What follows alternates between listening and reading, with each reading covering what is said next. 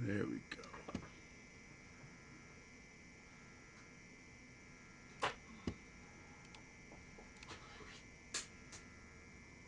Yeah, they're hungry. They just want to be fed.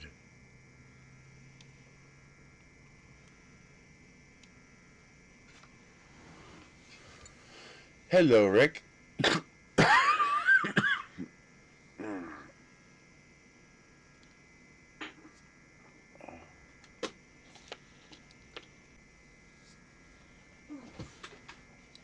Francis, how are you doing? Is it me or is that what's tilted? Yep, it was tilted.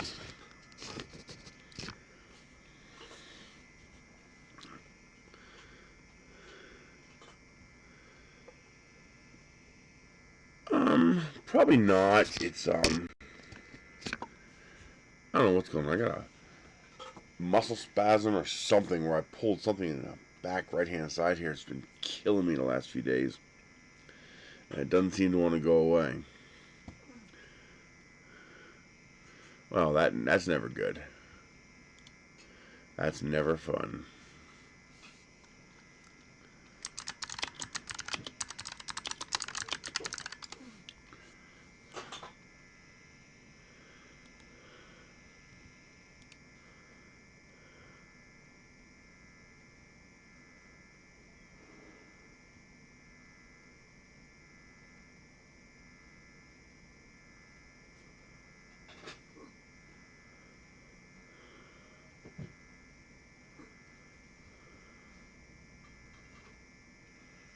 Chris, I'm going back to my room. Okay? Yep. Cats being fed. They're eating.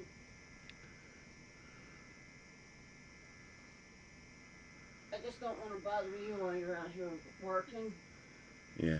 Grab me one of those crunch bars right there. Where? Hello, Paul News from Germany.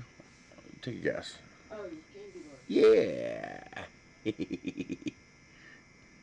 still on one. Oh, No, I'm not. I only got 2 left.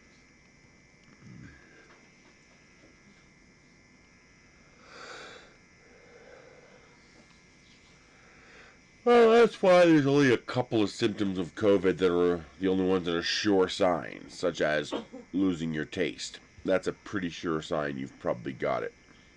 But the rest are common to a lot of viruses and infections. Are improved. Thank you. Yep.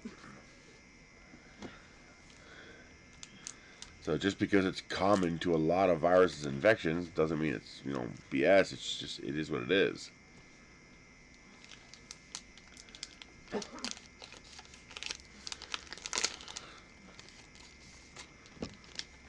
Crunch bar.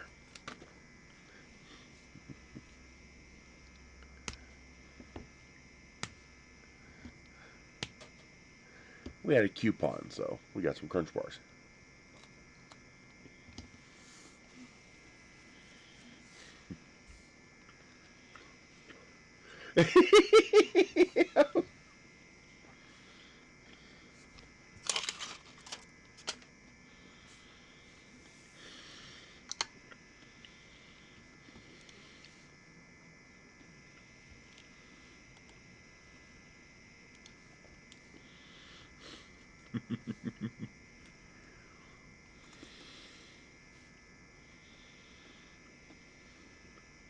Oh, wow. I never even heard of him. Something we use every day. Never even heard of the guy. Huh.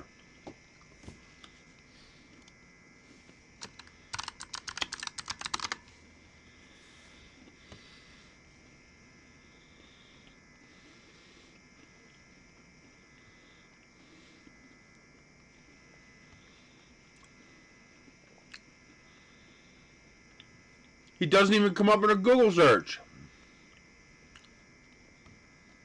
Oh, I misspelled it. There it is.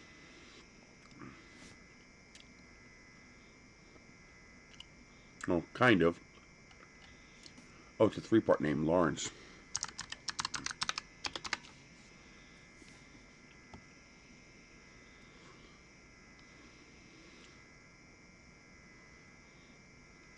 Hmm.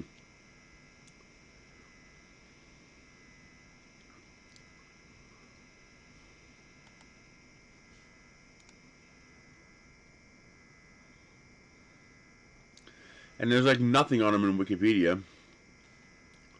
That's a pity. Something we use every single day. I see what you did there. I guess that is a good testament to him, but it's kind of a pity that the guy's basically forgotten. I mean, that's something, you know, billions of people use every single day. And he's basically forgotten. That really sucks.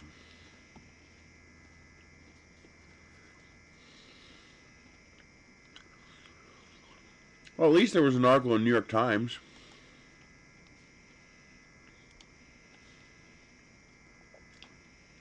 Hey, 3DHP.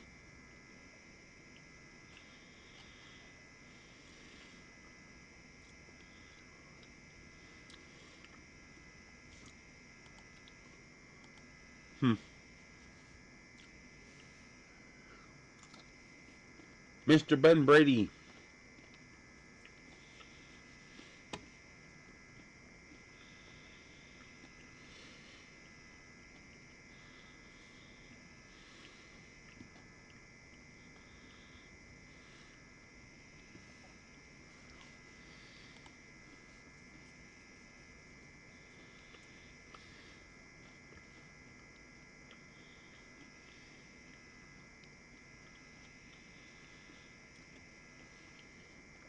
What's up?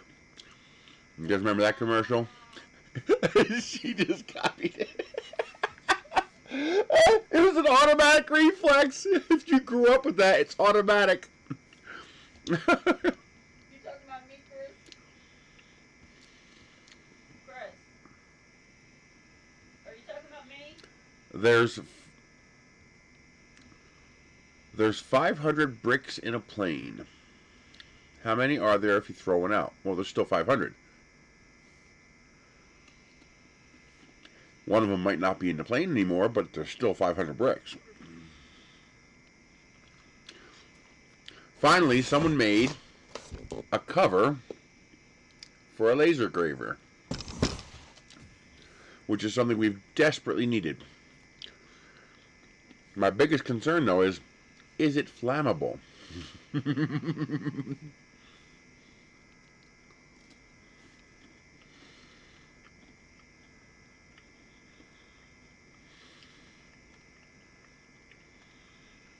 Hey, Pole News.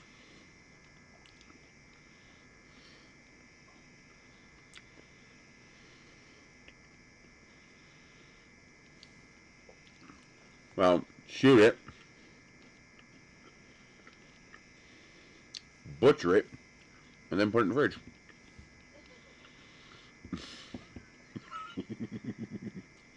I would suggest a freezer. Big, big, big freezer.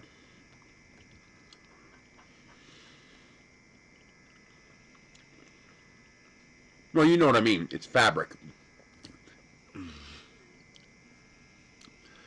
If you've got a fridge that big, I'm impressed.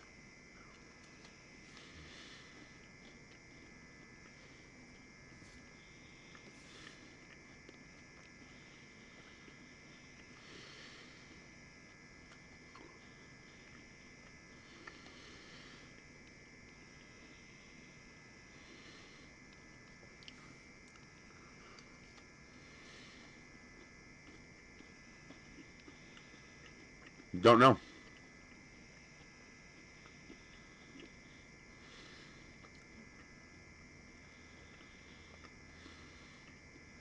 Technically, close the fridge is after you put the elephant in the fridge, so it's not part of the steps of putting an elephant in the fridge.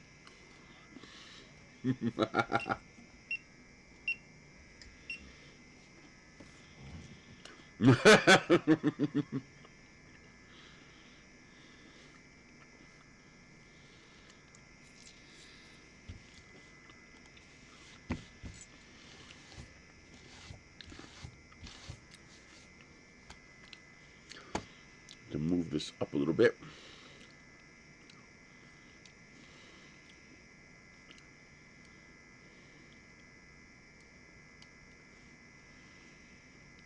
Which Lion King?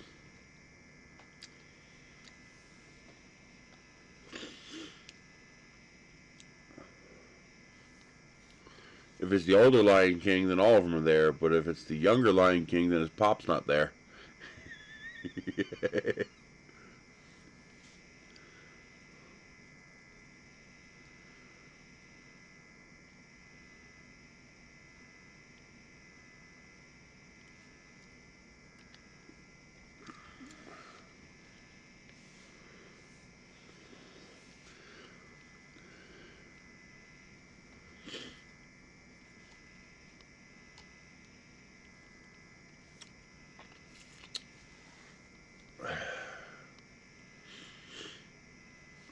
Where's my knife? There it is. What's the matter, kitty? You got your food, and you ate it all, too. It looks like it. Hey, Mike. Ceiling fan.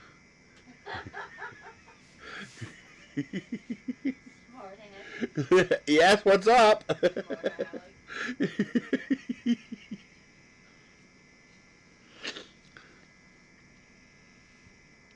Matt's Makerspace. How are you, Matt?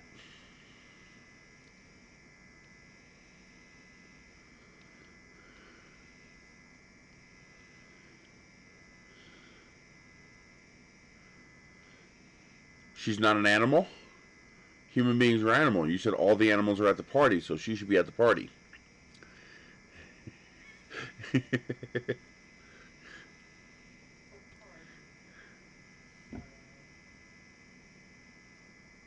The one you tossed out of the plane.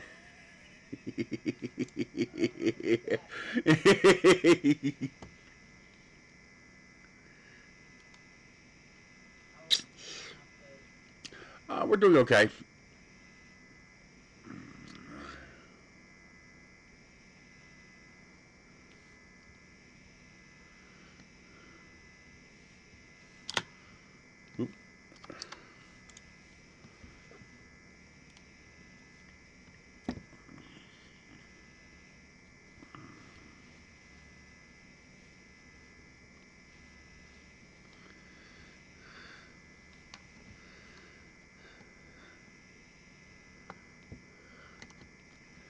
Almost got everything I need to start selling all these cameras. I got a big pile of cameras here.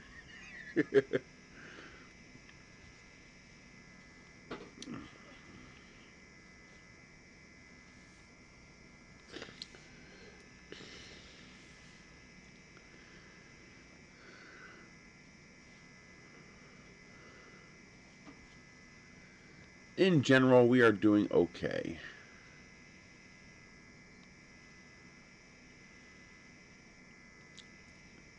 Yes, I have been through Centralia. I didn't know Silent Hill was based on Centralia. Centralia is the town where the coal is burning underground continuously. I bought them specifically to sell them. I have like 9 DSLRs here. I don't need 9 DSLRs. I need to make a little more money. I'm a little short on money, so I decided to something I tried before years ago, and I did okay at it. So the idea is I get, older DSLRs, and I make complete kits. There's another one. And what I do is I get, so I make up complete kits. So you'll have a backpack case. You'll have 2 lenses, a wide and a telephoto. You'll have the batteries, the memory card reader, instructions, a cheat sheet if I have it. All the parts will be replaced. So if it's missing, for example, if it's missing the eye cup, I replace the eye cup. All the caps, the bubble levels, the front and rear covers. camera strap if it's missing one. I found this great camera strap. Oh, it's over there. So what I do is I put together these kits and I sell them for $400 or $500. I usually make about $100 on each kit, so it's not that profitable, but it's something I enjoy doing. It's fun to do, and I get to play around with some old cameras while I'm getting all the parts to sell them. And they're all SLRs, so 6, 8, 10 megapixels. You know, more than good enough for an amateur to play with.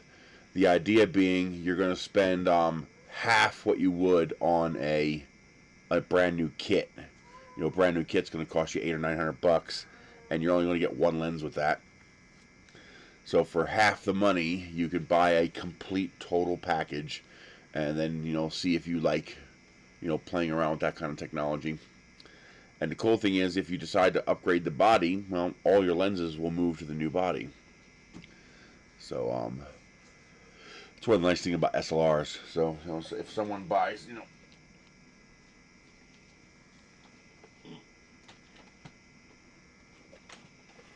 well, that's the Fuji. There we go. So, like, here's an EOS 20D. I think it's 8 megapixels. I think.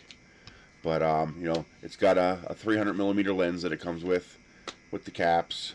You know, comes with a good battery, comes with a decent memory card. So, you know, 512 gigabyte or 512 megabyte compact flash card, charger, memory card reader. It'll also come with either a 18 or a 28 millimeter lens. So you have your wide angle lens, your telephoto lens. Comes with everything you need. It'll come with one of those backpack cases where you have all the spots for everything. And, you know, if you decide, okay, I like playing with this, but I want a bigger body, well, that's okay. These lenses are removable. And all the Canon cameras use the same lenses. So you could take this lens and put it on the newer body. Yeah, 20D is decent. I like the 20D. I also got a 10D. But I replaced the eye cup so it has a proper eye cup. I put a little spirit level on there so it has that. I make sure they all have a camera strap, battery, charger, memory card reader. I download the instruction manual, put it on the flash card for you. And then I also put, I want to make a video for each one where I explain how to use the camera, what the different functions are, how to do different things, you know, the very basics on technique and stuff like that. And that'll be a video on the flash card. And, you know, this one, I got this nice quad array lens, which is halfway decent. This one even has a lens hood, which is a nice little bonus. There we go. So you have your hood, but you know, just the basics.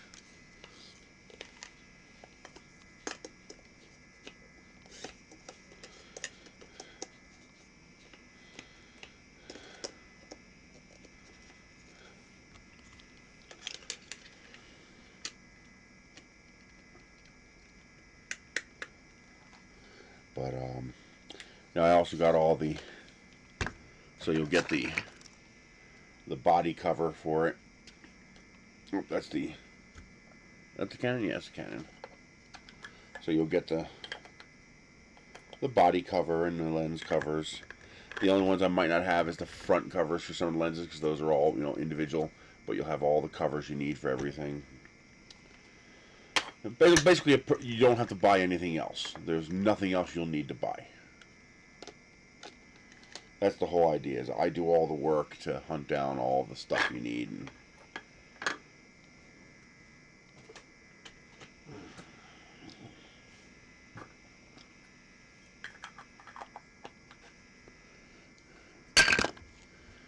so, it's fun, and hopefully I'll make a little money.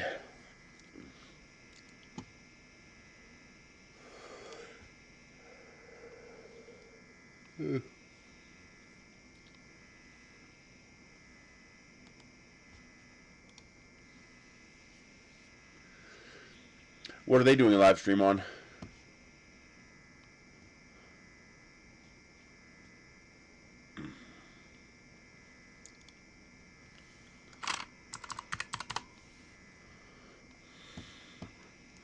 No, I sell them either to people on my videos, or I sell them in local marketplace and whatnot. eBay charges a lot. I would lose most of my profit if I went through eBay. You know, I would have to sell it for a lot more money, and then they wouldn't sell because they're older cameras. So if I went through eBay, you know, I'd be paying, you know, $50-$60 to PayPal and eBay, and the government, I can't afford that. You know, that's all your money.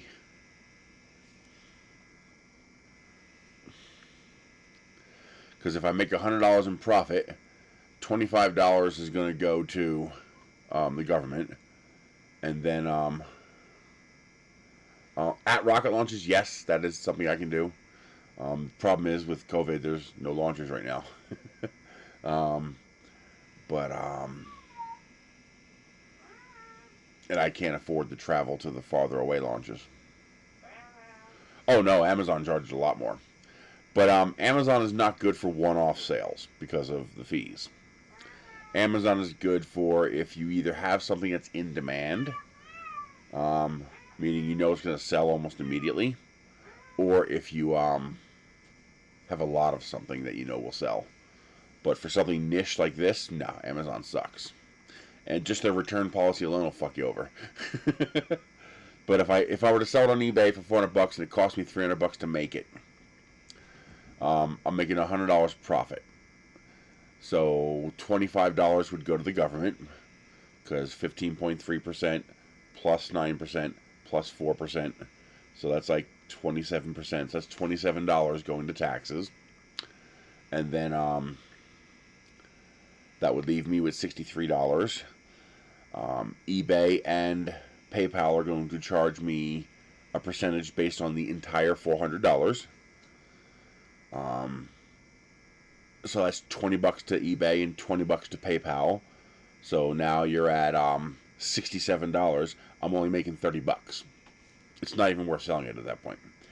It's not even worth bothering. You know, if you're only going to make $30, what's the point? So yeah, I would use Facebook Marketplace and Craigslist. Craigslist is pretty dead out here. There's not a whole lot on, for whatever reason. Craigslist just never, you know, never held on to any kind of lead out here. Marketplace is where everybody sells stuff. Oh, that's what I do. I hunt down the well, no, shipping would be additional. No, if you want to ship, it's not $400 including shipping. That's not how that works. Not with the way shipping prices are right now. It's $400 plus shipping. And eBay and PayPal would charge you that percentage on the shipping as well. And which is a crock, but what are you gonna do?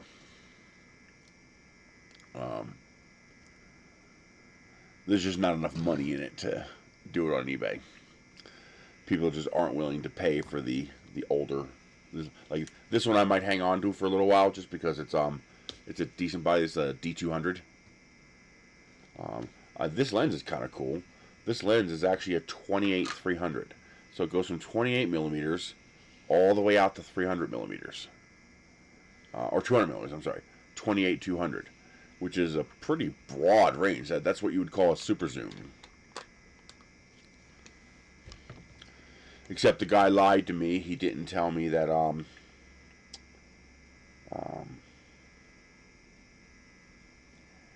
there were two issues with this one.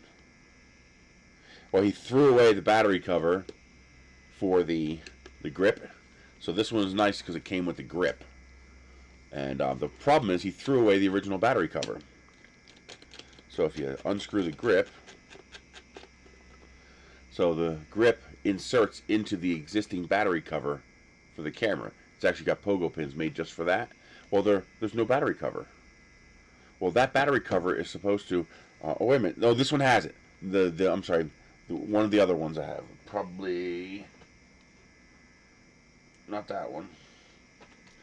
One of them is missing the battery cover. But what you're supposed to do is you're supposed to slide the battery cover into here. See how there's a little slot there?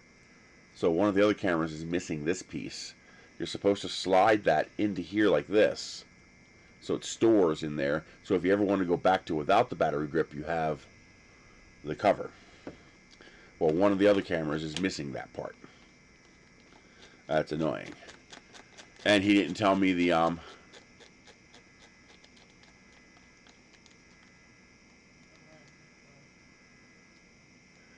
This is a D200. I don't know if I can effectively 3D print that. Somebody would have had to model it. I don't even have an original to model. So how would I model it? But no, I wouldn't want to 3D print a battery cover. And also on the other one, not this one, this battery door is broken, so it pops off. It's like, you didn't tell me that when I bought it, buddy. You're supposed to list that stuff. But it's nice to have the battery grips.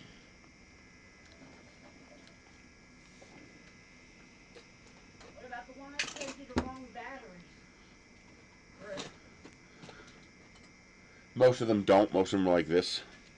So this here is a D70S, which is actually a halfway decent one. So again, you know, I had to put a brand new eye cup on it and the level. What I do is I hunt down a lens in the wide angle range, and then I hunt down a lens in the telephoto range. The trick is getting the lenses cheap enough to make it practical. And but as long as you can get the parts cheap enough, basically you're paying me to do the work to collect all the parts and give you a complete package, and it'll be a tested working. At the price range I get a lot of these things.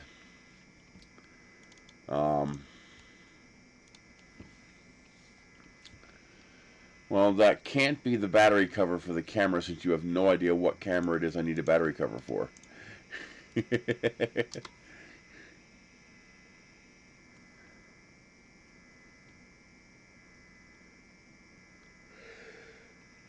That's for the D200. I have a D200 battery cover. You saw it. You just saw it in my hands.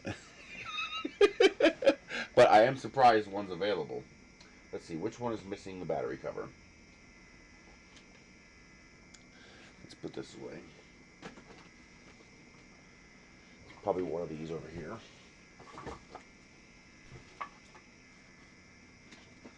Yeah.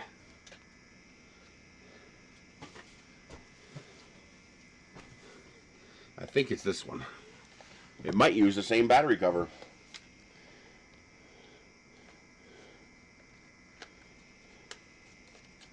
D100. Yep. That might actually use the same battery cover. Well, isn't that interesting?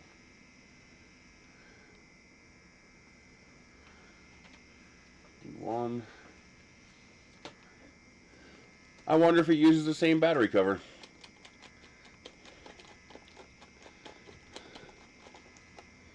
Let's find out.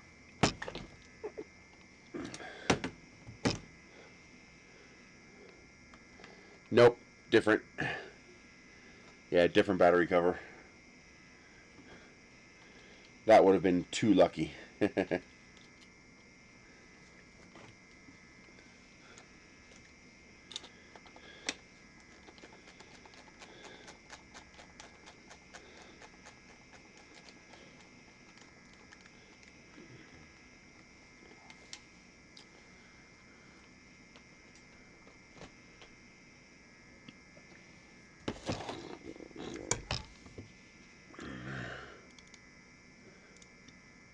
Wow, you're quick, buddy. Very quick. Let me download that. Let me save that. Collect. Really? Always got to make me sign in, huh? I hate the fact that it always signs me out. It's not like it's a financial secure account.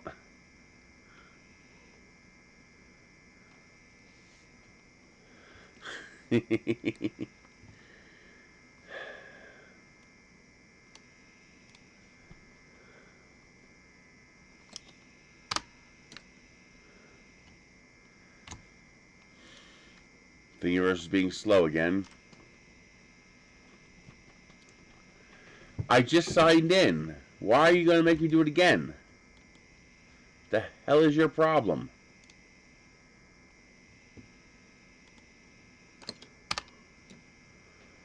There we go. Collect. Yeah, it's still the best around.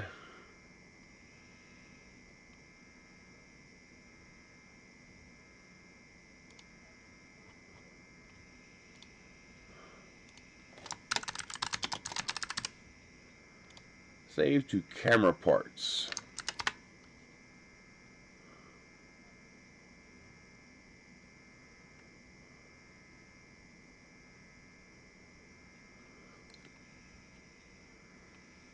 Ah, come on. What are you waiting for? Like, seriously, what are you waiting for?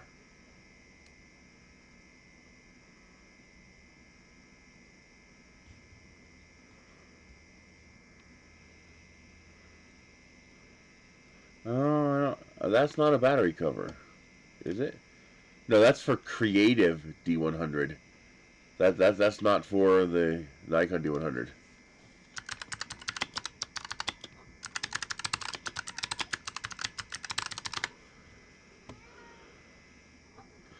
But somebody did make one. 3793637. Ew, that looks a little sketchy.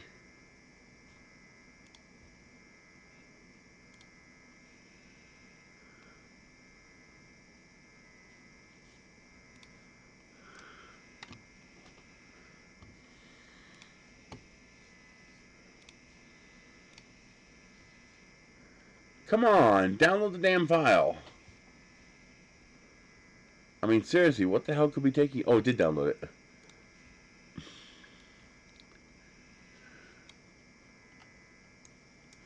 Oh. He put a little gap in there to act as the spring. Okay, this is ingenious.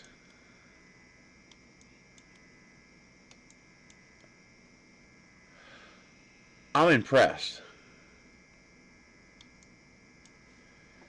He's not very good at printing his parts, but he sure as hell is very good at designing them. Check this part out.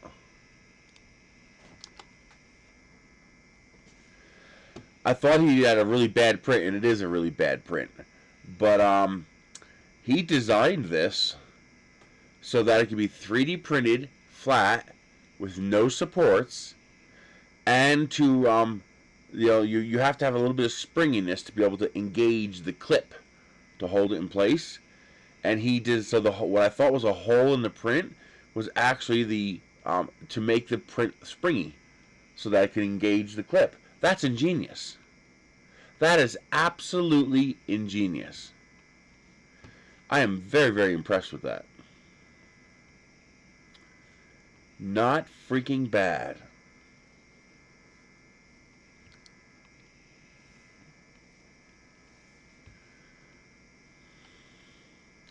I wonder how many like hoods and covers and stuff like that.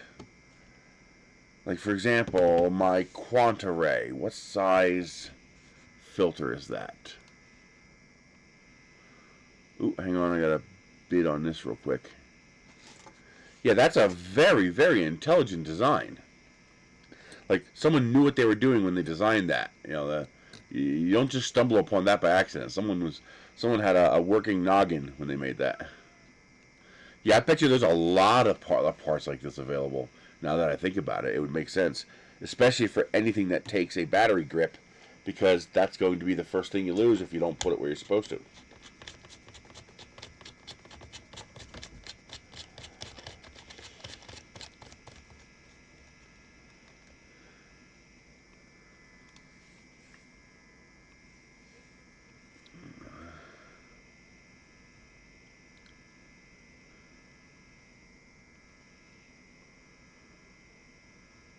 Let's see if I get lucky.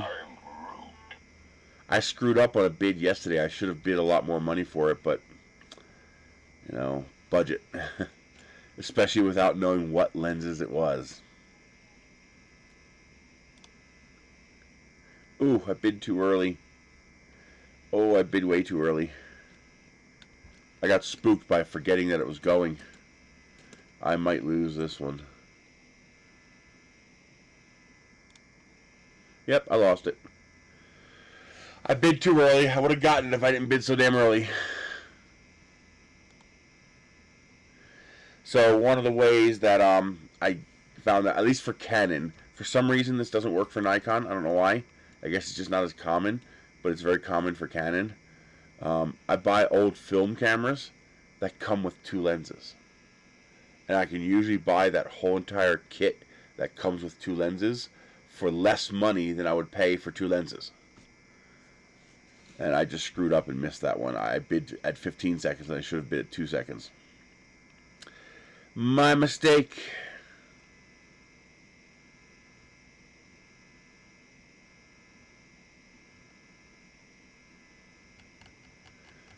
Because lenses are usually about $60 a pop. So you're spending $120 for 2 lenses. And every now and then you can get them cheaper, but you're risking getting a broken lens. And if I can get a whole kit that comes with 2 lenses, I save a lot of money. But I'm going to print that later on. That is an ingenious design. Very, very well thought out.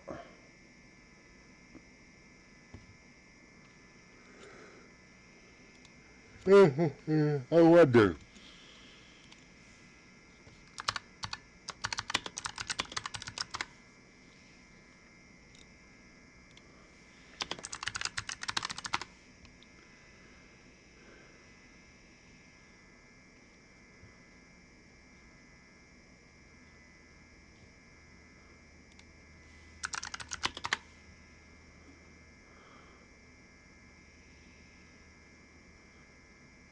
There's a 7300 lens hood.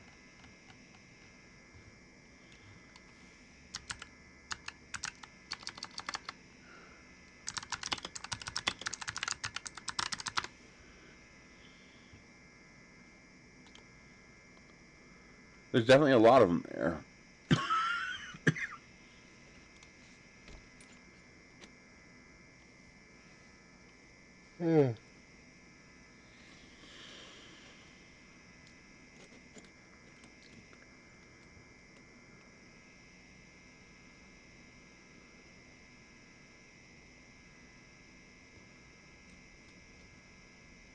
Huh.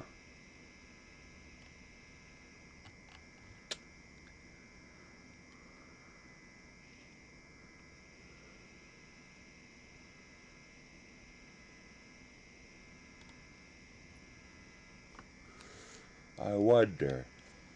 I gotta know which one I'm missing. That one's got it. That one's got it. Figure out what lens caps I'm missing and see if any of them are available. Lens caps you might be able to friction fit though. Just put a couple ribs on it so it'll just click in place. It might be pretty easy to fabricate lens caps. Now this is the one where he fibbed to me, where he didn't tell me what was wrong with it. So, for example, you open this battery door and the whole damn thing comes off.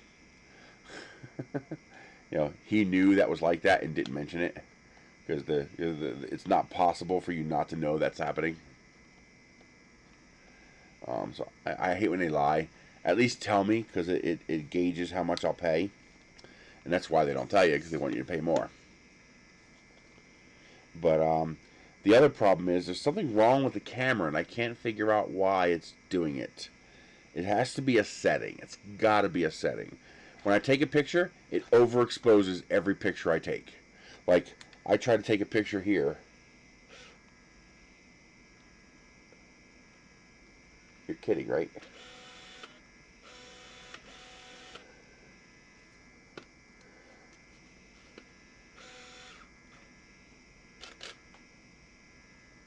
So it's doing a 1/10 of a second shooting that. So obviously the picture is completely washed out because a 1/10 of a second's way too long. A 1/10 of a second might work down here. Yeah, that works down there. So I put it in program mode, and it wants to take a...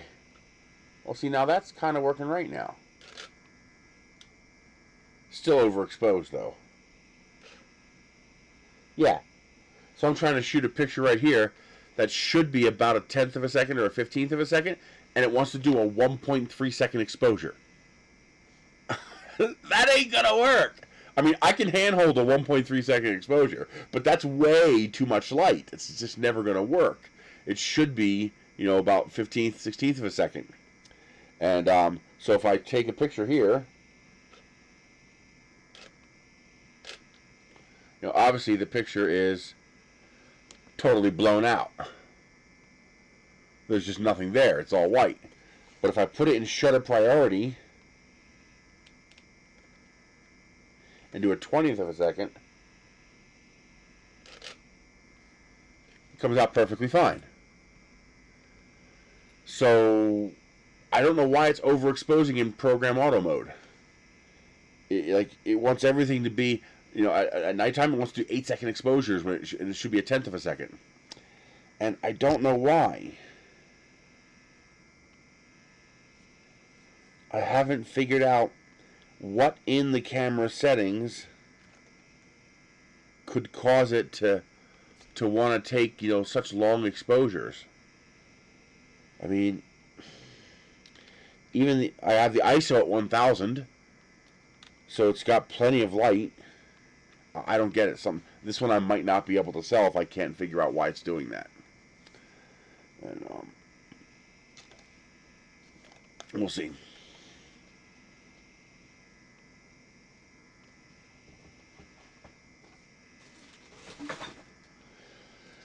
So I gotta figure out why it's doing that.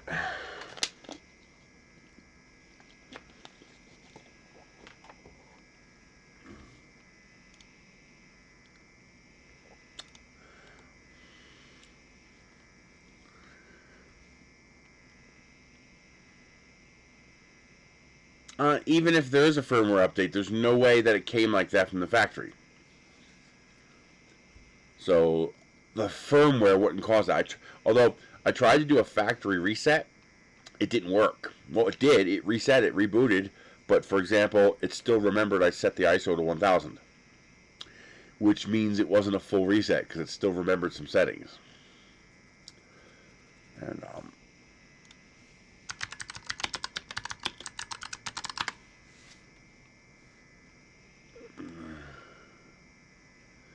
the other question is, how do you update the firmware? It has to be a setting.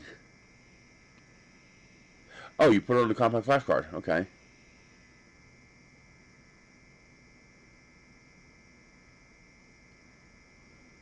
That easy, huh?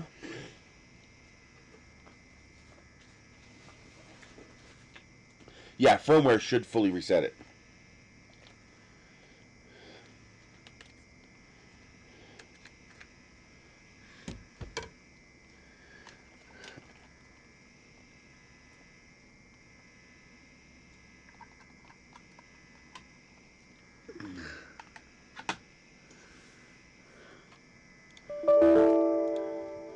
Yeah, you stupid moron. There's no cards in those other slots.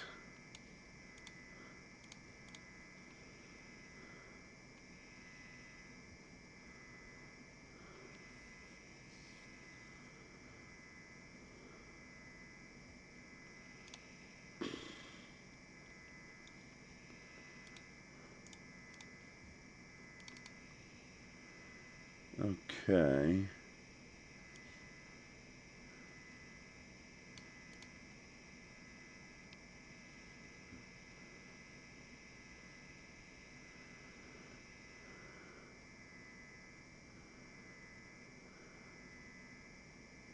Why? You have to load 2 different files?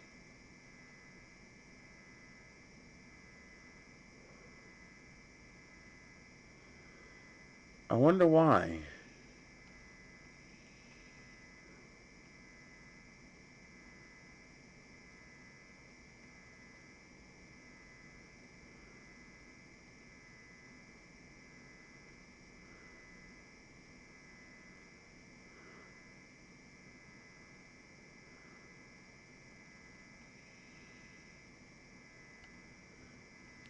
Very weird. It's 2 separate files for some reason.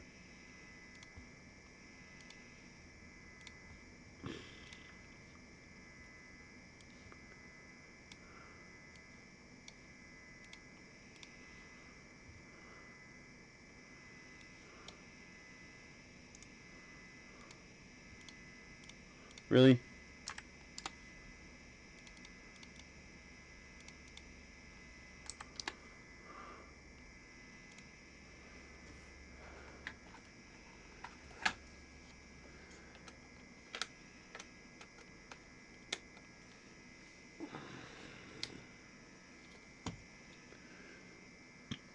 Alright.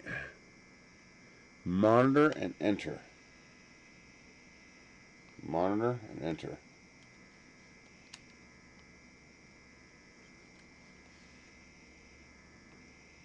It's doing it.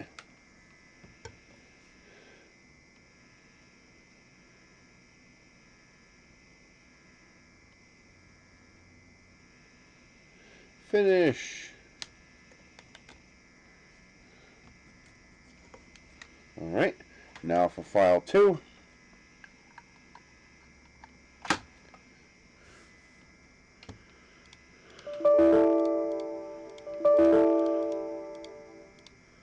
Stupid goddamn thing.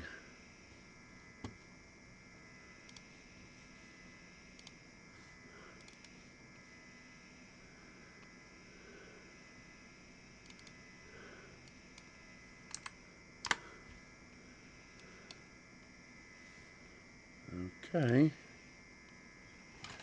And this is firmware file number 2.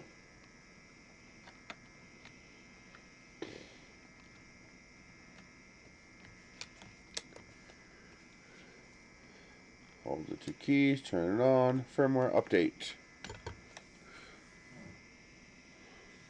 Updating.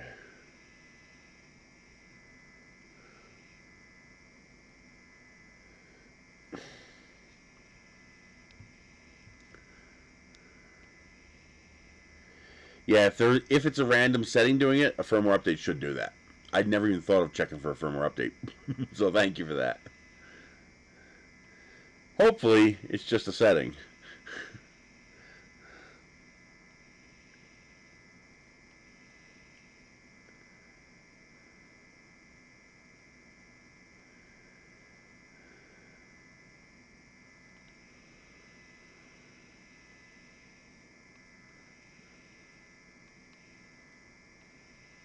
That's something else I could do too. I could update the firmware on all the cameras. This way they're all updated.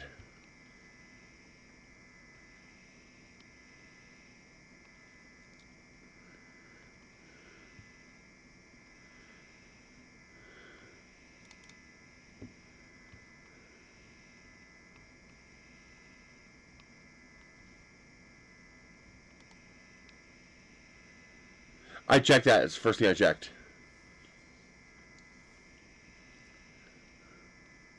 I didn't check metering mode, but I did check exposure compensation, and that was zeroed out.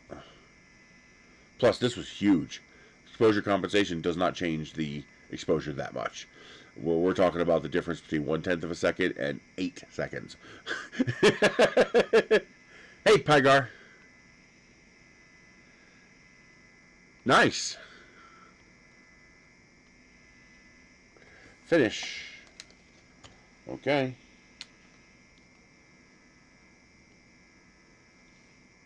It's on. And it's still trying to do a 2-second exposure. Yeah, didn't fix it.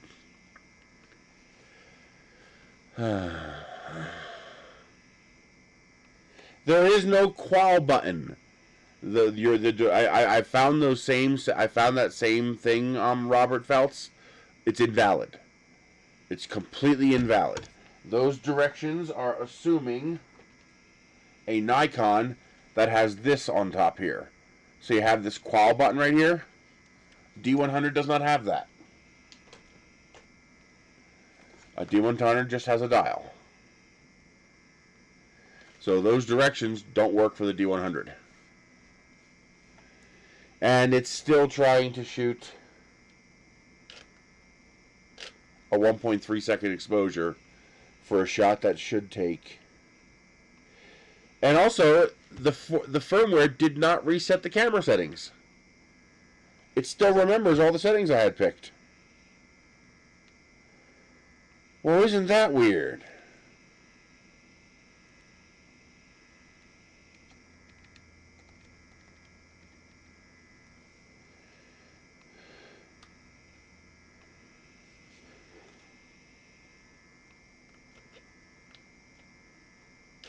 Well, that's a little better.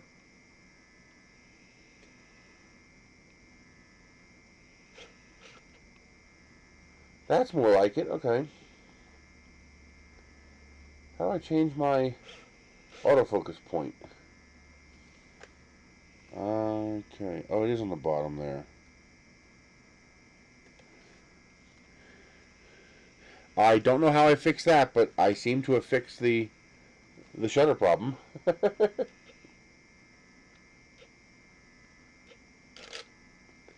Yeah, now it's using a proper shutter speed. Okay, that was weird. Delay. So this should allow me to change the focus point.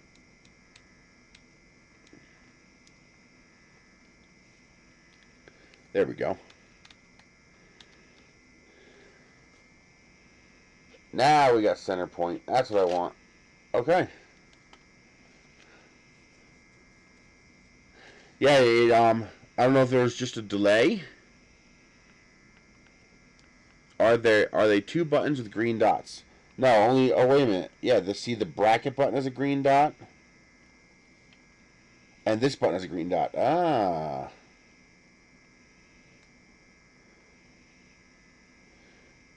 Do you press and hold, then turn on?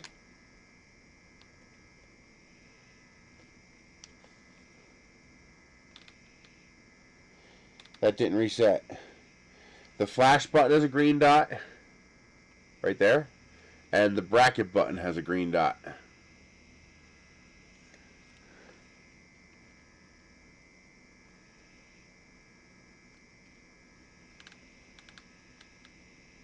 There it goes. It reset.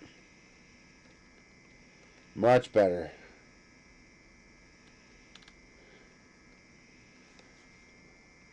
Oh, it also reset my file size, which I don't want.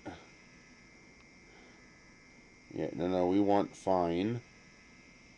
Resolution, large. There we go. White balance auto. Much, much better. Yeah, it just fully reset it. It erased all the settings. Okay, so that's interesting. So Nikon, look for the two buttons with the green dot, huh? I never thought of that. I was wondering what the hell the green... I saw the bracket button with the green dot, and I was wondering, like, what the hell's the green dot for? And a couple other ones had a green dot, too. Now it makes sense. Okay. Very cool. Thank you for that. Pretty good, Leon. How are you? Thank you, Robert. I really appreciate that. Now this camera's functioning perfectly fine. I gotta see what I can do about making this battery cover stay put. So I gotta take a magnifying to look at how it actually attaches. It might just, that looks like a pin. That might not be too hard to take care of. It looks like there's supposed to be a pin in there. So a set of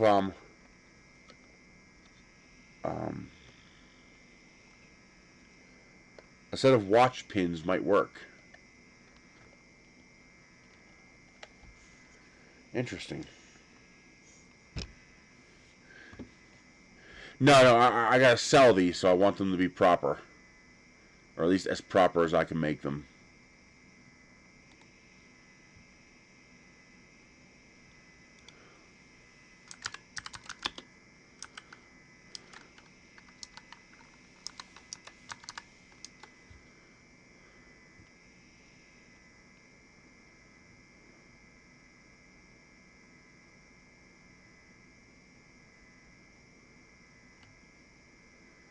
I mean, I could buy a pack for it pretty cheaply, but I'd rather not pay for one, so that's just going to come right out of my profit.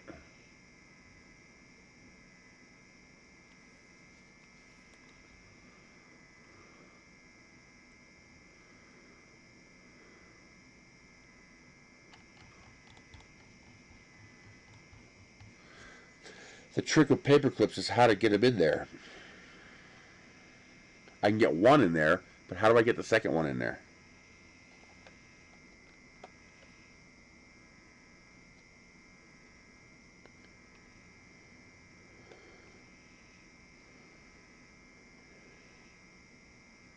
See, like I could put that one in there, but how do I get that one in there?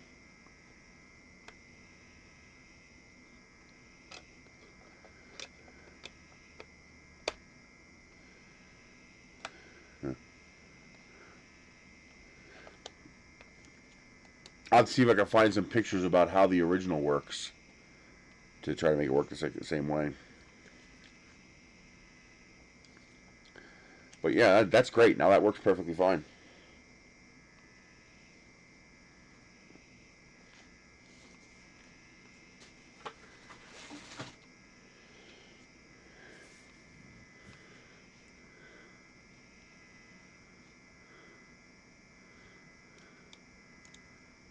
Let's see if there's any information.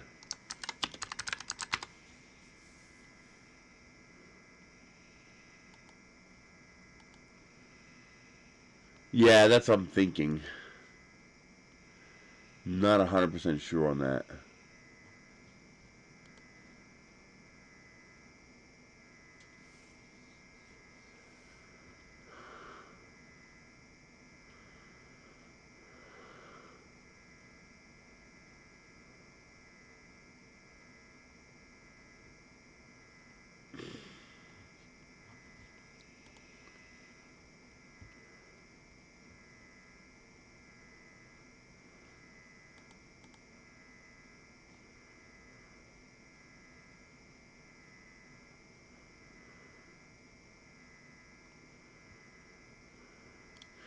Sometimes you can get repair manuals, but they're charging for that one. The repair manual would have a blow apart of all the parts. So you can see what it's using. Oh, wait a minute, here we go. No, that's Dodge. I was like, door hinge pin kit. I was like, oh, that's what I need. No, that's Dodge D100 door hinge pin kit. That ain't gonna work. Oh my god.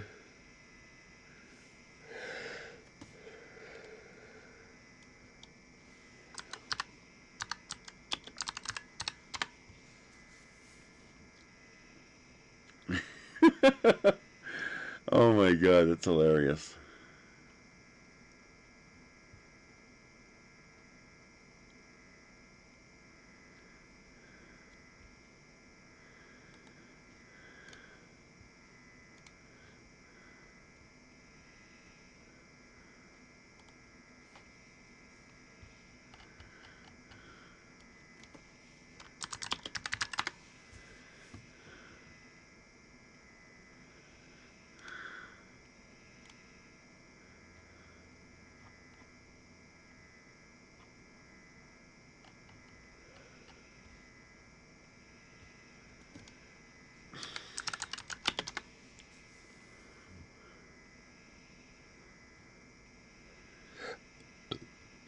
Most regular watch pins are too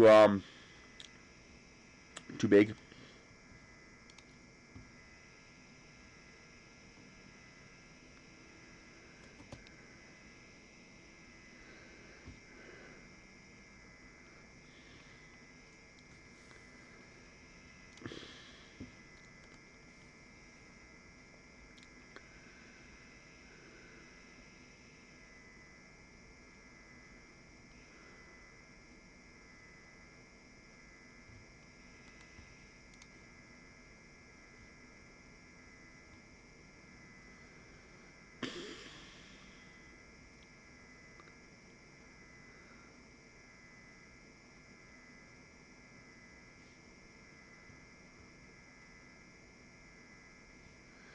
Where's the other one?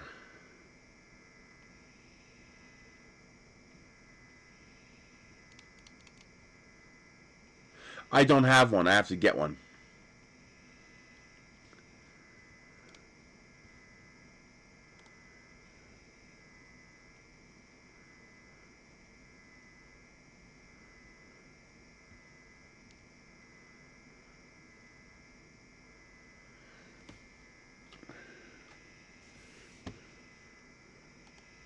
Let me open the link.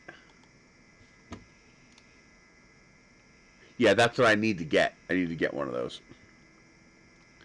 As of right now, I don't have one.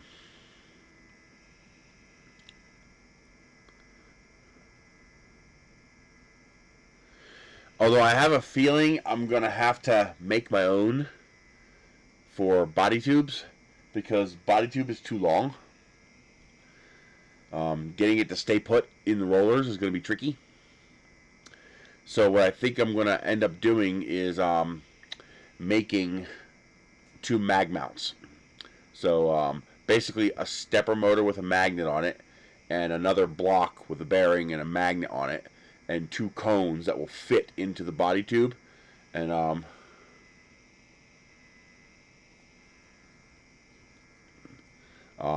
so I can slap the magnets down onto the table here, and it'll hold the body tube in place, and literally just have the 1 cone fit it right onto the end of a stepper motor. So the stepper motor will turn the body tube. I have a feeling that's what I'm going to have to do.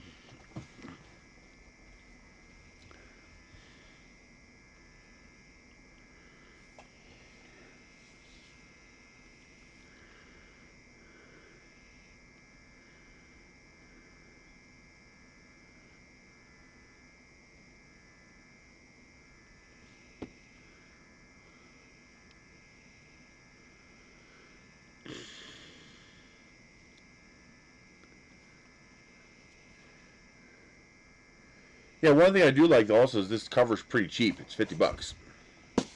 Which, when you consider a lot of the other accessories that are available, that's actually pretty cheap.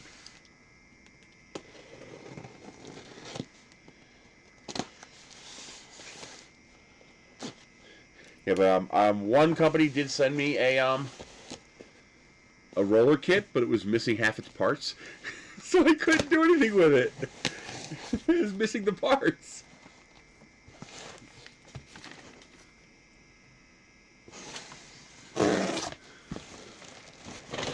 Soval makes some good machines.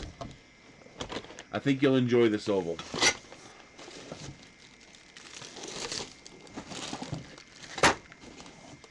Oh, it does have a exhaust duct connection. Hey kitties, you want a little tiny box to lay in? I bet one of you will. Yeah, freaks. I think you'll like the Soval printers. They do a nice job.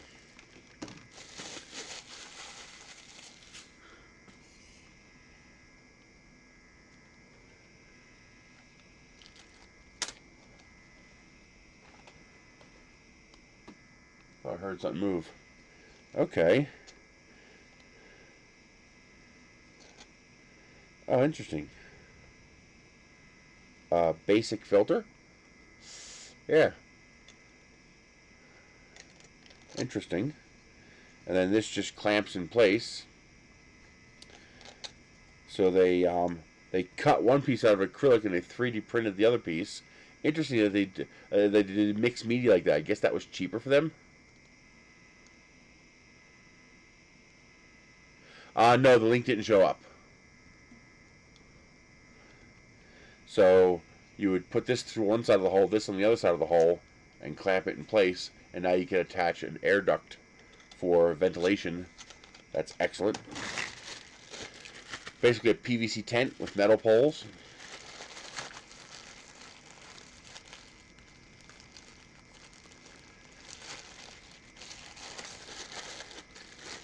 Yeah, I bet.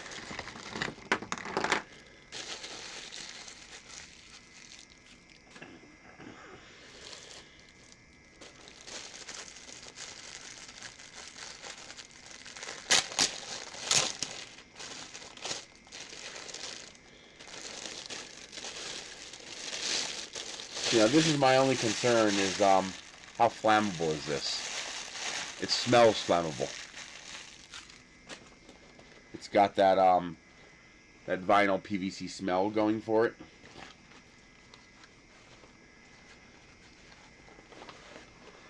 I mean, it does have a whatever this material is on the inside, but it's that shiny vinyl on the outside. And now the nice thing is it's fully open on the bottom. So it'll just lay right on top of your printer. There is your output for ventilation. And it does come with screws. Let's attach that now.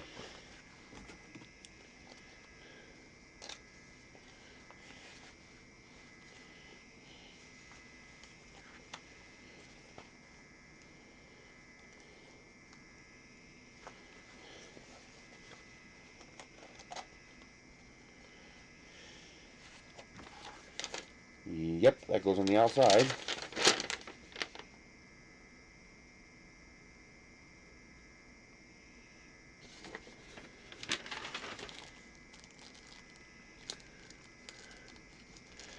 And the outside is definitely flammable. The inside I'm not so sure about. It does have this this fabric coating on the inside, which is reflective. So I'm not sure how much of an issue that will be or not. Maybe I'm overthinking it.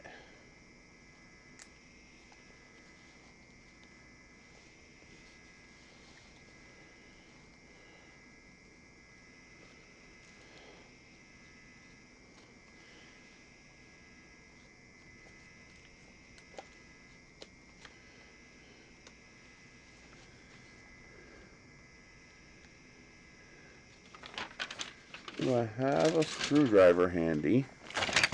I don't know. Where's my screw gun? There it is.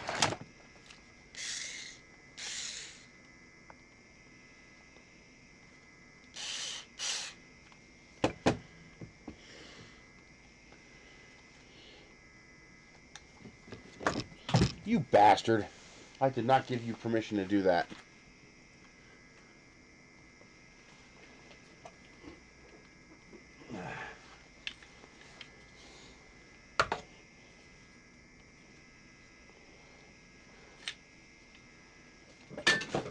How dare you disobey me?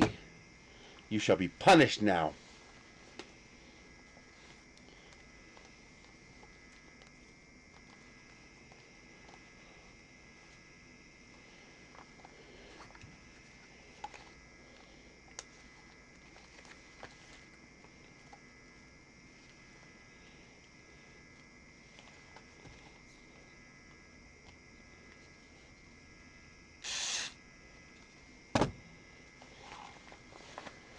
Okay. That is going together easier than I thought it would.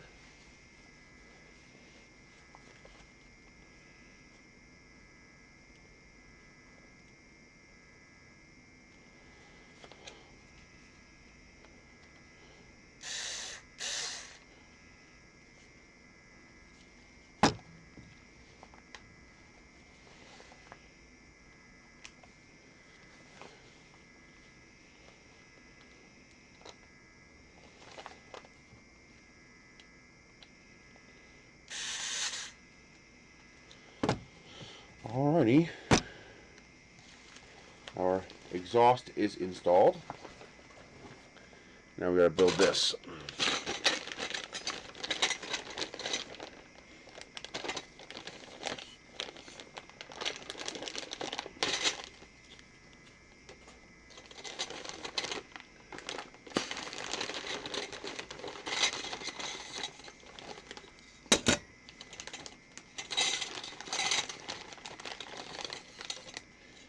Three sets.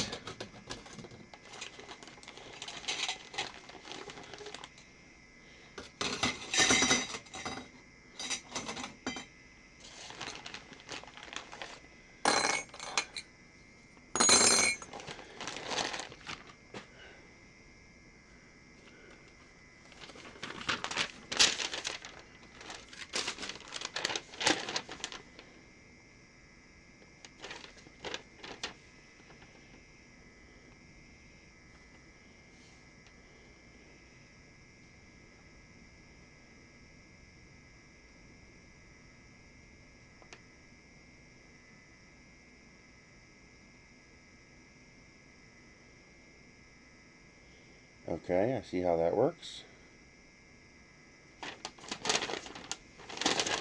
So is the only way to identify these parts is to measure them?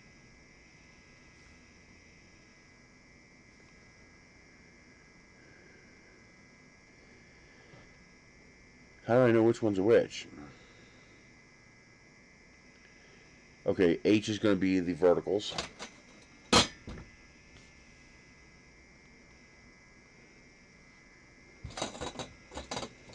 These are W. There's only 3 W's. That makes sense. There's only 3 W's. Okay.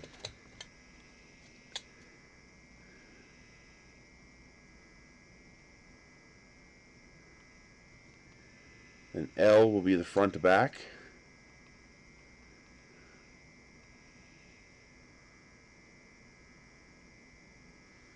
That's true. At least for the inside fabric.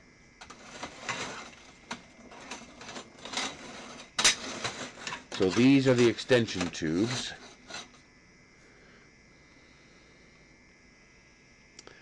The extension tubes go with L. I need 4 of those.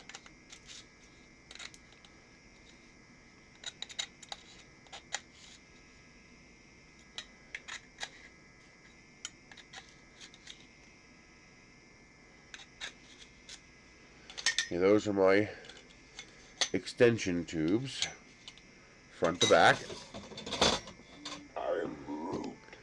Then the W tubes are the side to side.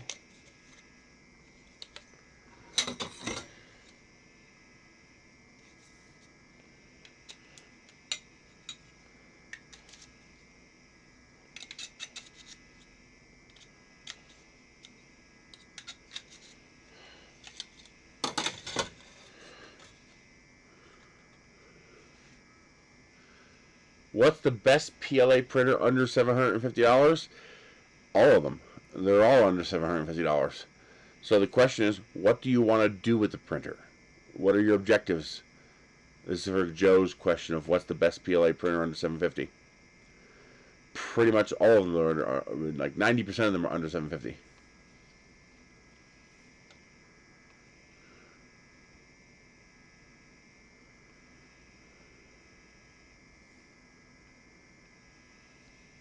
£200 for a 334 with direct drive seems like a pretty good deal to me. Print large prints, Iron Man armor. You might want to look into what I've had. So now I actually have experience with that. I'll go with the Chiron. Either you see the problem is you want bigger than 300 by 300 because you're going to need pieces bigger than 300 by 300. You want 400 by 400. That's going to be either End of 5 Plus or it's going to be Anycubic Chiron. Ender 5 Plus can be a pain in the butt to get going right, but it's fine once you do get it going. The Anycubic Chiron is easy to get going, but it could use a couple of upgrades, such as replacing the hot end. I might lean toward the Chiron just because you can get it cheap. You can get that printer for under $400. Right around, I think somebody said they got it for $337 direct as a open box or something like that. So you could get 2 of those.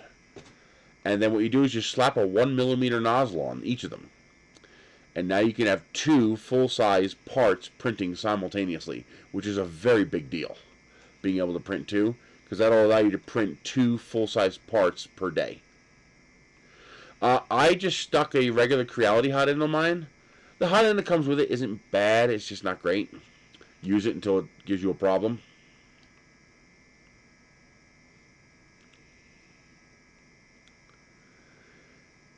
There's on God prints. Yeah, Chiron is just besides the hot end being a little it's not bad. It's just it's a bulletproof machine. I mean, it's just I crank literally 2 kilograms of plastic per day through mine with a 1.2mm nozzle, and I just beat the living hell out of it.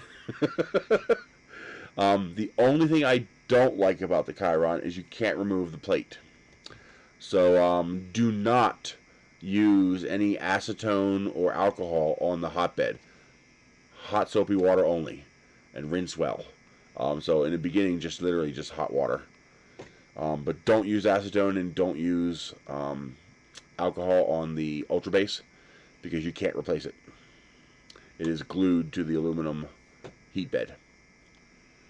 But beyond that, it's a bulletproof machine for a very good price.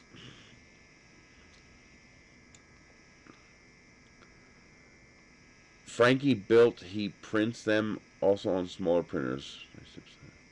But 400 by 400 will even do a one-piece helmet from my size head. While 300 by 300 won't. No problem. Good luck.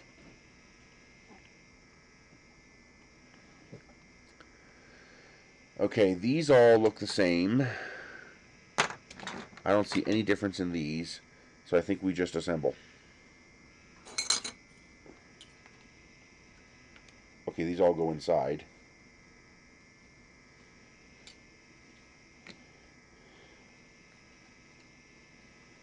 Yeah, they all fit inside, so I don't think it matters which way they go.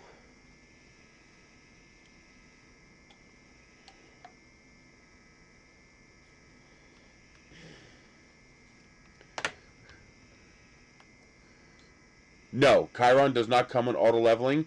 Trust me, you don't need it. Auto leveling is overrated. It's way overrated.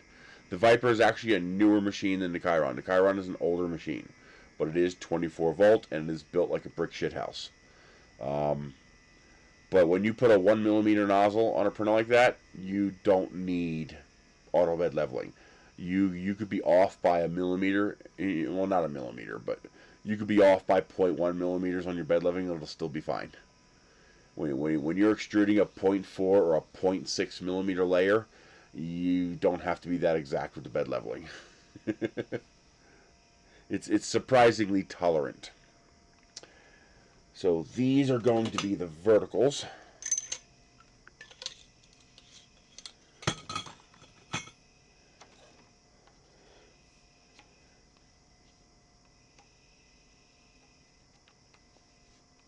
These are going to be the cross.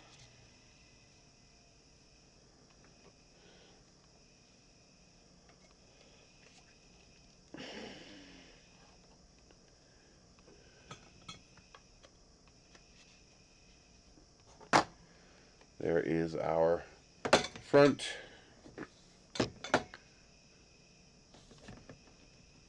Not a fan of that too much.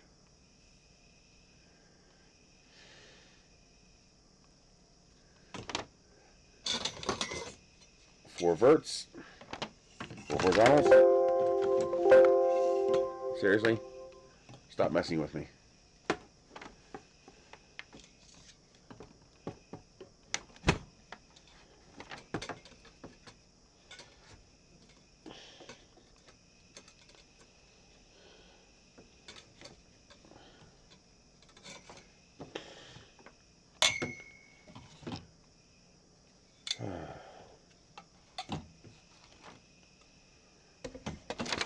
It's like a spidery octopusy mess until you get it all together.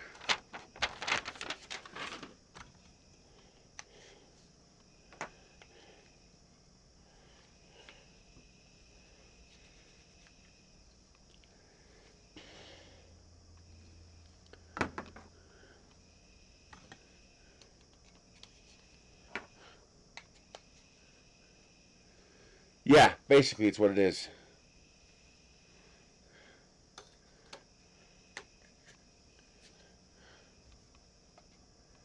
That is basically what it is.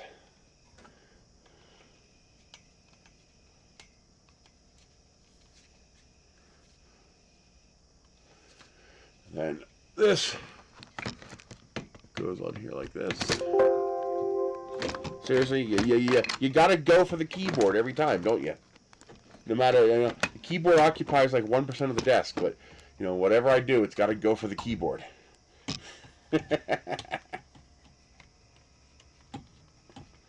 There we go. That's actually pretty rigid once you put it together. That's basically the frame. Let's turn this camera out of the... Stop turning on, you goddamn piece of shit. This just slides over the entire machine like this.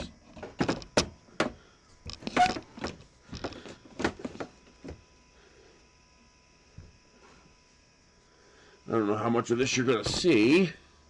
I don't have my overhead cam installed.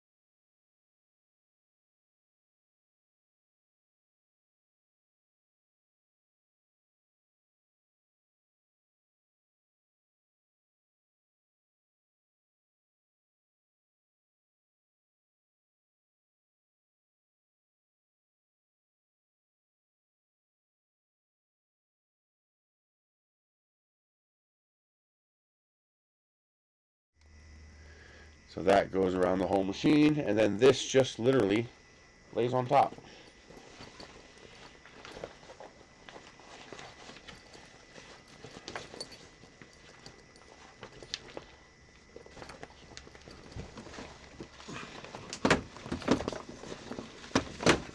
And of course, as typical of this kind of stuff, it is sticky as hell and really wants to stick to friggin' everything. There we go.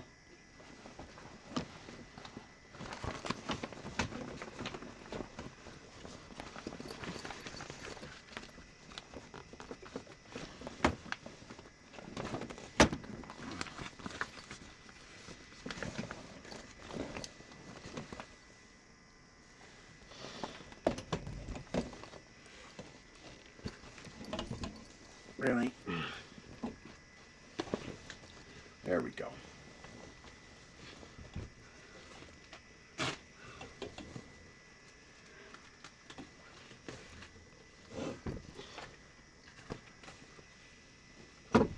Be sure to use the Velcro. Definitely needs it. There we go. Now you have a whole little cover.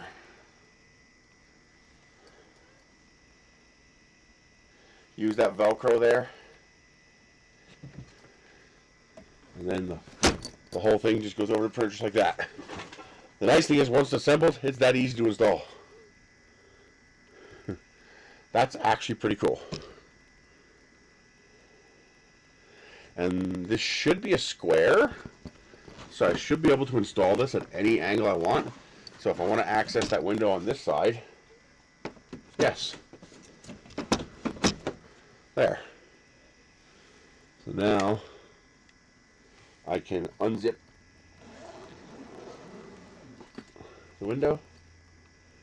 Nice.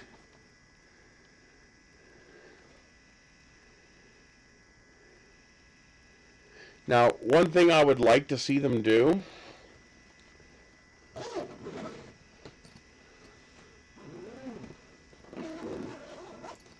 okay, let me show you guys this. So there's the whole entire frame. Your laser window here. It's a square, so you can put it any way you want. There's your duct out the back there. That is this right here. Now, what I would like to see, I would like to see a cross beam right here. So put another elbow right at that joint right there. Make this pipe a little shorter, this one back here, and put another elbow right here, a T elbow.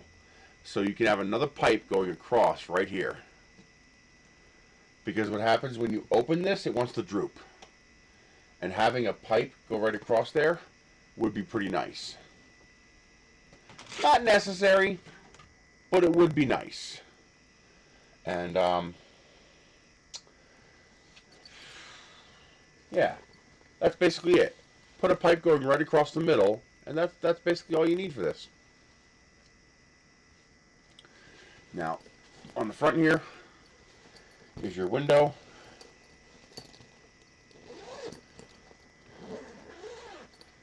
So you open this.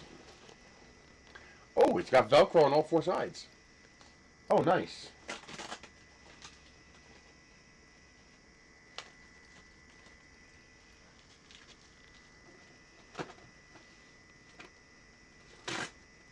Oh, very nice. Okay.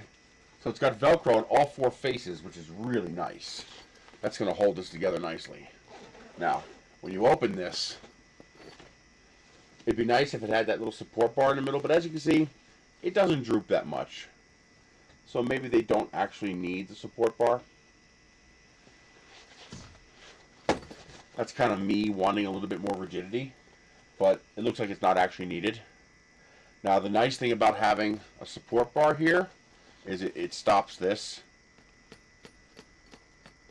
because there's no support bar in the front there. In fact, why not have that support bar in the front? Make that optional.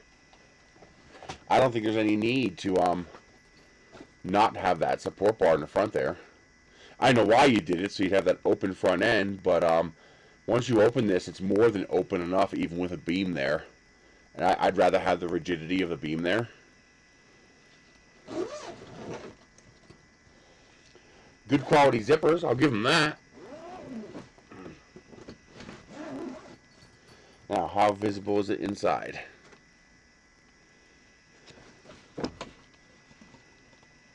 Oh yeah. I could see putting some lights inside of here. That's another reason to put a cross beam in the middle there. If you put a cross beam in the middle there, you could put an LED strip on that cross beam. That alone is a reason to put that cross beam there. So what I would suggest to put a cross beam right across the middle. So flip this piece around so it's back here, and put a cross beam right at the top of this here, and then LED strip as an accessory to add an LED strip inside of here. Are you kidding me? Something's falling again. What fell?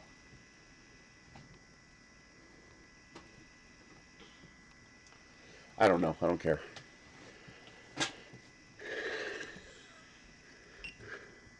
Oh, Jesus, stop it. Okay.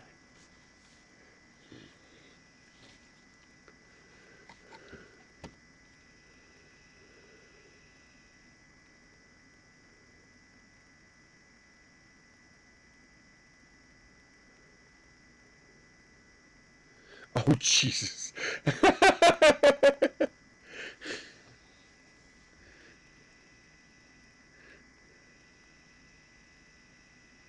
That's horrible.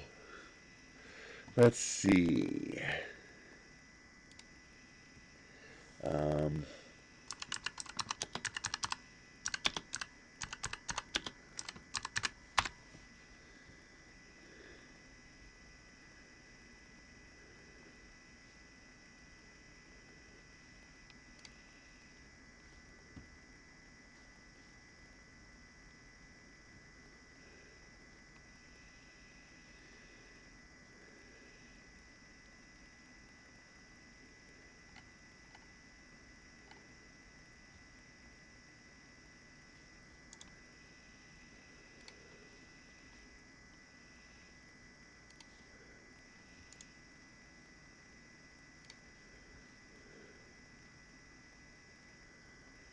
That's not a JPEG.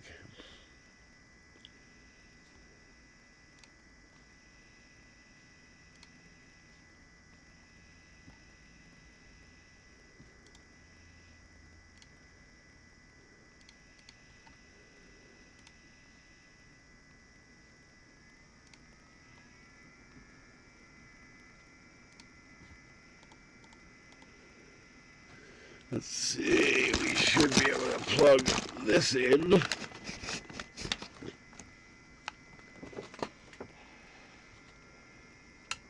That turns that on.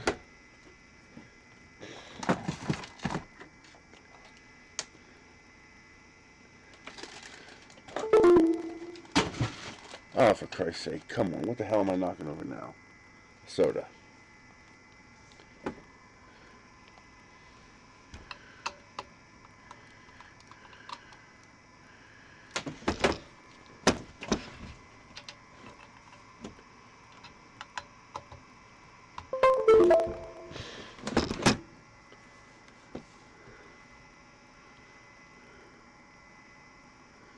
Now, the question is, can I give you guys a view? I think I can. If I bring this out here like this.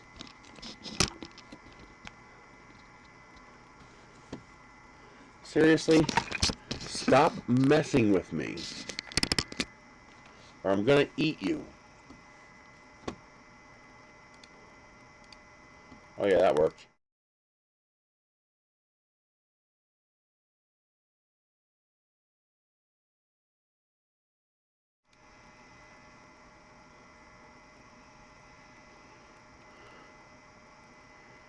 Now, obviously, I don't have any ventilation hooked up to this, so it's going to fill with smoke.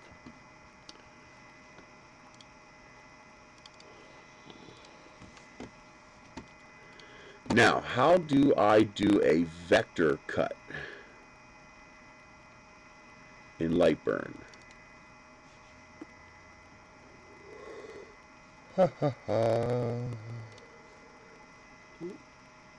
No, go away. Downloads, clip art.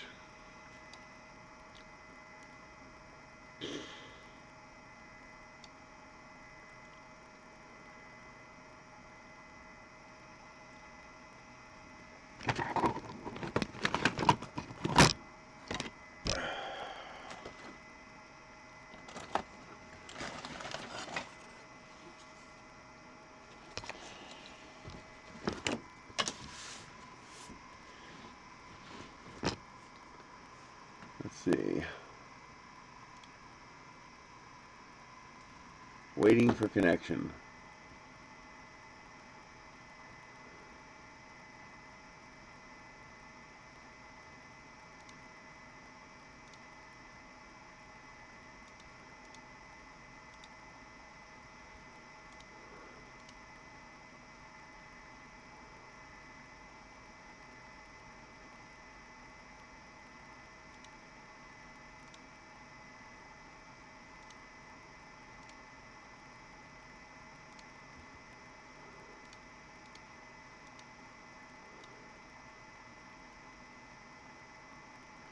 It says waiting for connection. Why won't it connect?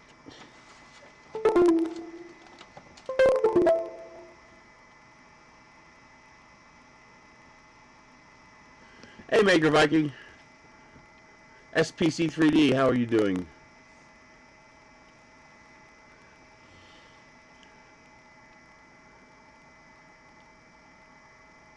Okay, it says waiting for connection. I don't know why.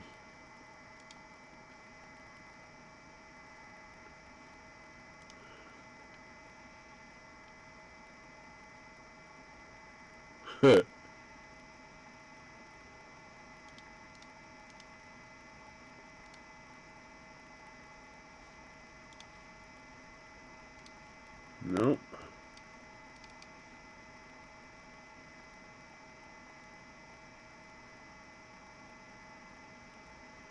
Well, that ain't good. Why won't that work?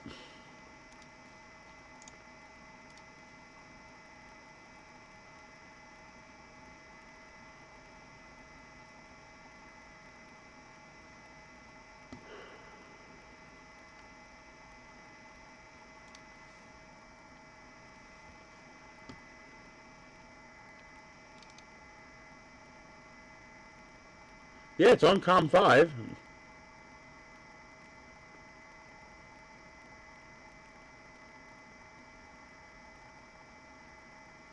Oh, Jesus.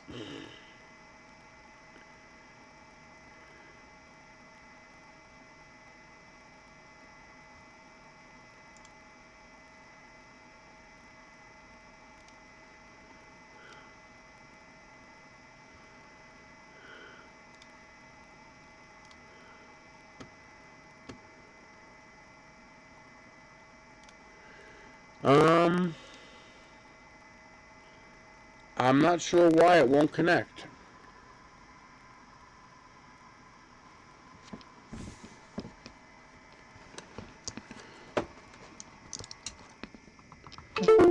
Let's try a full reboot.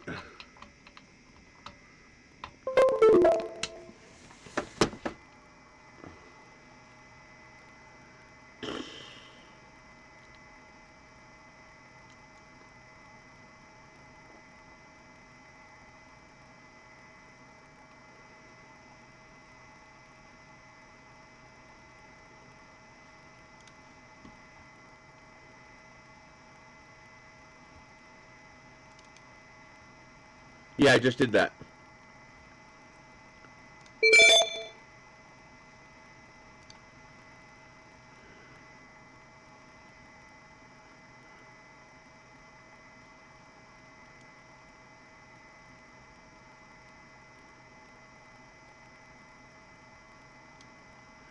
Alright, Laser Global connects to it.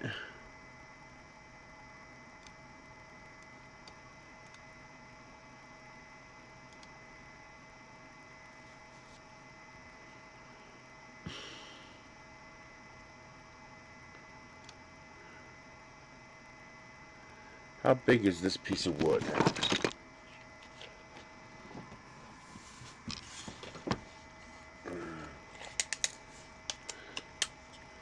It is 100. So 80 is about right.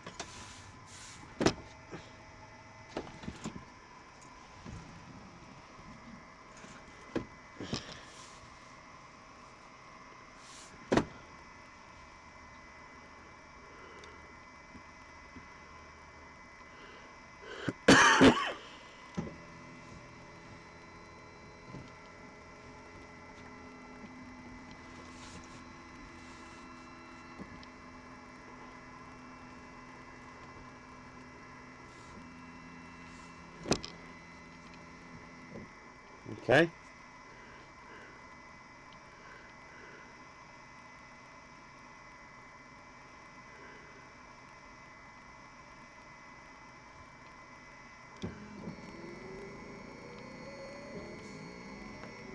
Now, can you guys see it?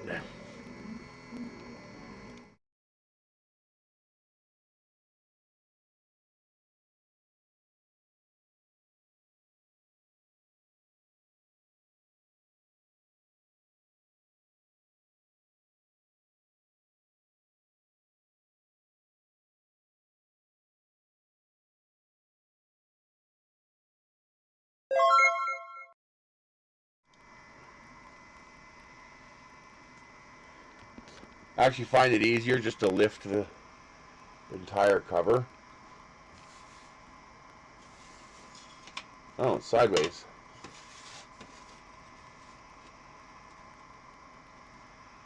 Oh, I wonder why it's rotated sideways.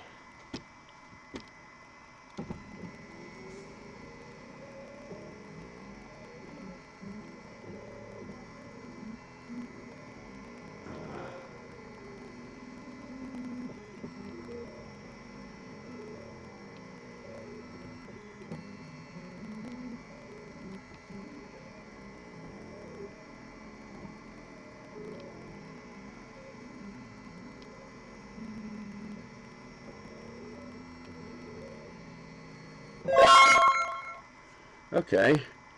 Now.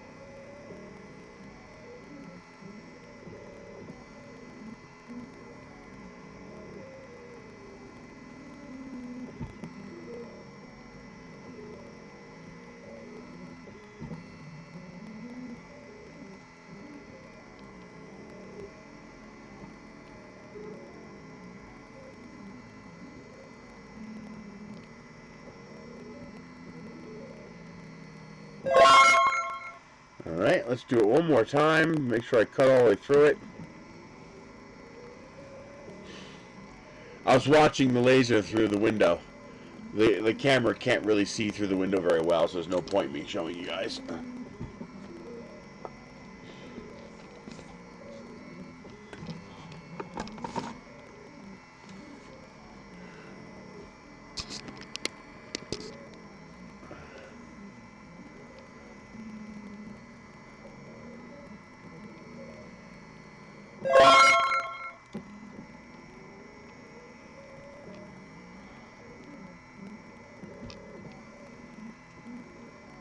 Okay.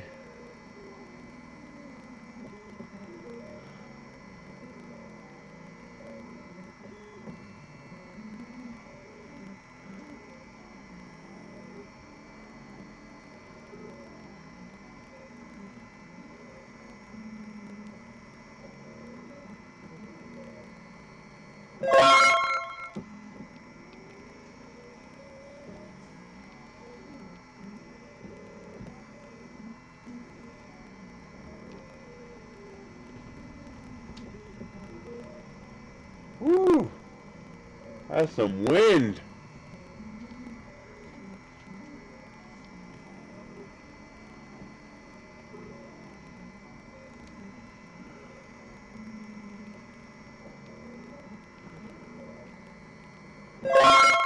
I'll have you know I'm a full bitch, not a some of a bitch.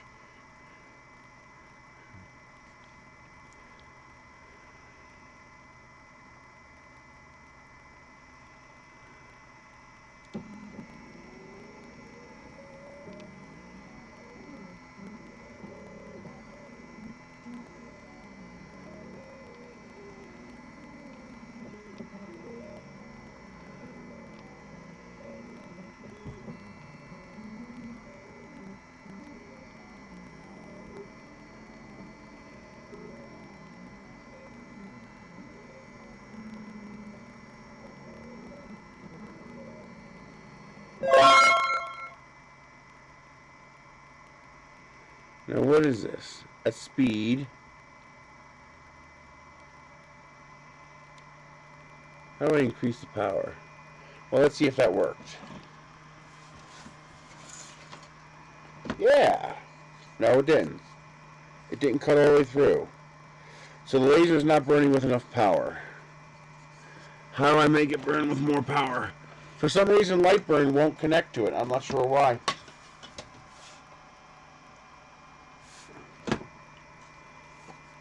It made a real nice outline. But that's like 6 passes and it still didn't go through.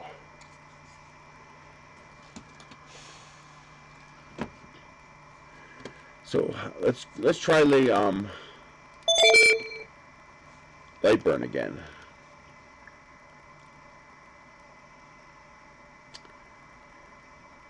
Yeah, Lightburn will not connect to it for some reason. Laser Gerbil connects to it, but Lightburn won't. It says waiting for connection.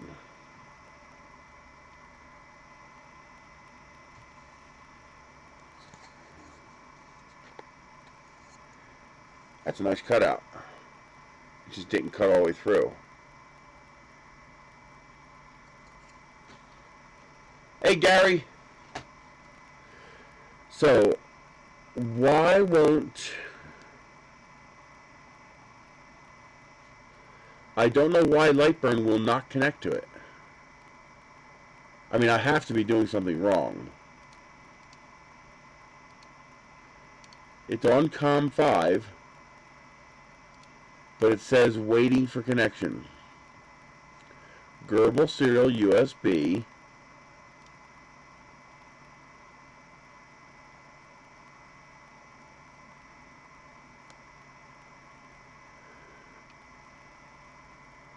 What's wrong with the sound?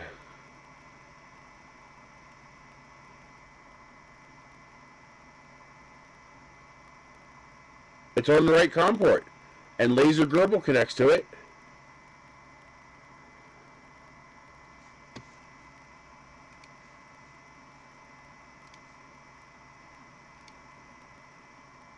So it just says waiting for connection.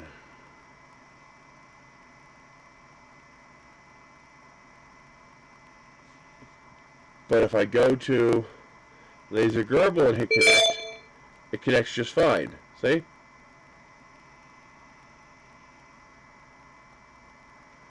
So I disconnect Laser Gerbil, bring up Lightburn, and it says waiting for connection.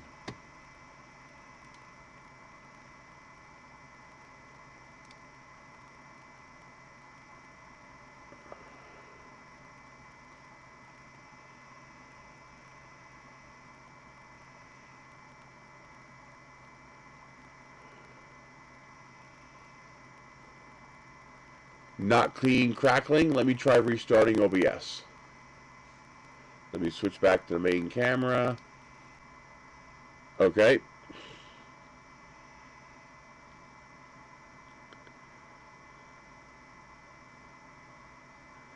Is it still crackling?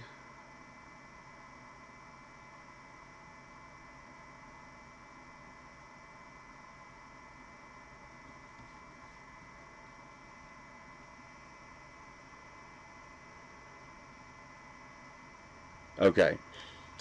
So for whatever reason, Lightburn won't connect. I might have to reboot the computer, but I can't do that now. So how do I change power level?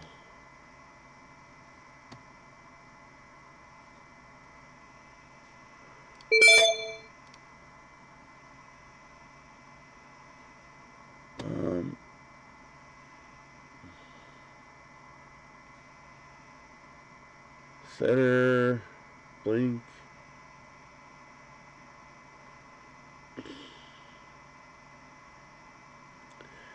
How do I increase power level of the laser?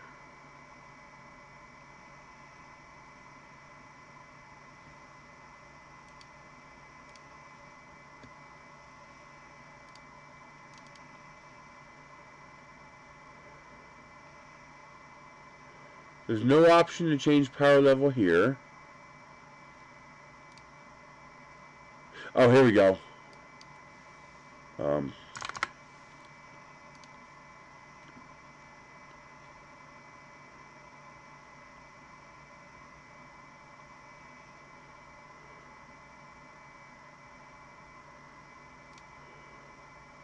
That will give me a different power level. Let's frame it out.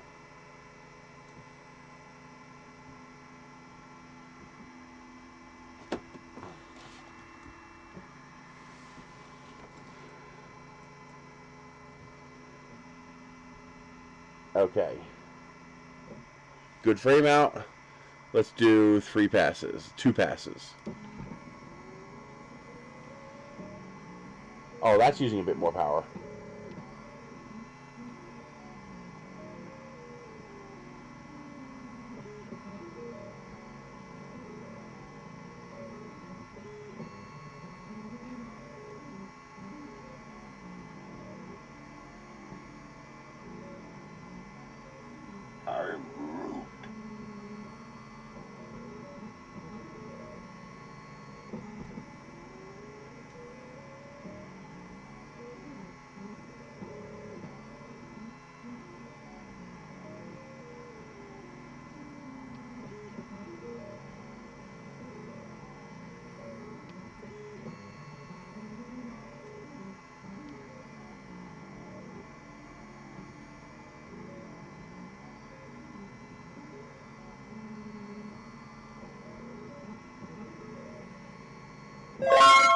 Let's do one more pass.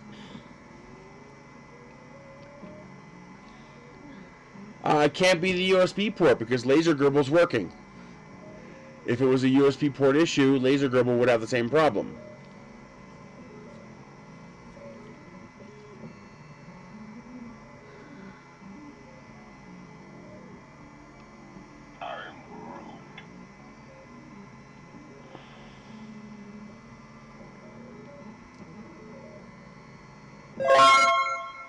Oh yeah, we made a lot of smoke. Ah, it still didn't go through. Interesting.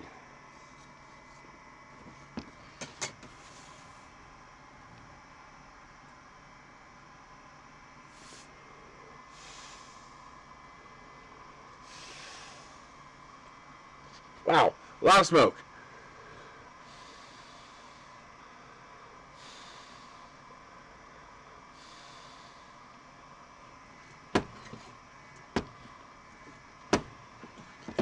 You're definitely going to want to duct it. I just fill up the house with smoke. Thankfully, we're just cutting plywood. Let's go max power.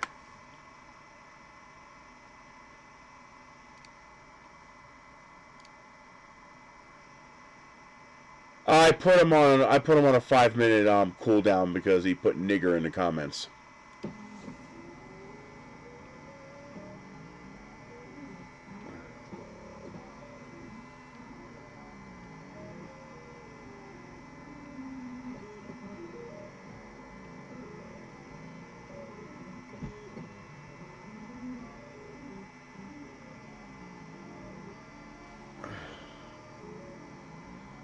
Add brisket. Yeah!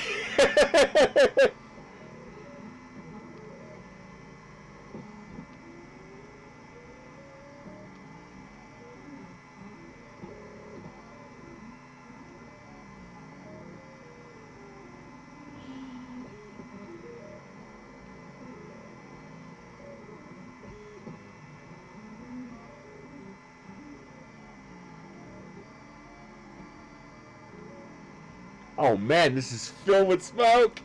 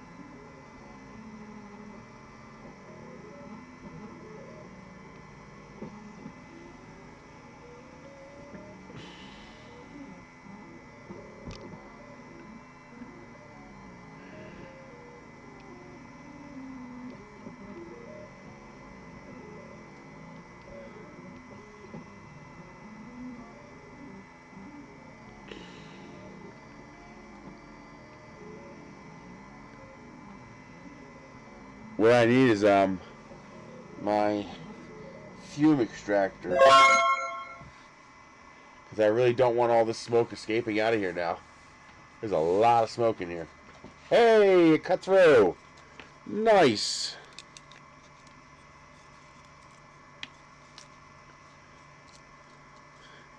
Not 100%. It needed one more pass would have done it, but it did. It is enough for me to get it out of there.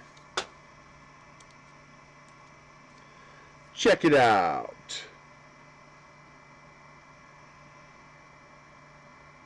That's pretty cool.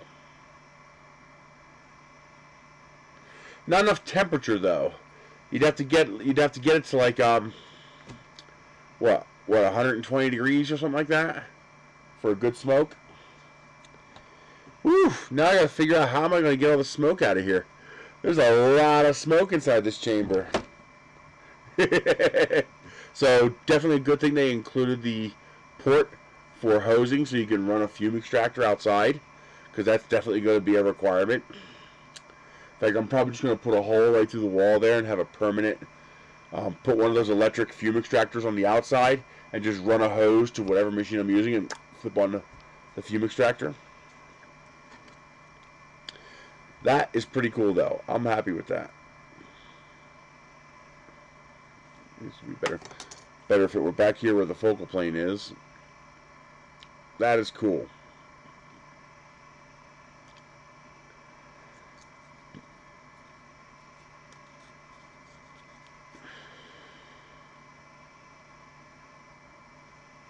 Pretty clean cut too. Not too much overburn. You can see there's not too much blackness on the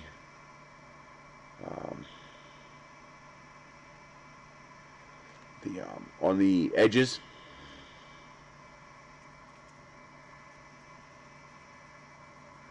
Well, I got to go through the wall of the house because I don't want to do anything with the ceiling. You know, futzing with the ceiling is just not a smart move in my book. So just have a duct right there in the wall, and then I can just have a blower unit on the outside of the house, so that it'll be protected from rain because it'll be under the carport. I can hook it up to a remote control switch. This way, whenever I need to vent anything, all I gotta do is connect a hose from the duct in the wall to whatever gadget I'm working on and turn it on.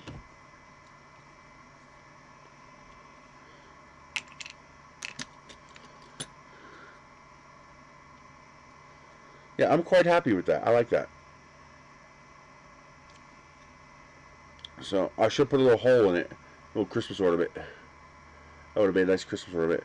I just drill a hole through it.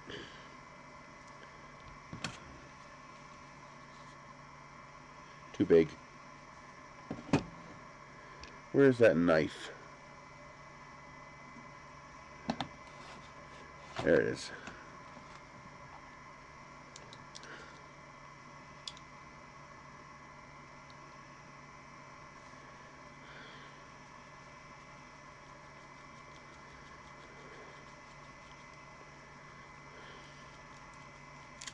Ooh, I just shredded it.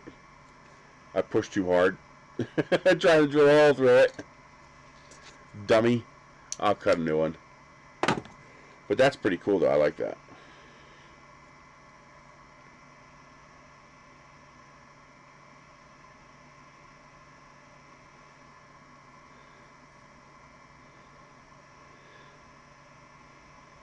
And it's a pretty straight cut too.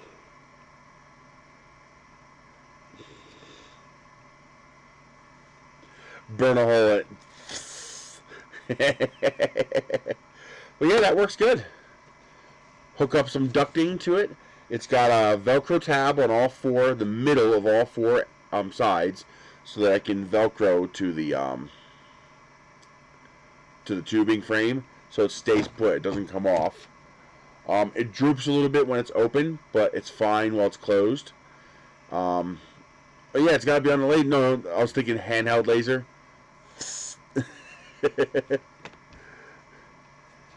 But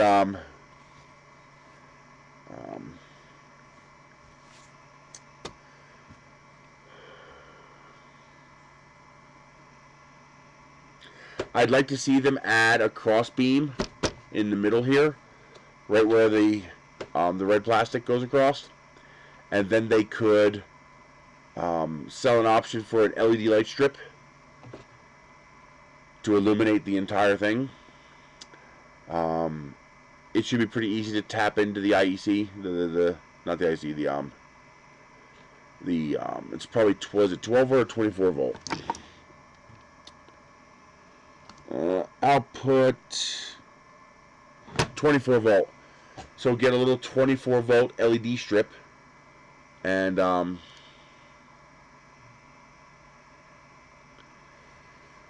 not bad for $50 though. I mean, you couldn't buy the materials for $50. You'd have a tough time, buying the materials for $50 in here. You saw how fast we built it, 5 minutes. Although I do find it easier just to open the whole thing rather than try to unzip the window. It's just easier just to open the whole thing. So maybe a pair of legs to make that easier or something. Well, yeah, true. If you have access to, materials that the average person doesn't have access to, that changes everything. But for average Joe, it's going to be, unless you have the materials on hand, it's going to be cheaper to just buy it.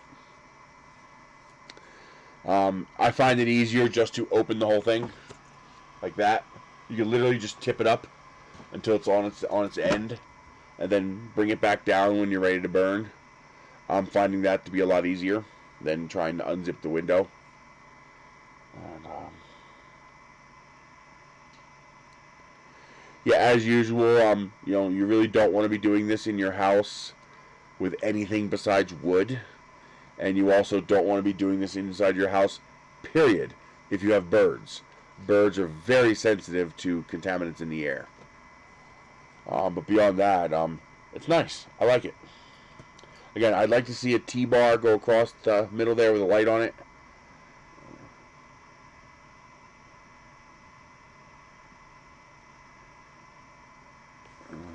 He's very average. That's why he's called Average Joe. So I need, what is that, 3 1/4? 3.5 inch tubing.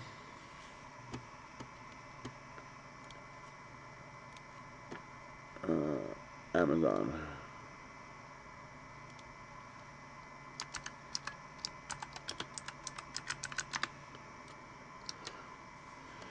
That's rigid tubing. I don't need rigid tubing. I need soft tubing.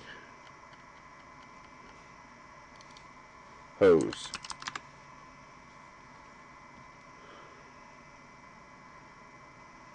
There's 4 inch. They chose an odd size.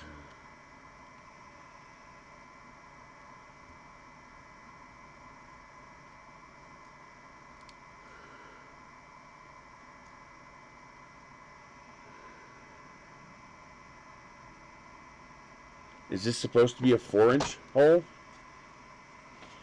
I don't think so.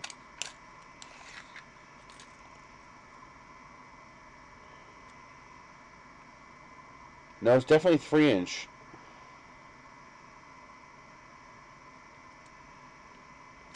So it's made for 3 inch.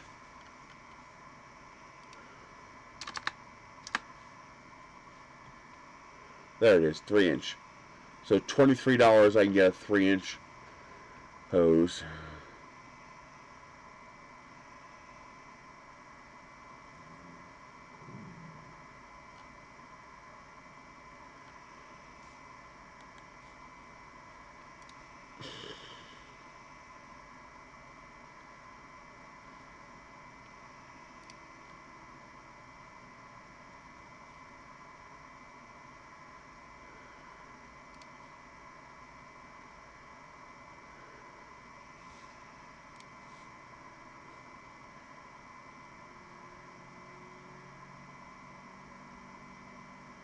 Yeah, for real, huh?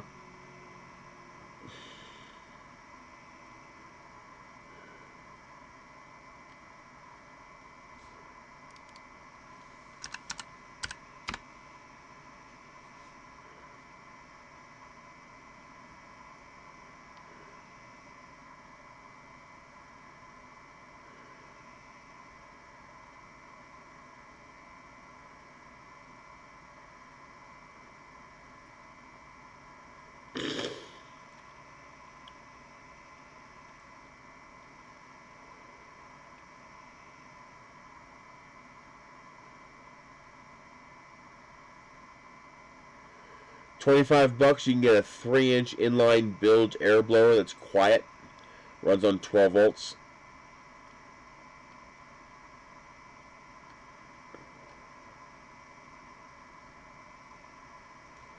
That's probably what I would use.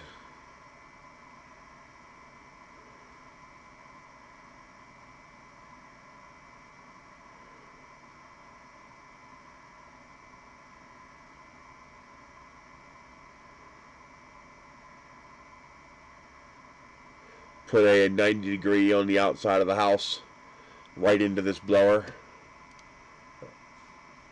Right into one of these, right on the side of the house. And then that would be your hosing on the inside of the house. So 3D print a couple of adapters, one to go through the wall and one to create the elbow for the blower on the other side. Solar powering, that would be pretty easy.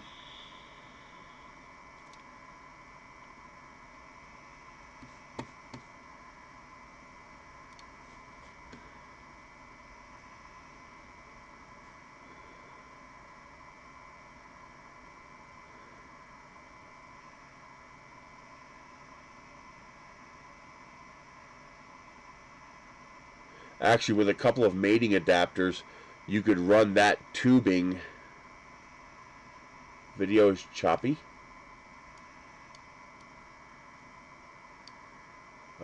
Says we're good. It's clear here. I'm at 2.6 megabits and at 9% CPU, so I'm good here. So that might be something on YouTube's end or your end. CPU is good, bandwidth is good, everything's green. Here shows excellent connection. Yes, that's something on your end. If it was my end, it would affect everybody.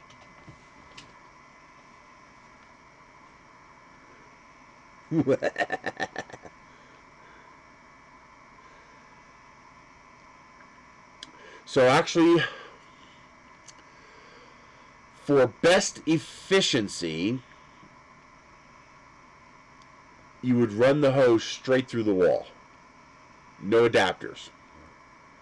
So hose would connect to that, straight through your wall, 90 degrees down, and the hose would go directly into that bilge blower. That would create the least amount of drag and least amount of leaks. And then you would just 3D print 2 flanges for each side of the house so it looked decent. Keep the rodents out. I tell people 720p is fine. For the vast majority of what we do, you don't need more than 720p. Not hose, hose.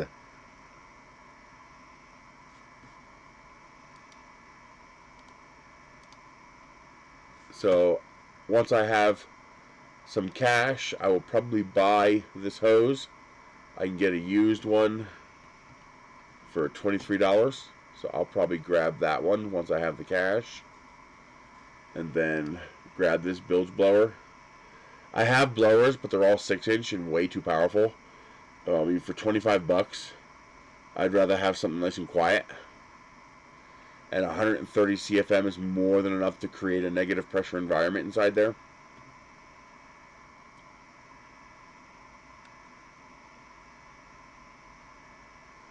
Now, on the alternative, you could also just filter this. So you could, if you're only going to be burning wood, if you're going to be burning anything else, you're going to want to duct it outside.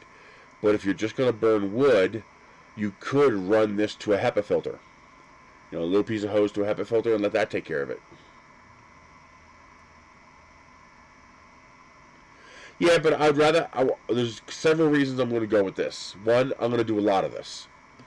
So, having a proper setup makes sense. So, this is 12 volts and it's quiet.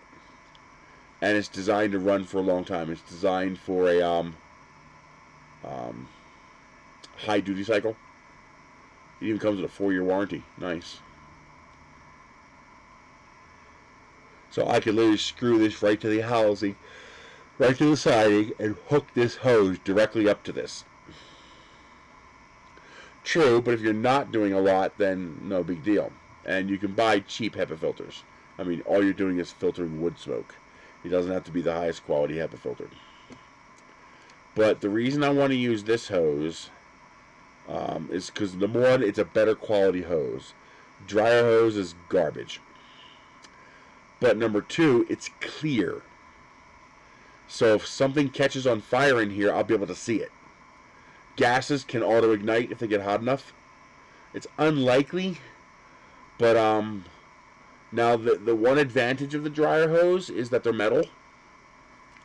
So it's not going to burn, but you also won't know there is a fire.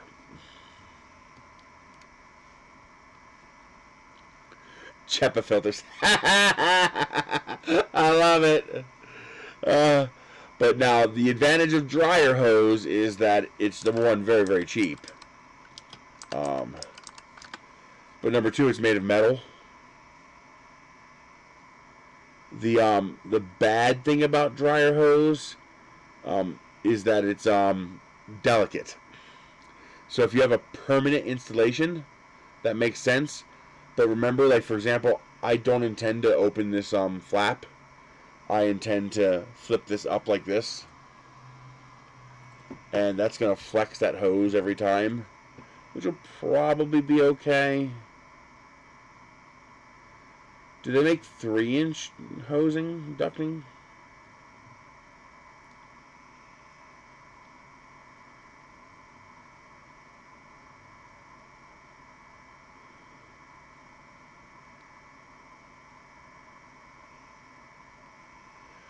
Looks like it's all 4-inch.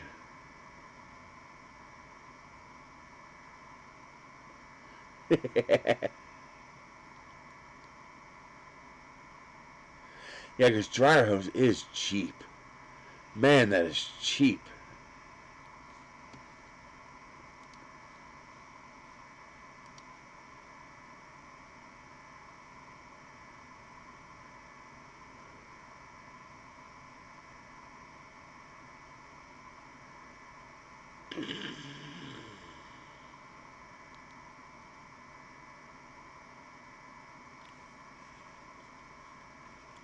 Yeah, I know it's better airflow, but this is already 3-inch and the air pump's already 3-inch.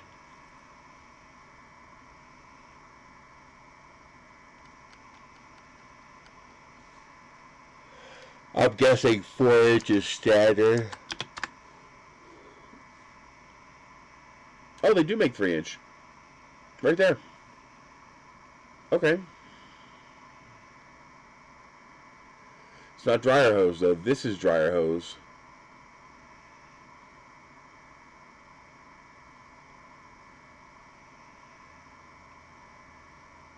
Well, smoke can auto-ignite. Although I doubt we'll ever see temperatures in that hose high enough to auto-ignite whatever volatiles are in the smoke. That's unlike, if it's not auto-igniting in your laser, it's not gonna. Okay, never mind. If it's gonna auto-ignite, it's gonna auto-ignite inside the enclosure, and if it's not igniting there, it's not gonna ignite there.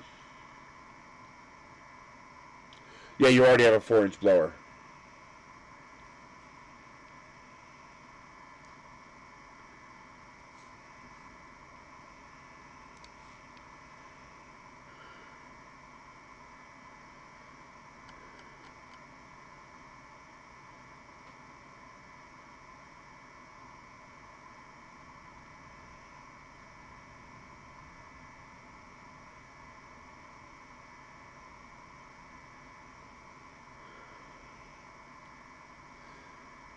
So here's a flexible one for.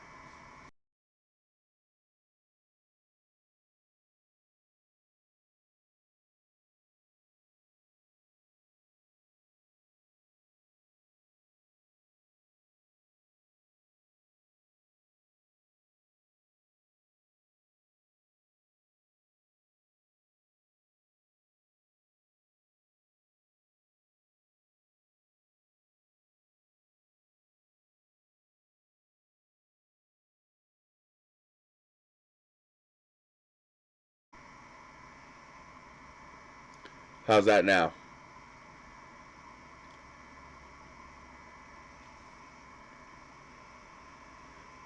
Yeah, after the stream, I'm gonna update OBS. I just saw an update message. Maybe they'll fix that. Because it's weird. OBS still shows I have audio when you guys say I don't have audio. And OBS still shows I have audio, which means the USB port is fine. Which means the sound card is fine. Which means it's an OBS problem. So let me add this to my list.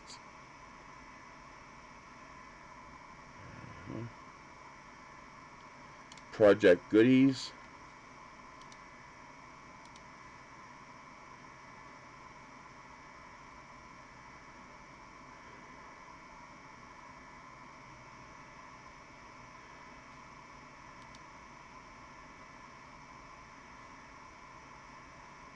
Add this to project goodies.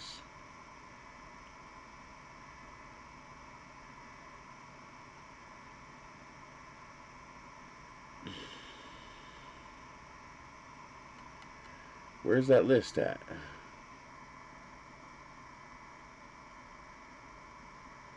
There it is.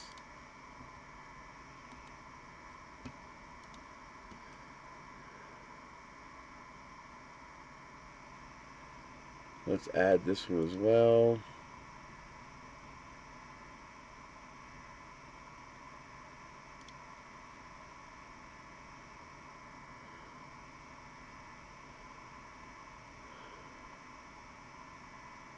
Oh, geez.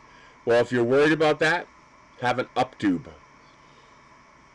It's going to be a smooth tube. Your blower should have two ends. So the one end will connect to the house, and the other end will go straight up. And then just put a PVC tube like 7 or 8 feet up, or 10 feet up, so the smoke. And then don't forget to put a catch on the top so that rain doesn't get inside. And then just vent up top. This way it's up, 10 feet up, and nobody will smell it.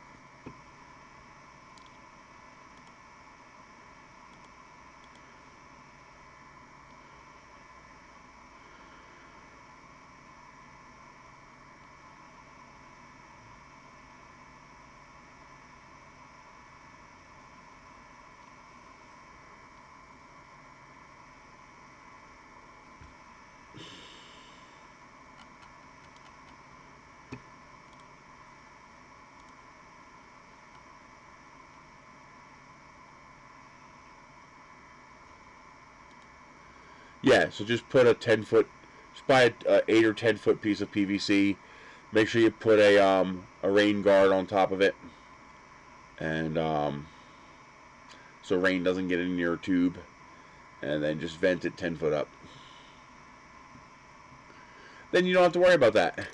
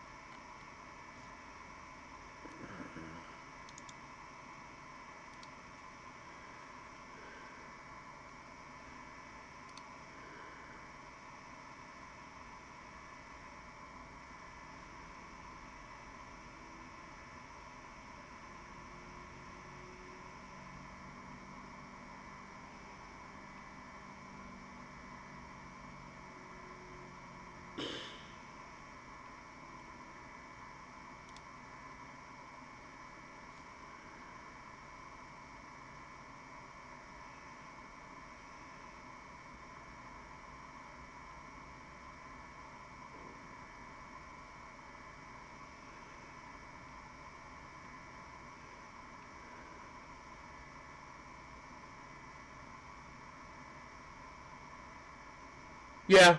Well, eventually, all of this kind of stuff will probably be outside, in the Connex containers, so it won't matter. But you're still going to fill the space with um,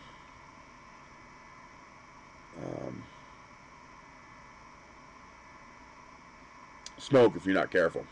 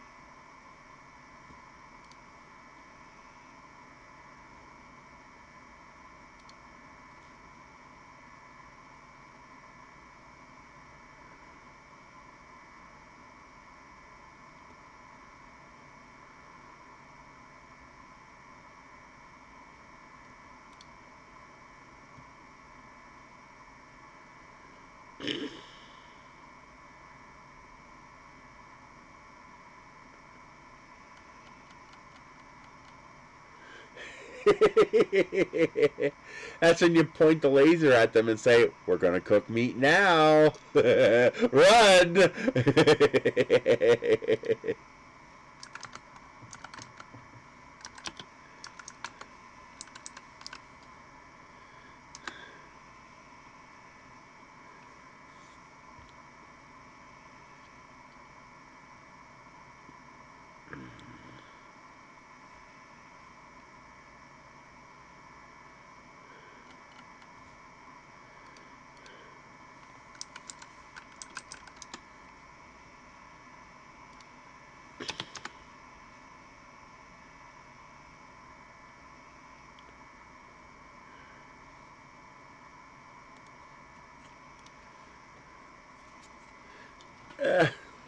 Got an itch. Ah, I got the itch.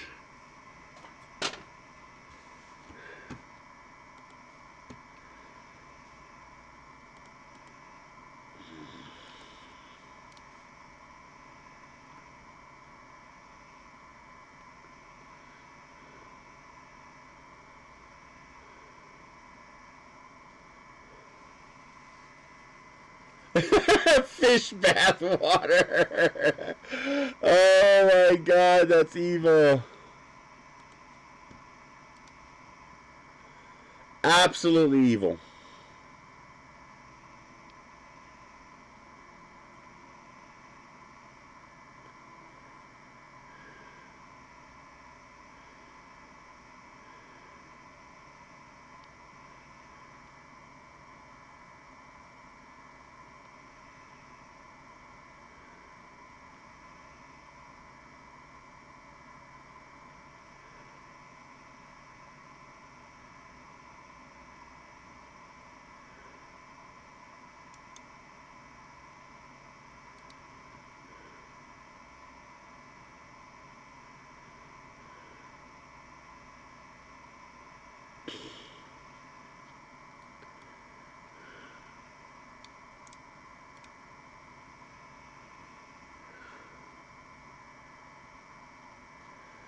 It's more of a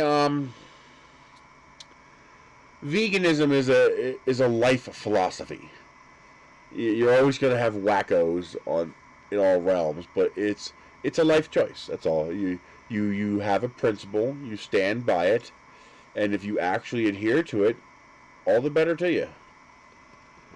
I don't think it's very logical, since um, human beings cannot easily survive on a vegan diet.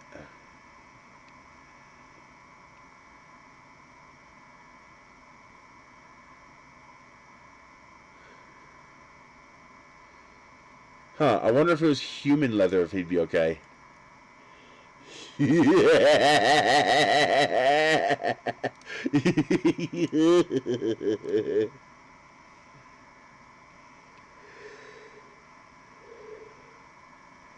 That might be more fun.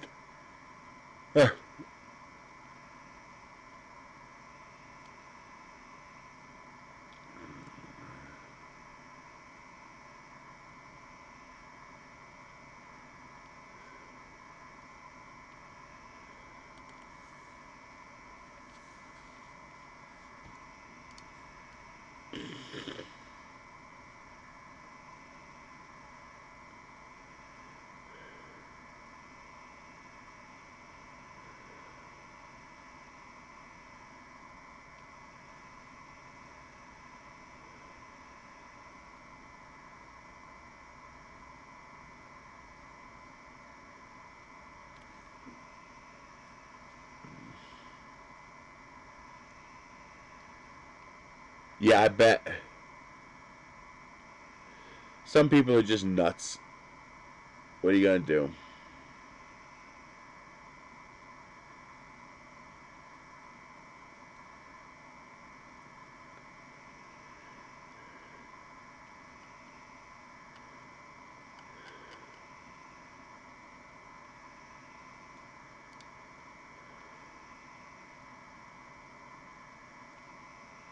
I say we eat them.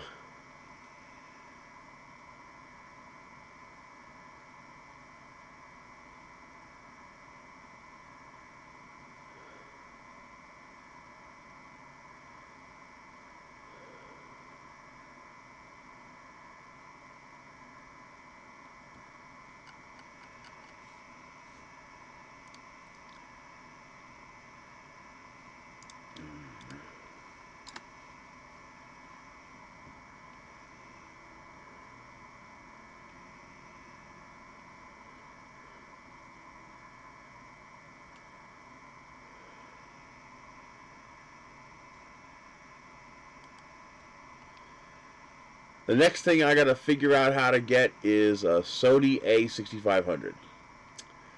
That appears to be the cheapest camera that does what I need. Because I want 4K. I want mirrorless so I can use some of those interesting lenses like the 50mm 1.1 f-stop lens. And I want 120 frame per second 1080p. And so far that is the cheapest camera I can find that will actually do that.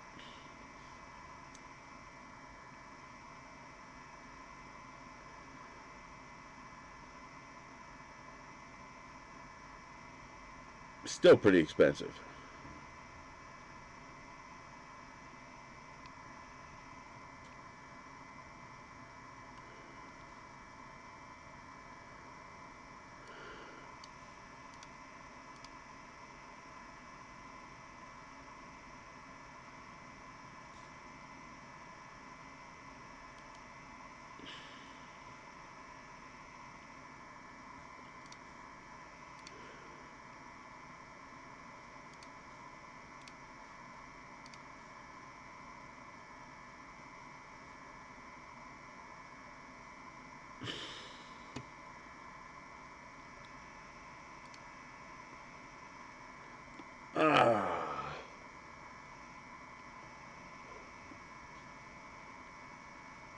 The A6300 will do.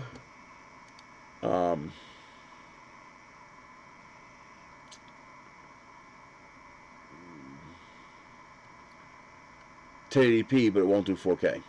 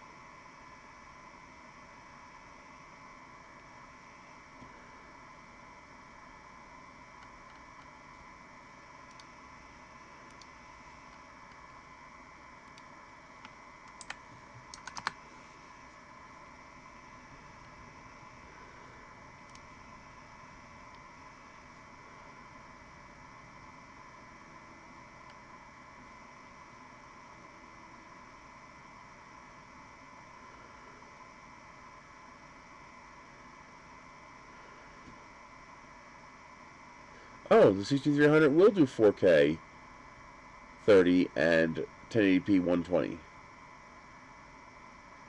Interesting. Okay, so the 6500 will do 60p 4K.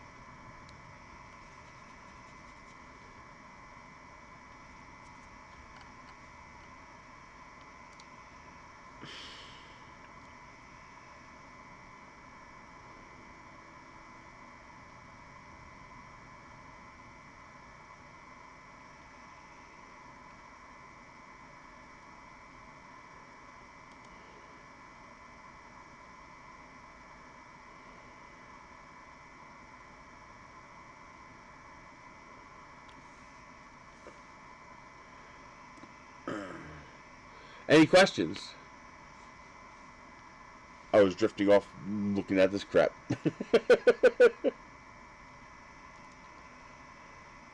I'd like to try to do one of those stacked projects where you laser cut different pieces and stack them together to create a depth effect. I think that'd be pretty cool. Ooh, wood foaming filament. No, I have not used it. I like the idea of foaming filament, though, to make ultralight parts. I also wonder if the foaming property of the filament would make it a little more heat resistant. Like it wouldn't have the tension build up inside because it foamed. I'm wondering if it'll be better for heat. I don't know. You know, just that little bit of heat.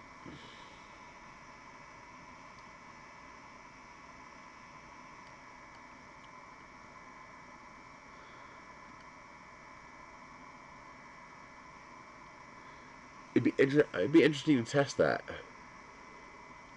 Because for competition model rockets, weight becomes a big issue. So if you can make it lighter. Hmm. Interesting.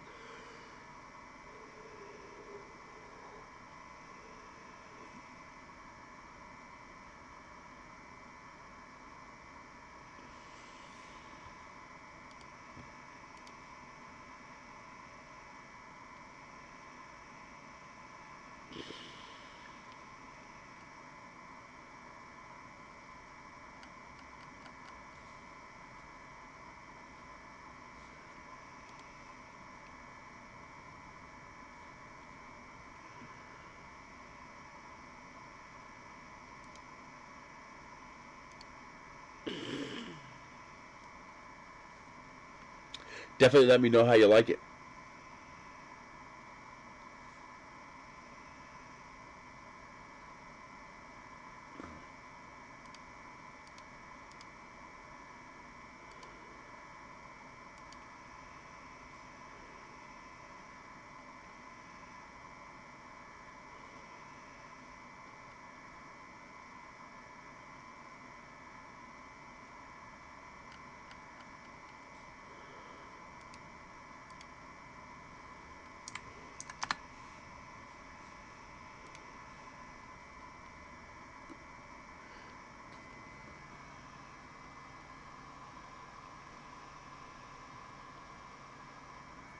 Smoke finally dissipated.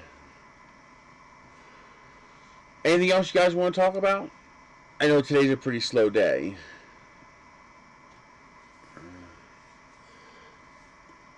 Any questions about this or the laser?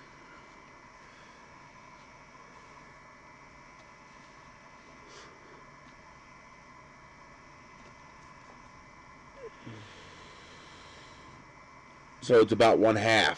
Okay. So it doesn't foam up as much as the other foaming PLA? I thought the other one could go down to 30%.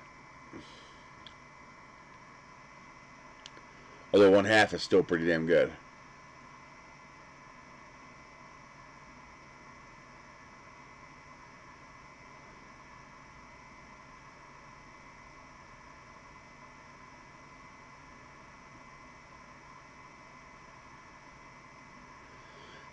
Now, Polymaker, so that is they make the wood filament that has no wood in it. So there's no actual wood in that.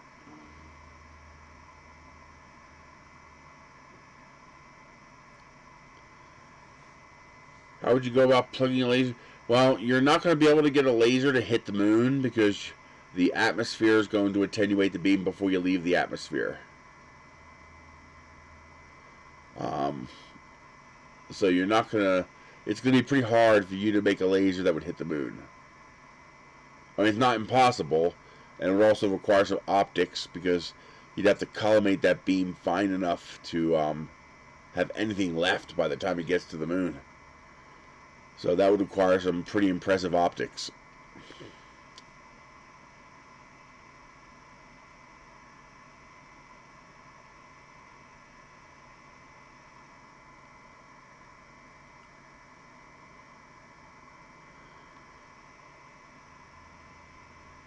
So that's what I'm curious is a thin foamed polywood part, would that be more resistant to heat deformation than, say, regular PLA?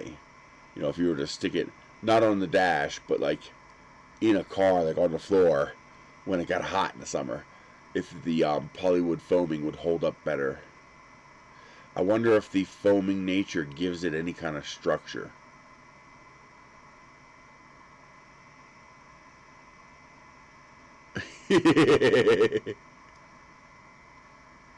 I went to the movies and saw that movie Moonfall. It was very good. I was very, very happy with that movie. I mean, obviously all the science is total bullshit, but it was extremely fun.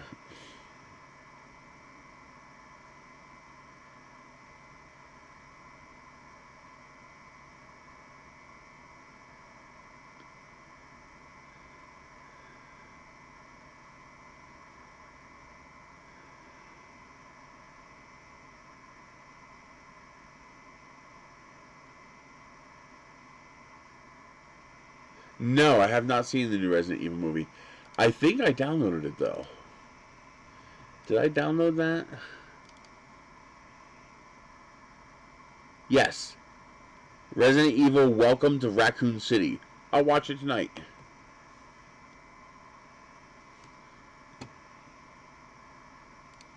I have not watched that one yet.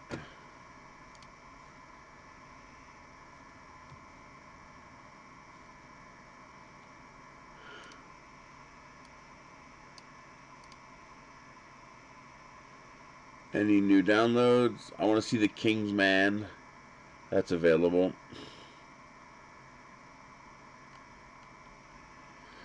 For now, the 3D scanning it's not capable of doing what I want.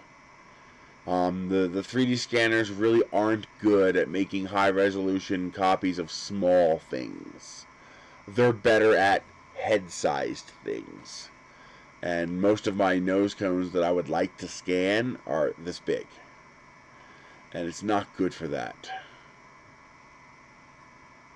Nice.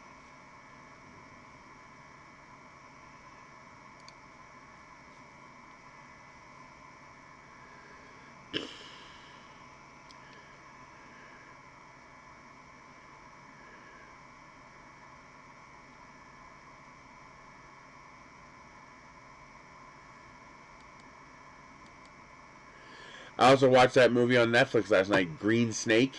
It's an animated Chinese movie. Fantastic. I'm really looking forward to the sequel this summer.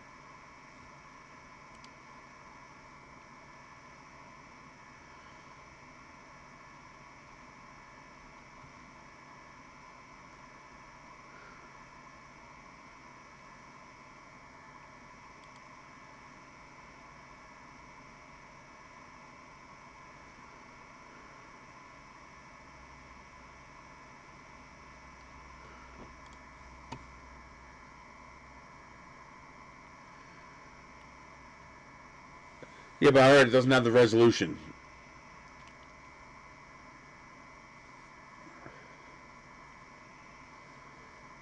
See, okay, I guess the panel lines and stuff like that I would normally consider to be low resolution are actually really high resolution for scanners. The Lost City, what is that?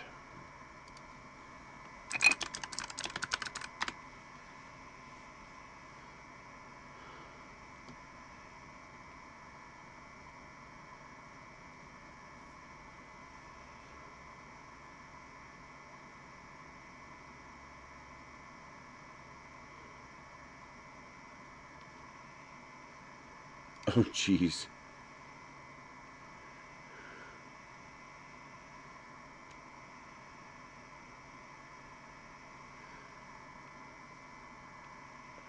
Oh, that's a recipe for disaster.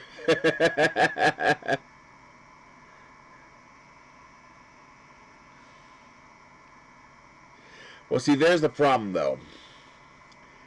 If you have the skill to touch up the model, then you probably also have the skill to just make the model.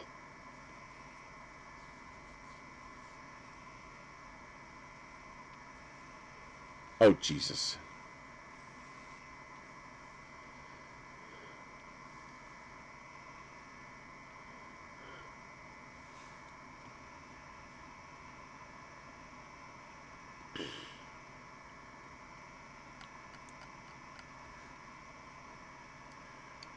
So, the part of the whole idea of scanning is that I lack the skills to make a model. If I had those skills, I wouldn't need the scanner. It's a vicious catch-22.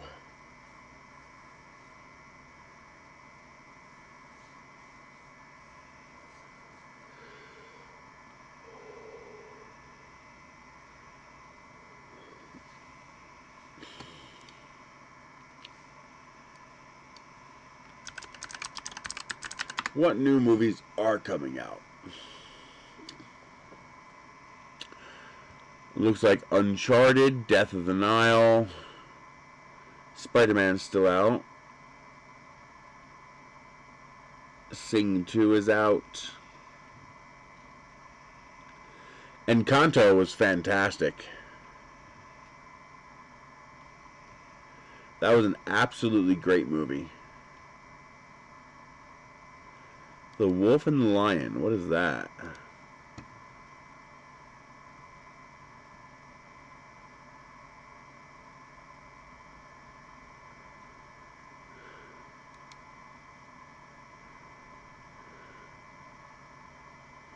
I think it might be a fun movie.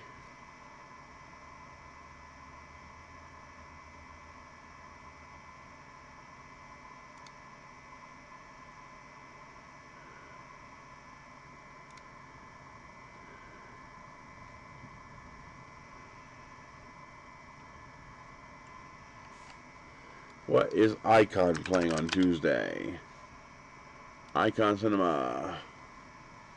Ghost Hunt, nice.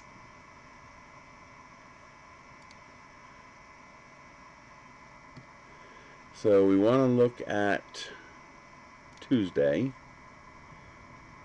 They got Uncharted.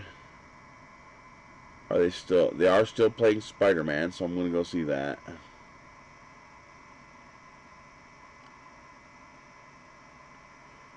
And Scream is also at 4:30, so Michelle can see Scream while I see Spider-Man. Although I think there's a dramatic time difference. 150 minutes. 114. Not that bad.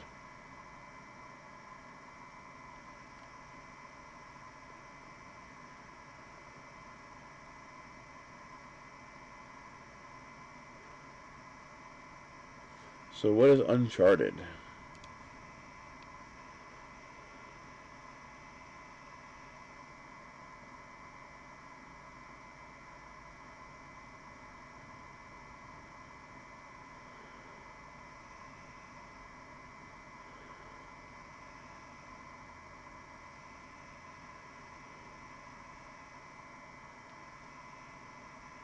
It could be good.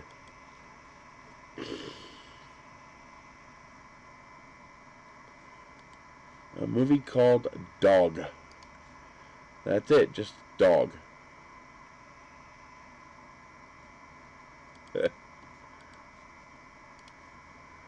The Cursed.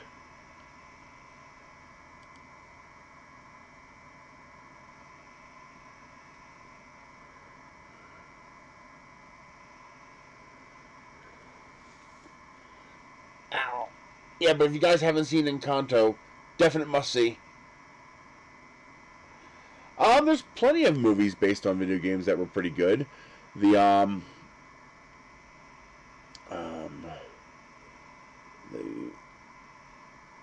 what the hell? Why don't I know the name?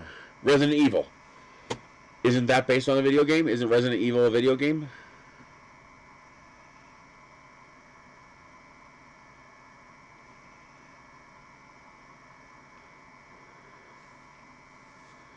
Yeah, the Street Fighter movies were pretty good.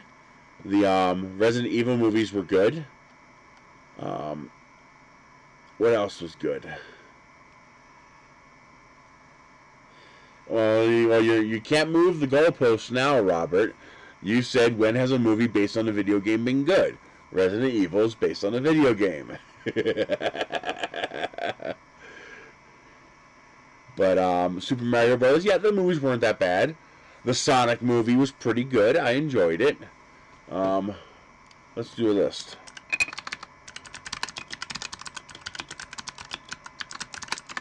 Now, of course, defining what is good is relative.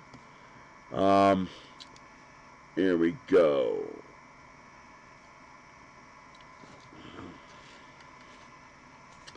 So, the Sonic movie was good. I like that. The movie Postal was pretty good. It was, okay. Alone in the Dark, I have not seen that. The Wizard was good. That was based on the game. Well, technically that wasn't based on a game. It was based on a game peripheral. Angry Birds movie wasn't that bad. You know, it's an okay kids movie. Let's see. The Pokemon movies aren't that bad if you like it. I think the Mortal Kombat movies were great. I love the Mortal Kombat movies. I think the Street Fighter movie was very good. The Final Fantasy Spirits Within movie was actually fantastic, except for the last 5 seconds. I hate the last 5 seconds, and it ruined the whole movie for me. But if you skip the last 5 seconds of the movie, the Final Fantasy movies were pretty good. The Tomb Raider movies were good. I agree.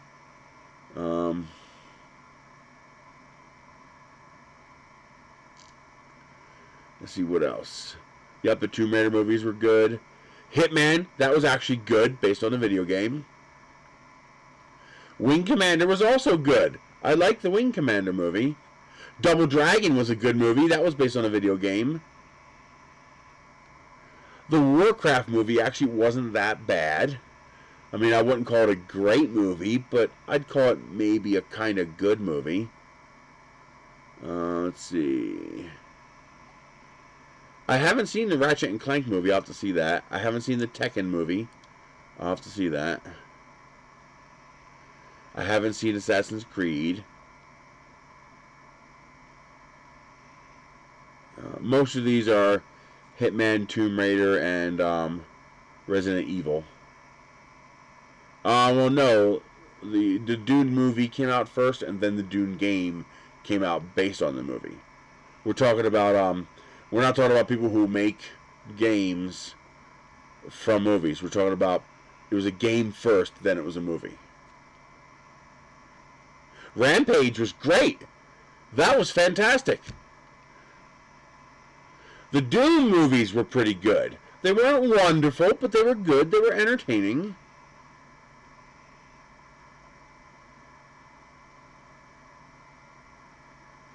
And that's it. Most of these 46 are Resident Evil, Tomb Raider, and Mortal Kombat. But, yeah, so they're not doing too bad. Some of these movies I would actually call excellent. A lot of them I would call good.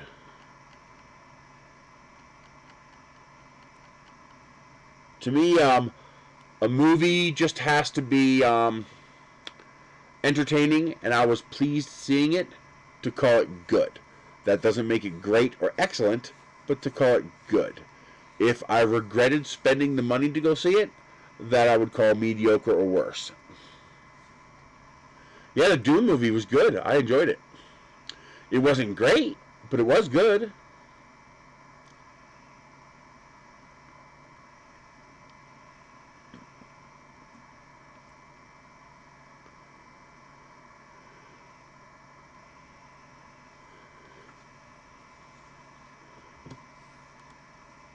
So yeah, not that bad. I would say they're doing halfway decent at making movies from video games. It's probably easier to make a good movie from a video game than it is to make a good video game from a movie. Because a lot of the times when they make a game after they make a movie, they half-ass the game, and so the game doesn't really have much. There's not much to it. So it's probably easier for them to make a movie of a game than a game of a movie.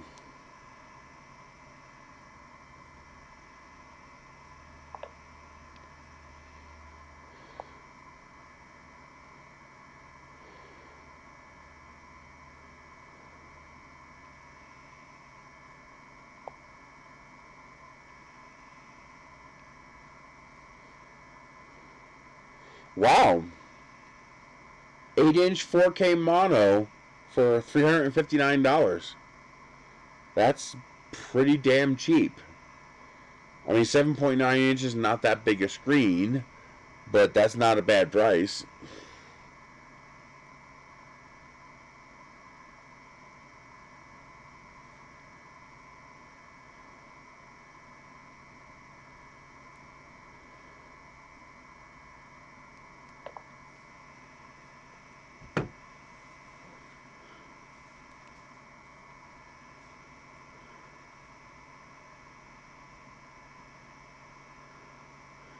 Oh, that's interesting.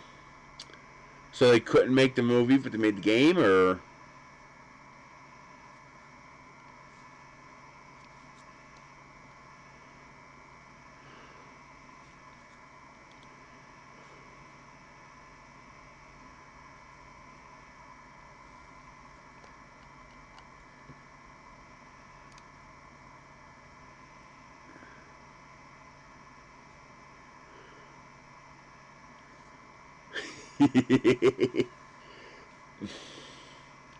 Well, that's the thing about the old NES games, is that the game had to be good because the graphics sucked. So if the game wasn't good, you were screwed.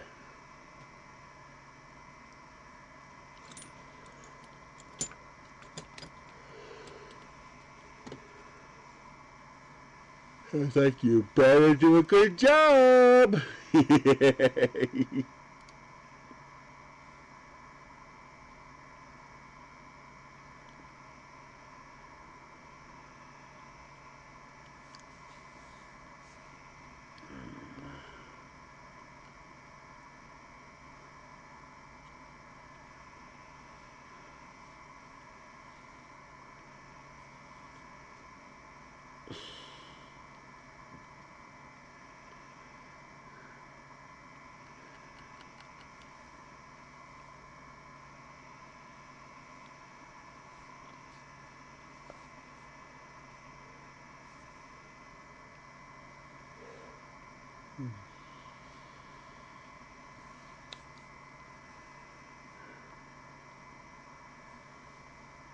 Oh, jeez.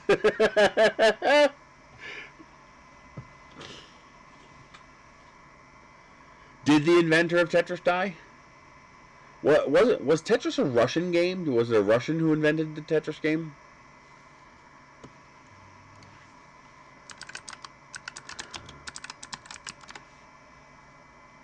Yeah, Alexei Pajitnov.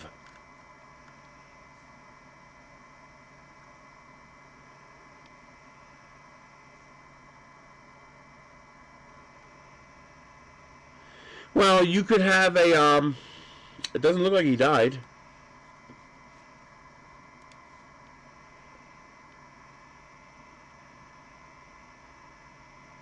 Yeah, it looks like he's still alive.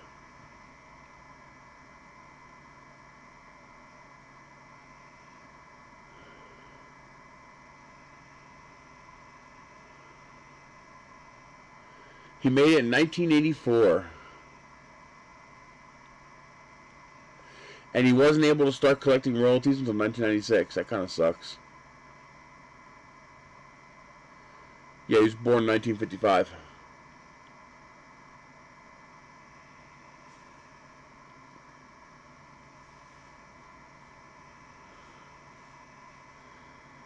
Master Sword full size.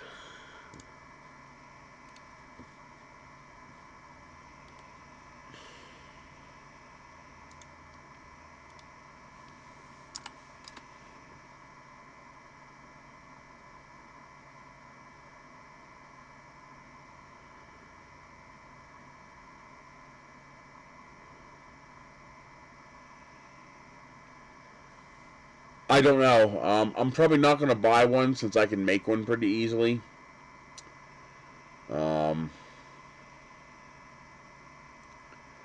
What I'm probably going to do is 2 magnetic mounts, a magnet on a stepper motor, and then probably a 3D printed copy of a stepper motor so they're both the same height.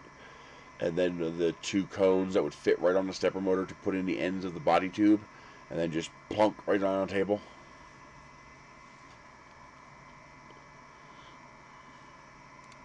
Why isn't this working?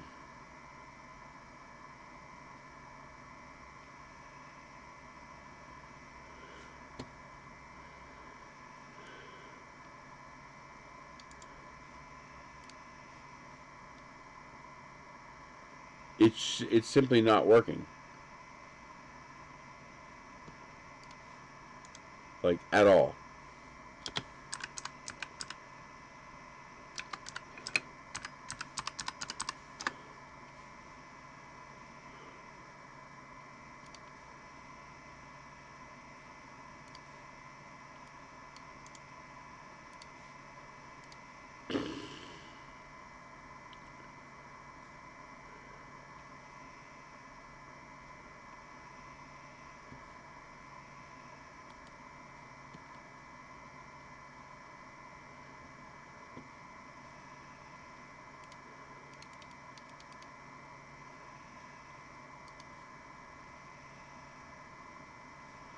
There it is.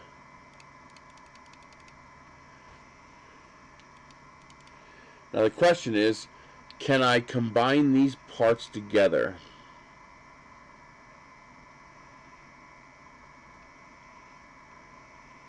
Because you can't download zip files anymore from Thingiverse, which is really garbage. They need to fix that. Why is it popping up a window for each one? Don't do that. Are you fucking kidding me? You're going to pop up a window for every single goddamn click? Oh, that's bullshit.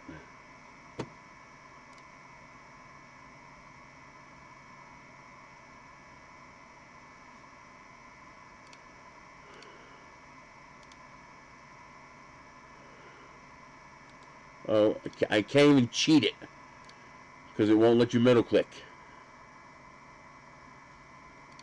Piece of shit. So not only are you not able to download the zip file,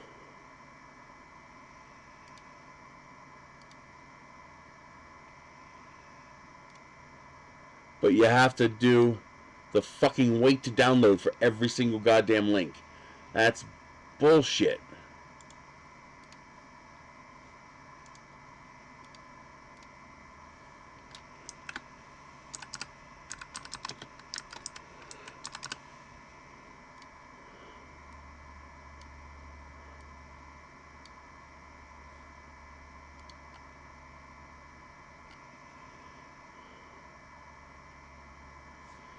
And worse, you don't get the link anymore.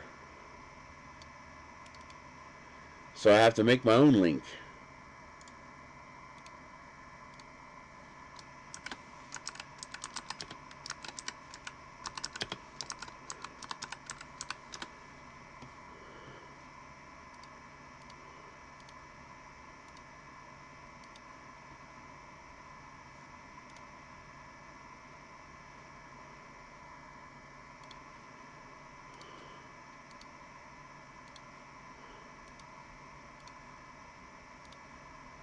I don't want to change browsers.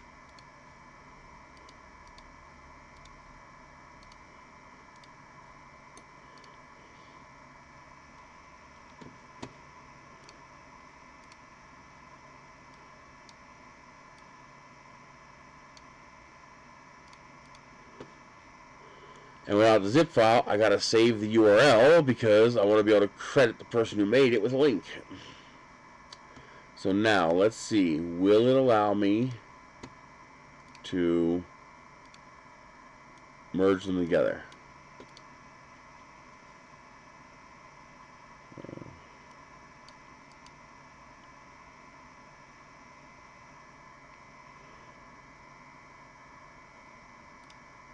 No.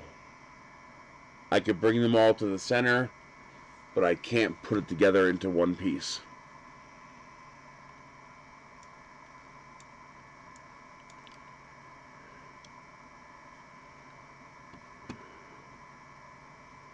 How tall are these pieces? Yeah, these pieces are short.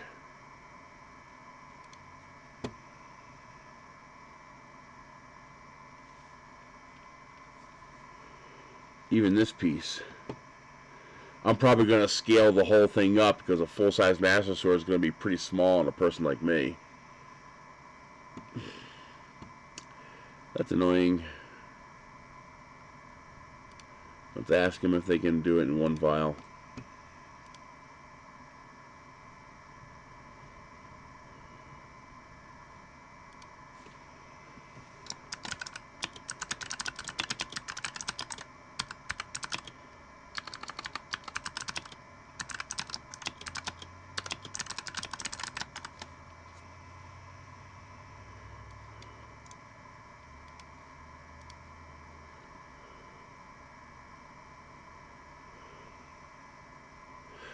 Something kept breaking it, so they just took it away for now. I guess either because they're not going to fix it or they're going to they need time to fix it.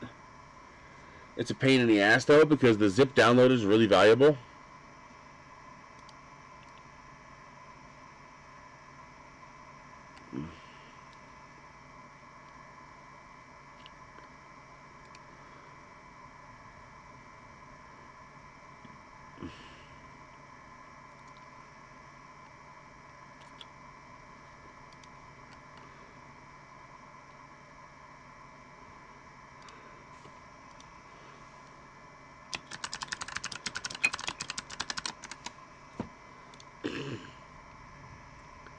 It's Chaos Cortex, so they might reply.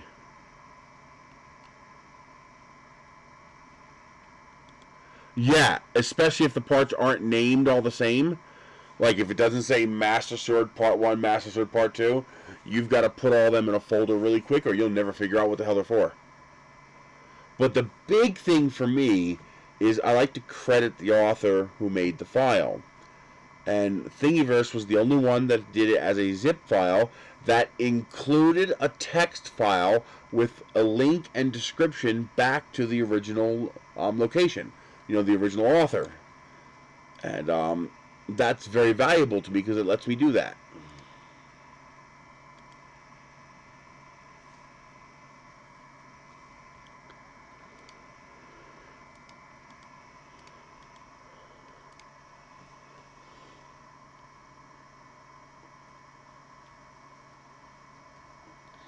Hey, the kitty found the box.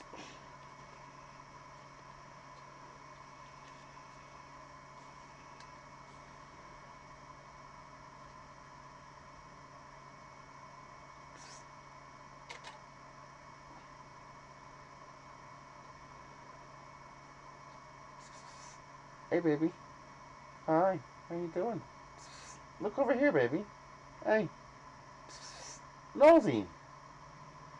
Why are you ignoring me on purpose, baby? Come here, look here. Look up here, baby. Yeah, come on. Look up here. Hey, baby. Look at me. Did it come out clear? Yeah.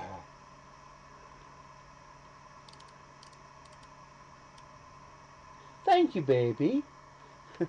got a clear shot.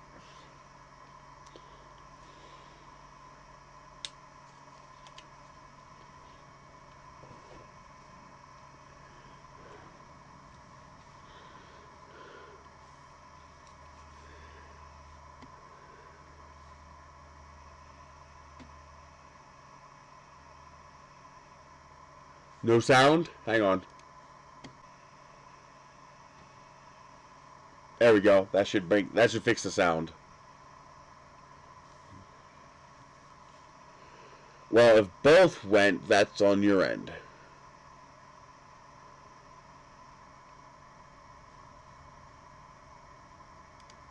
That wouldn't be my end.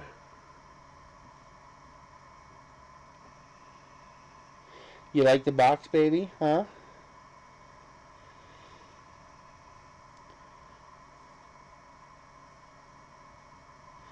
I think my kitties have like minor ear infections where they get stuff in their ears because you see them shaking their heads a lot, like they're trying to get something out of their ear. It's probably due to the dry climate.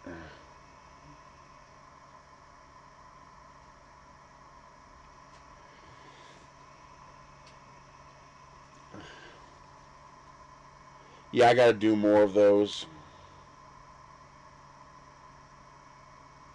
But got a nice kitty picture.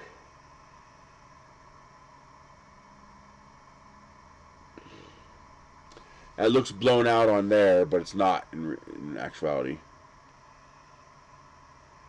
Horrible noise? No, that doesn't make any noise.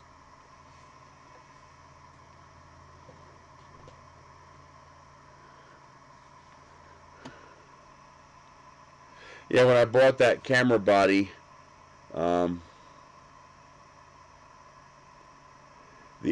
the guy stripped it of everything. He kept the battery. He even kept the camera strap. At least he included a body cover. But yeah, he stripped it of all of its accessories. Like, come on, dude, don't be a jerk. I mean, I got it for a good price, but still.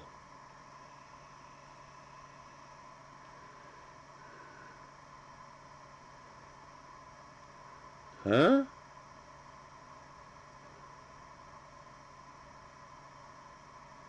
No sound when they shake their head. Do you want to be timed out again? Play nice. You know my rules, buddy. You gotta keep it family friendly.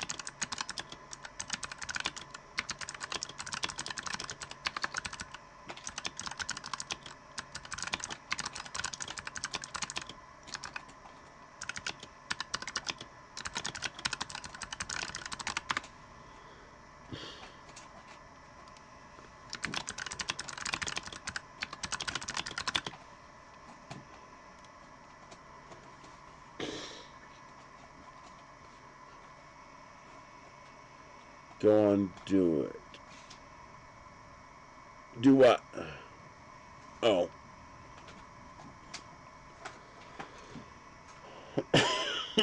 This cat's tearing up his box.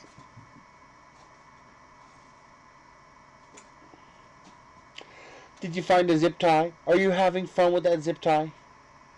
Huh? Is that zip tie fun? You weirdo.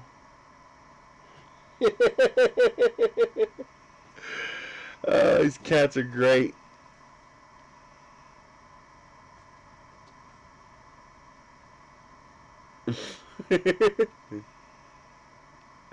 Well, hey, it's better than the United States. I mean, we've got Trump and Biden. It doesn't get much worse than that.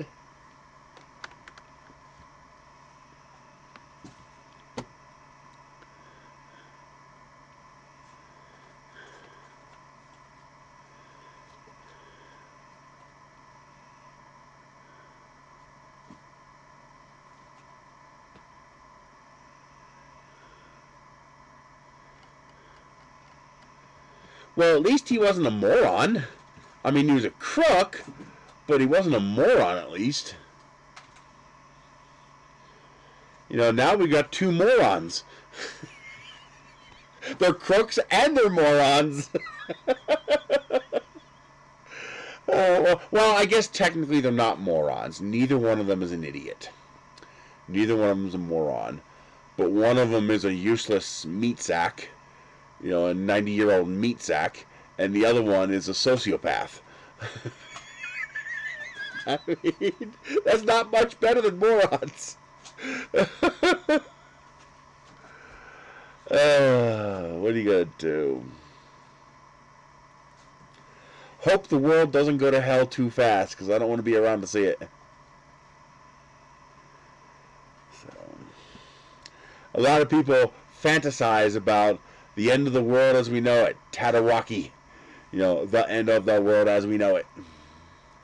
You know, the end of days. You know, prepping and survival and all this stuff, and they don't realize that it well, I am a Republican. I'm an original Republican. You know, the anti-slavery socialists. You know how the Republican Party formed. Republicans today? Fuck no, I don't associate with that.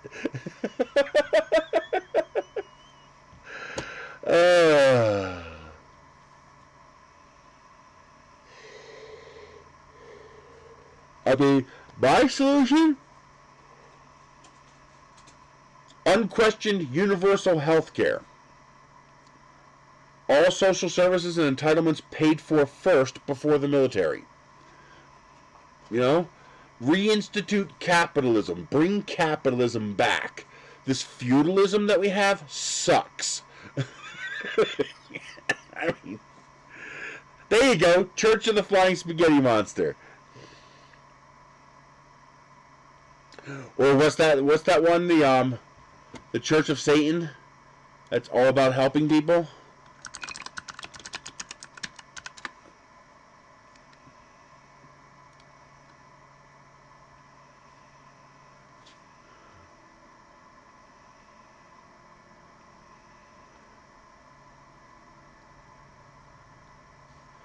It's not that one.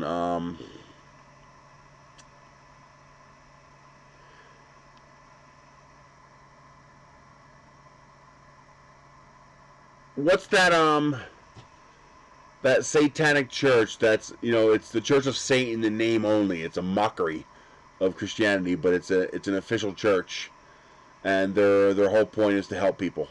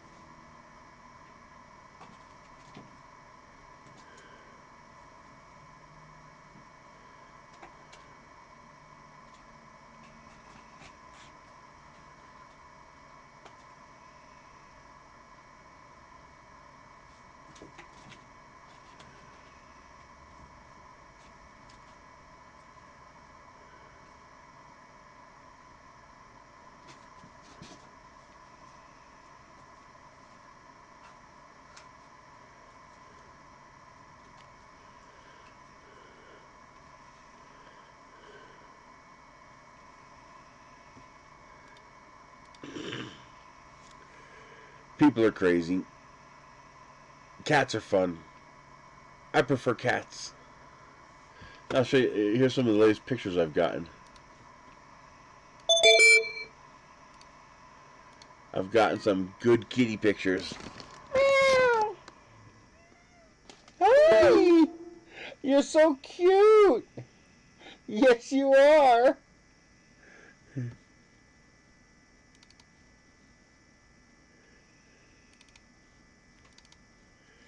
Here's a great pop-up shot that I got of Ender. Of him he popped up when I called him, and it was just such a good shot. It was so adorable. Here's him just chilling on the perch by the door. It was snowing outside, so we had snow on the windows.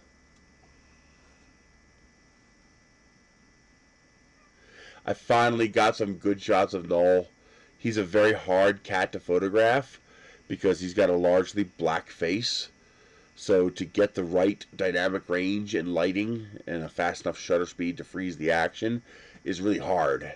You can't use flash on a cat because if you use flash, this entire eye turns like nasty because you're seeing the inside of the eye. It's like red eye on steroids.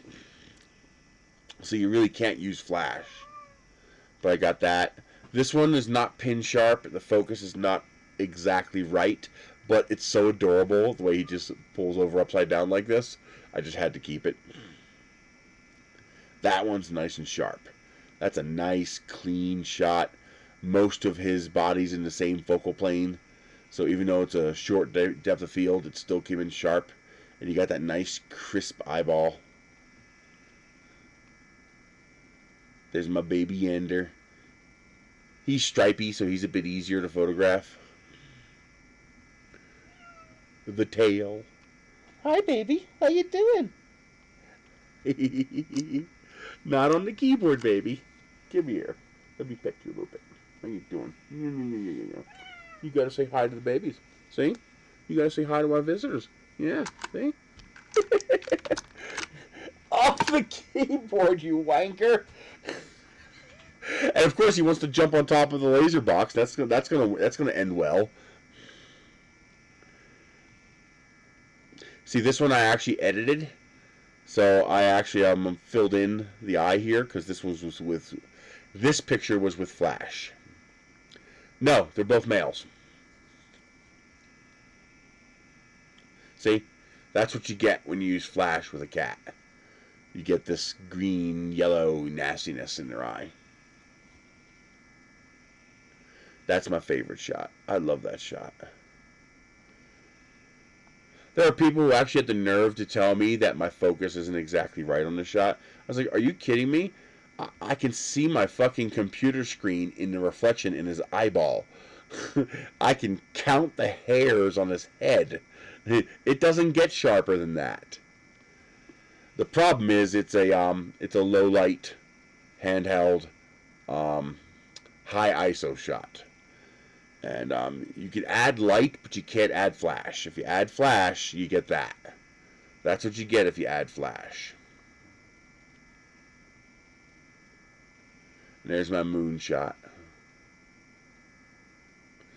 Even bouncing it is a problem because their pupils are so large that the light coming in is gonna light up those eyes. But yeah, a bounce flash would work a lot better. Also, just muting the flash with a diffuser would help a lot. So this one had this green eye effect, and I photoshopped it out because I got lucky. This one didn't have it, so I photoshopped it out, and it looks okay. I like what the flash does with the reef in the background. It creates really nice bokeh. This has a soft octagonal bokeh. You can see it's 8-sided like a stop sign, but it's a little soft. It's the 7200 lens. That was shot with this lens here. That wasn't shot with this camera body, but it was shot with this lens, and it's just a good lens. It's one of the best lenses money can buy, because it gives you that 70 to 200 range. It's an f2.8 from end to end, and it's pretty sharp. It's a very sharp lens. This one looks like he's angry, like he's about to take someone out with his laser eyes. This one here was actually out of focus. And I actually have this shot in focus, and it's not worth keeping. But this out of focus shot is worth keeping. There's a dreaminess to this picture that's just, I love this picture. It's a good picture. I love that one. Just him chilling around the corner there. Wish it was a little bit brighter, but you know, you can't always get what you want. And you can see now, here's one of the problems. Do you see the problem with trying to shoot this cat? His face is almost a black blob. He's got such a dark face. This is a nice shot. It's in focus. His eyeball is crisp and clean. He's got beautiful eyes. But probably, especially if you put a 2x doubler on it.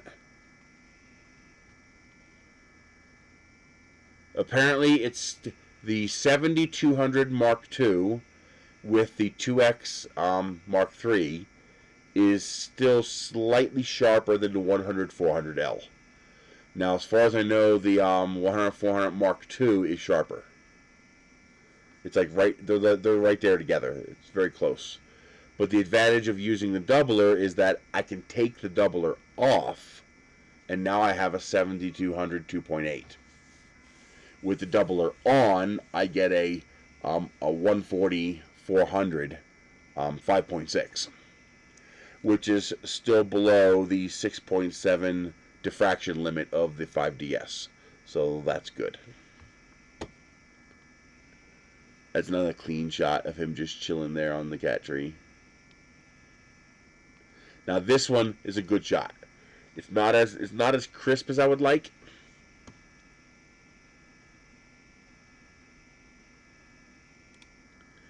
And remember, man, keep it family friendly, all right?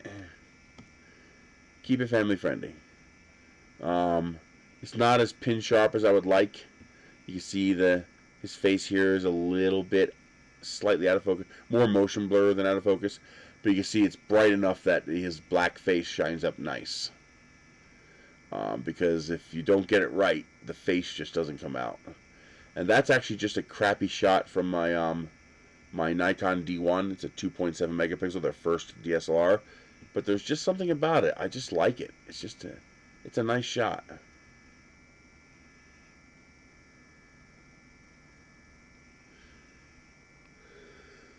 This was an accident. I didn't even know I got it.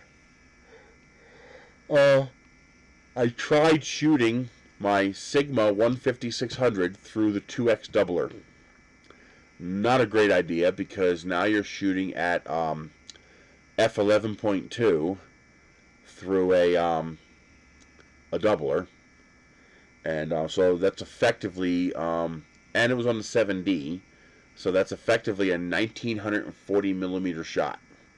So if you want to know how many millimeters you need to make the moon fill a frame, 1900 millimeters.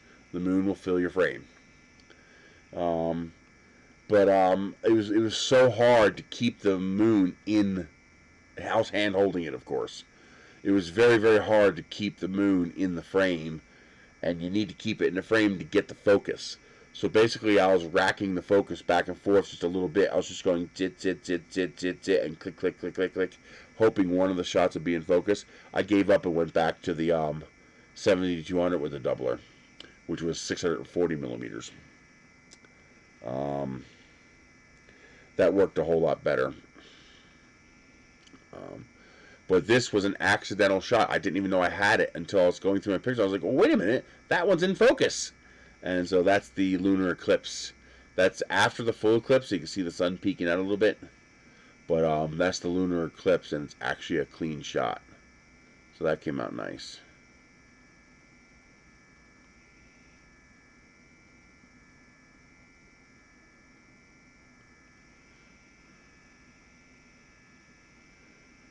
He's just a pretty cat. They're both pretty cats. We got so lucky with these cats.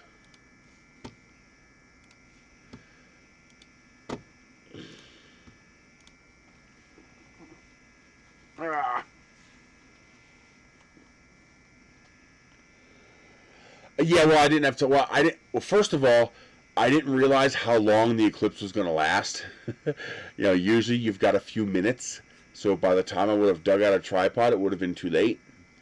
And if I'd have realized the eclipse was going to last an hour, I would have gone and dug out a tripod. But by the time I got done taking these shots, I was like cold and frozen. I was like, screw this, I'm done. I got a couple of clean shots, I'm out of here. I even got the ender shot printed really big.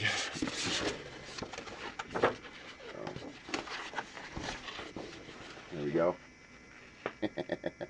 So that's going to go on my wall.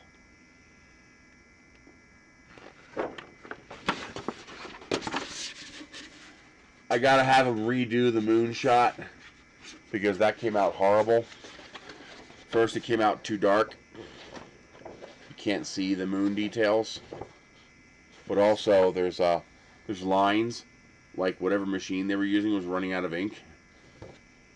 So I'm gonna have them redo that shot for me. I got a coupon code and got them dirt cheap, $11 each. I was like, okay, I'm gonna grab 2 for that price. I haven't tried to submit any more pics. I'm hoping to try to resubmit the cat pic and get a different reviewer. That was using Walgreens.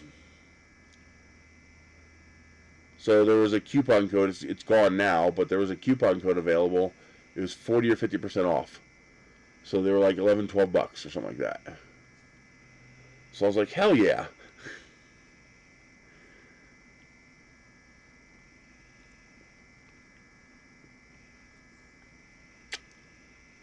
Oh, for any of you guys who signed up for Fetch, they have the Unilever deal that is currently going on.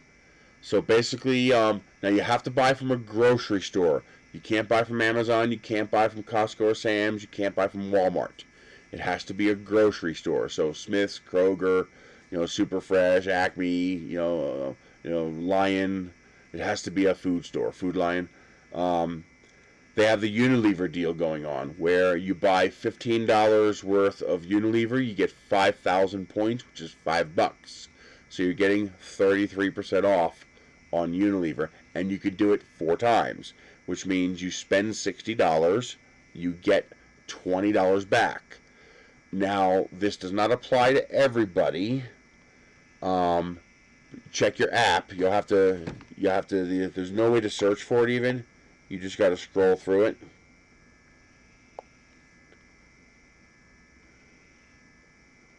Not everybody gets it. Michelle's account, she didn't get it, but I got it. If you scroll through, sometimes they have combo deals. So, for example, they had an Albertsons combo deal, where if you bought the Unilever products at Albertsons, you got another 5,000 points for every $15, which you could use 4 times. So I went to Albertsons. I'll show you. It's going to blow your mind.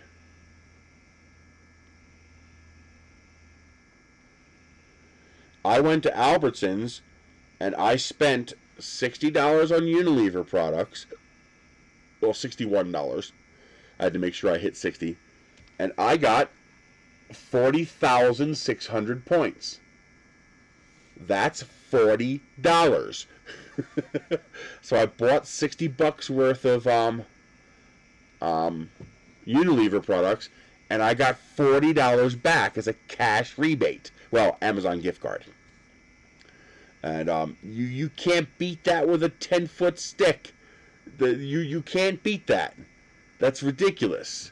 I even I finally got fed up and waiting, so I made my own business cards. Where are they? Did I put it in the downloads folder? Oh, I must have. I did.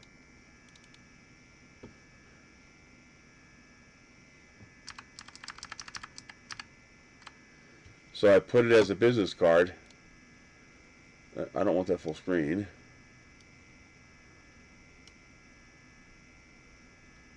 Oh, I switched. I don't want to do that. I want to do this. There we go. So I made up my own little business card. And I found a cheap place to order them to get them sent out. And well, you also have a slightly better situation. Hello? Seriously? Why would you do that? But there's my codes for Fetch and for Ibotta. So Fetch $5 minimum, Ibotta $20 minimum to get the money out. But and I get a commission if you sign up for either of those two. Well, here in the U.S., they rip us off. They rape us pretty badly. So they got to do sales every now and then, or the country would revolt because it would starve to death. They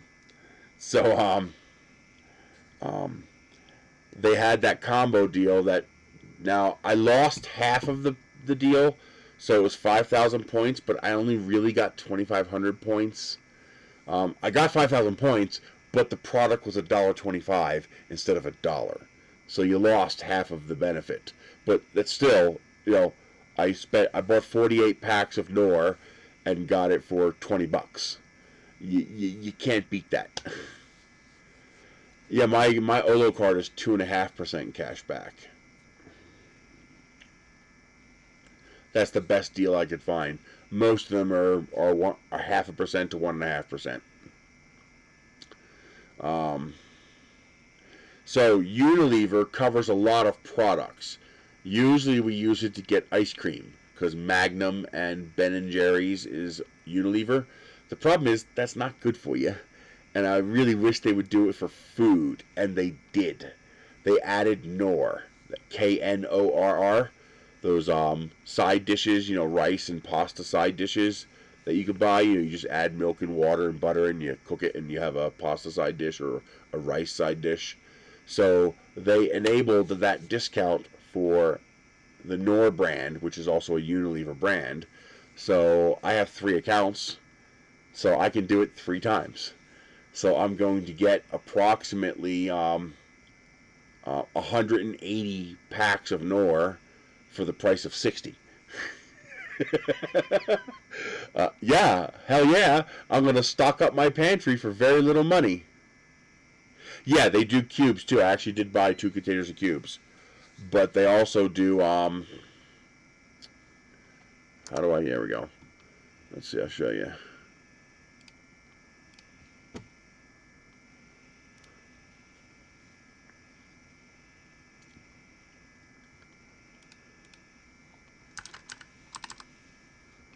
Excuse me.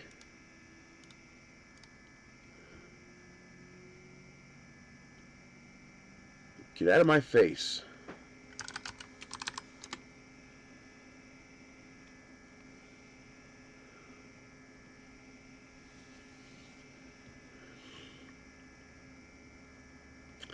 Come on, sometime today, please.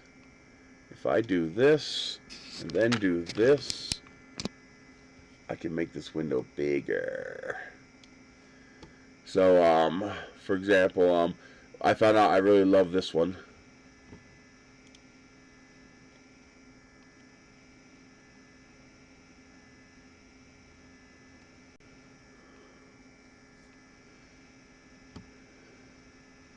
So this is the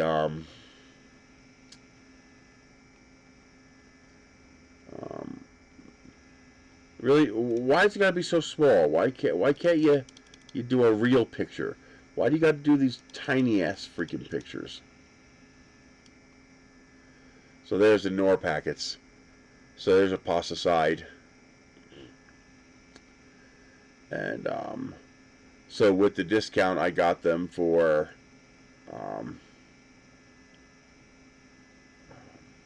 66 cents a piece. Now, of course, the Aldi deal got me 66% off, but the price was 25% higher. So you got 66% off of $1.25, not 66% off of $1, which sucks. The Not a Dollar Tree is gone now. Oh, we got some of these Mountain Dew Spark Raspberry. Very good, by the way. And they have it in zero sugar version, which is also still very good. So they have them for half off on Ibotta. But there's also a 1,500 point discount on Fetch. And you can stack them. So they're paying me $1.50 to buy them. Or paying me 50 cents. They cost $2. I'm getting $2.50 back. So they're paying me 50 cents to try them. And then I got these.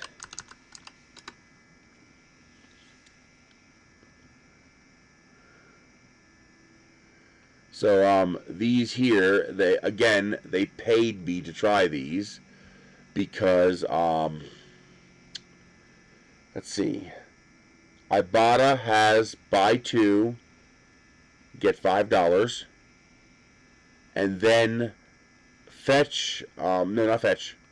Smith's had a buy two, get $5 cash back. And they had a $2 coupon. So two of them were $11, but I got $12 in cash back.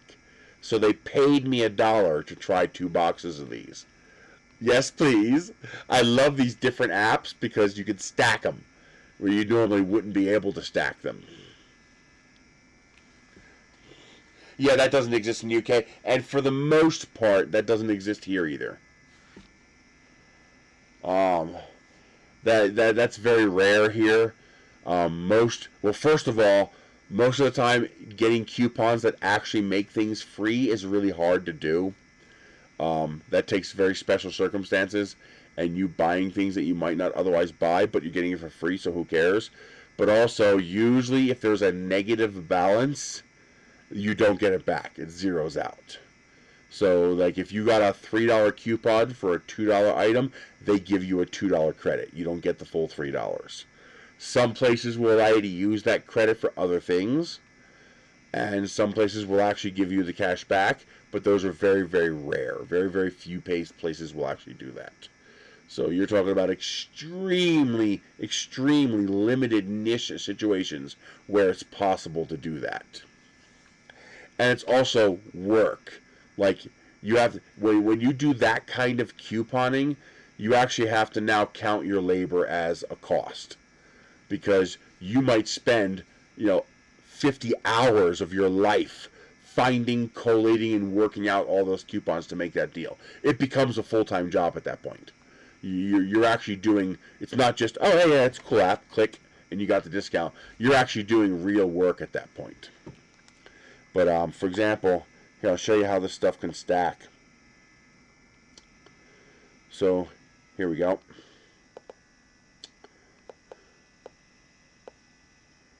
So, Ibotta, would you click, please? Thank you.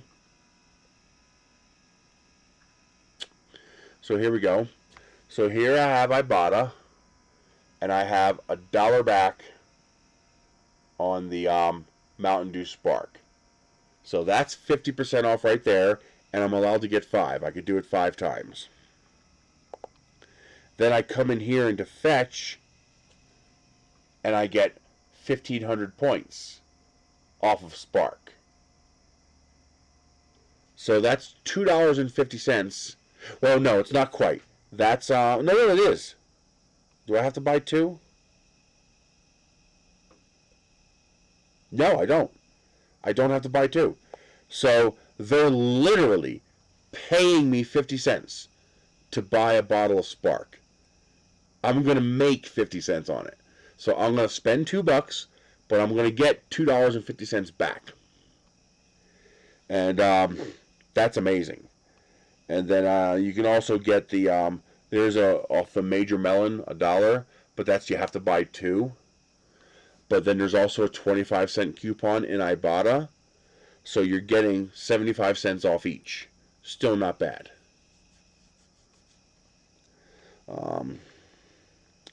What else? Anything else good? I can also get 1,500 points for a bottle of Mountain Dew Zero, so I'll be doing that. See, here's the combo deal. So this is Unilever and Safeway. So if you have a Safeway nearby, you can combine the 5,000 point Safeway Unilever deal with, it's not on here anymore because I already used it, but you can combine that with the 5,000 point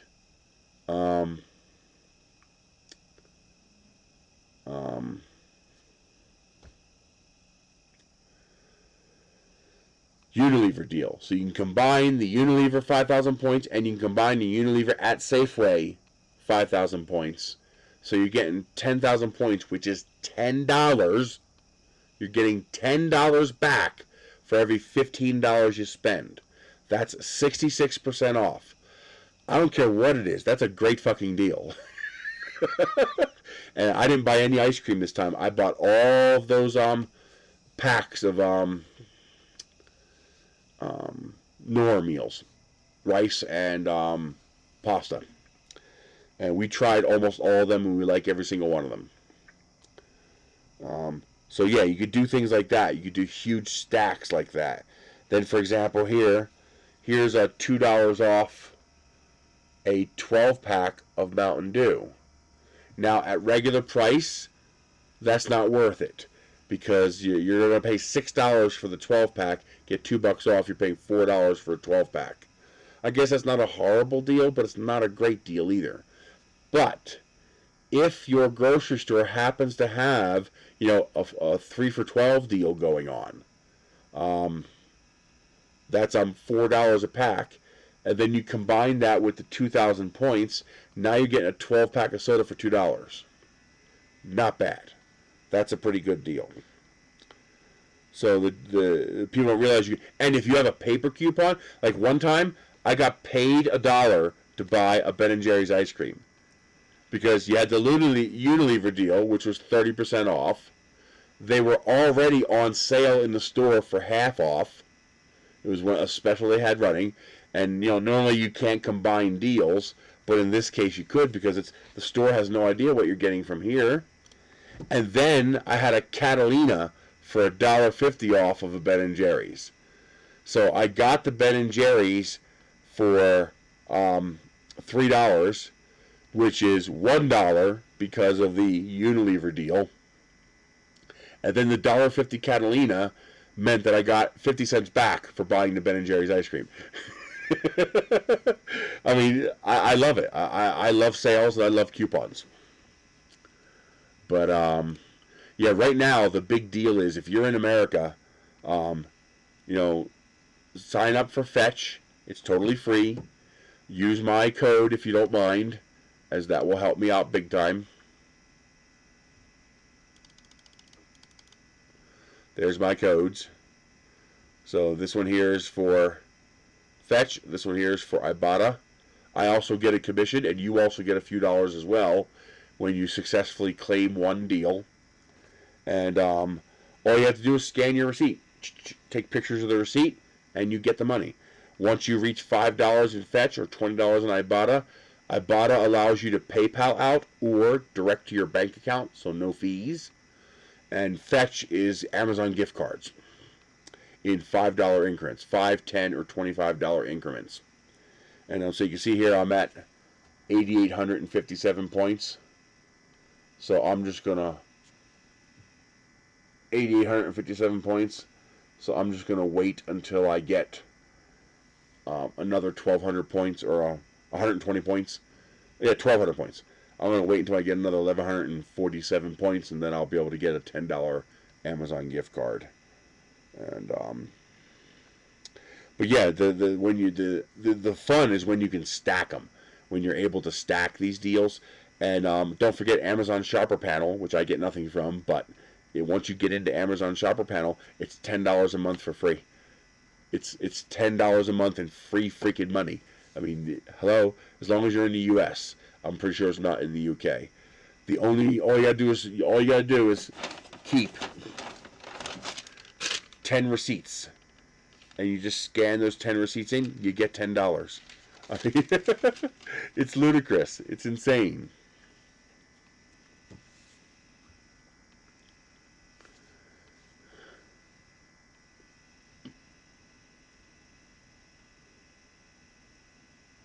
What's the Cobra?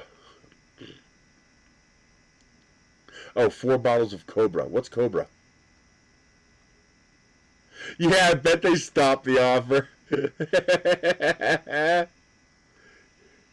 What's Cobra, though? Obviously, it's a UK brand, but I never heard of it.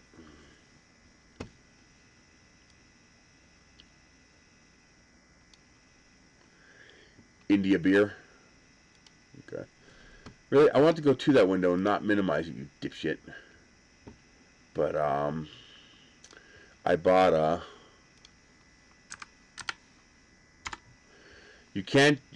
Fetch is only in the app. Ibotta, you could do a little bit on the PC, but you do need the app. Ibotta's kind of annoying.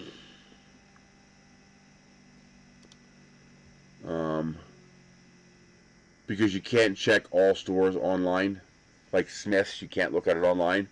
But what you do is you come into Walmart, and you do this on the app as well. And then you just look through here for the coupons. Like we tried out this Frecta Fructus because we got $1 back. That made it affordable enough for us to try out. Michelle likes these Ritz crackers, so whenever we buy them, we check here for the coupon and see if it's available. I got this when it was $1, but at 75 cents I didn't bother because they're pretty expensive. We did grab some of the Kraft singles. We're going to select that again. Because they're not. It's not a very good value for cheese, but it's very good for making grilled cheese, and she loves grilled cheese. That's how I got that Crunch Bar. You got 25 cents off. Those you want to do it through Walmart because they're 98 cents and you get 25 cents off. The Cracker Barrel for $1. I just got a whole bunch of detergent again. They had $3 and $4 off on Purex detergent. Oh, by the way, this Dave's Killer Bread is freaking amazing. It's too expensive for us to buy regularly because it's $4.50 a loaf. It's pretty expensive. This is the bagels. But with the $1.40 back, we tried it. They are very, very good. Kraft singles, Kraft shredded cheese, 50 cents back. Not a good deal unless the Kraft is on sale, because usually the store brand cheese is cheaper even with the 50-cent discount. Oh, that's cool. Still, why not? Just save them. Just be careful of those thermal receipts because they will fade. $1 back for Sara Lee ham, not worth it because the ham's like $9 a pound. So even with the $1 back, you're still paying $8 a pound. It's too much money. 25 cents on Babe Ruth. $1 back on Sargento. Sargento's expensive, but I love Sargento, especially the aged white cheddar. But Walmart, my local Walmart, is continuously out of stock on it. They never have it, so I can't get it. This is amazing. Dave's Killer Bread, Raisin the Roof. It's basically cinnamon raisin bread, organic cinnamon raisin bread with oats on the top. This bread is amazing. Again, at $1.50 off, great. But at regular price, too expensive. But the $1.50 lets us try it. Here's the detergent I got. So this is $3 back. And I think, I don't remember what the limit was. I think it was 5 times or it might be 2 times. 2 times. So you can use it twice. So you get the 150-ounce bottle. Why would you go up? Like, why did you do that?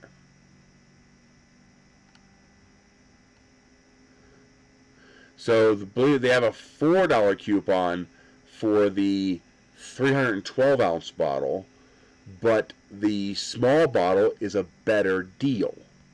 I'll show you why.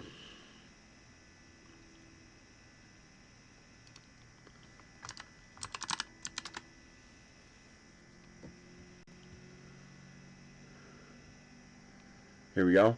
So here is the Pure X. So there is the 150 ounces Pure X, right? That should be per ounce. Let's double check that. So 8.47 divided by 150, it's 5.6 cents per ounce.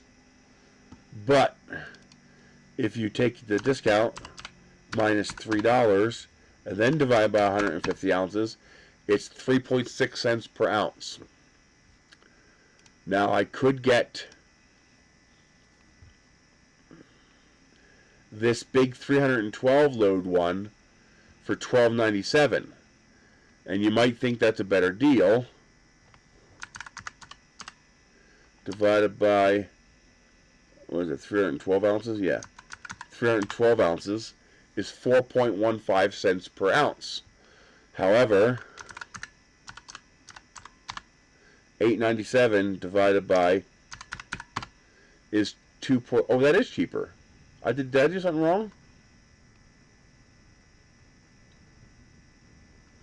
I think I did something wrong, because it did not work out to be cheaper. Where is the other one? There's the $3 one. There was for the $4 one.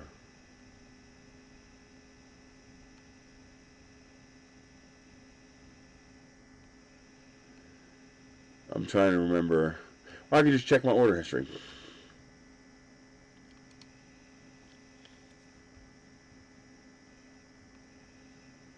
There it is.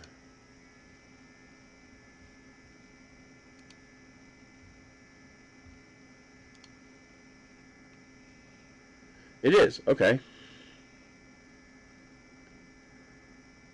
Oh, that's 312. Is it 312 ounces?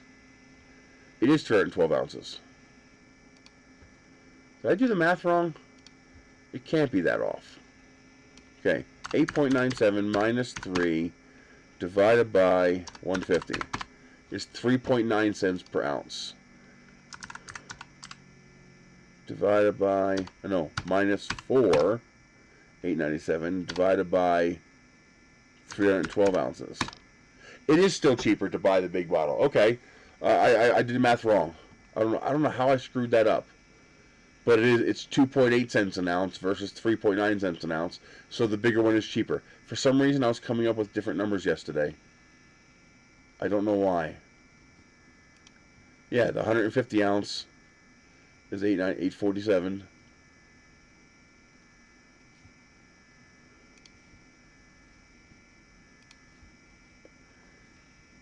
$8.47 minus 3. 3.6 cents versus 2.8 cents. So the big bottle is cheaper. So that's the one you want. You want to get the big bottle with the $4 coupon. You're allowed to use it 2 times, so I bought 2, and this has popped up 4 times. So I have 8 of these bottles. We have enough laundry detergent for 6 or 7 years now. I will never have to pay full price for detergent for a very, very long time.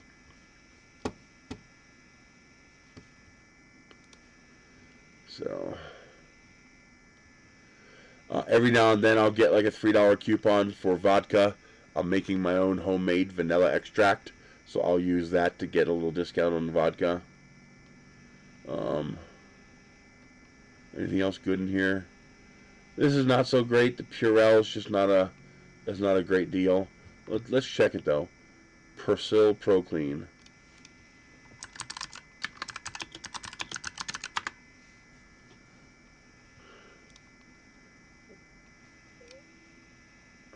Persil Pro Clean. Oh, they could do 150 ounce too. Oh, I hate when I misclick. I hate it so much. 100 ounce, 150 ounce.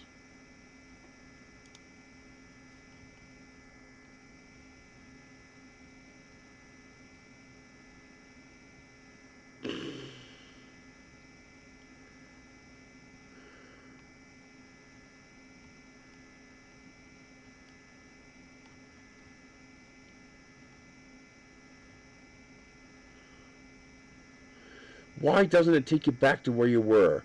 It takes you back to the top because this is a dynamically loaded page. That's why.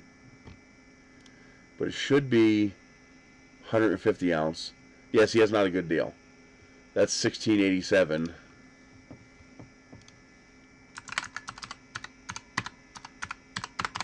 So that's 9.2 cents an ounce. It's over 300% more than what I'm paying for the Purex. So that's not worth the deal. There it is, Persil.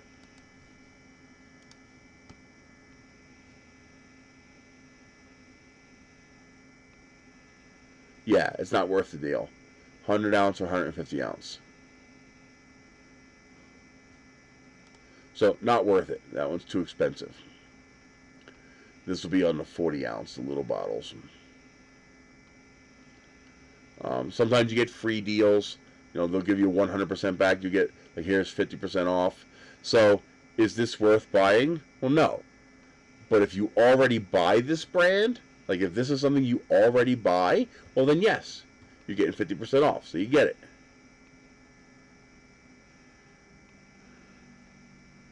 Hey, pain reliever's 10 cents off. Might as well save that. And then sometimes you get generic coupons like this. So these are generic coupons that are good for anything in that category. So those are worth grabbing up because you're going to, like, I can, like, you know, generic juice, I can buy the 87-cent bottle of juice and I get 10 cents off. You know, buy the 88-cent loaf of bread, you get 10 cents off. You know what I mean? This one's great if it lasts a while. There's only 12 hours left, so this one's no good. But this is great when I find a pack of deli meat in the clearance fridge. So when sometimes they have the Oscar Mayer, you know, 12 ounces, 16 ounces of sliced meat in the clearance fridge. And so I'll grab that for 99 cents and get 10 cents off. You know, I mean, you know, being able to stack is nice.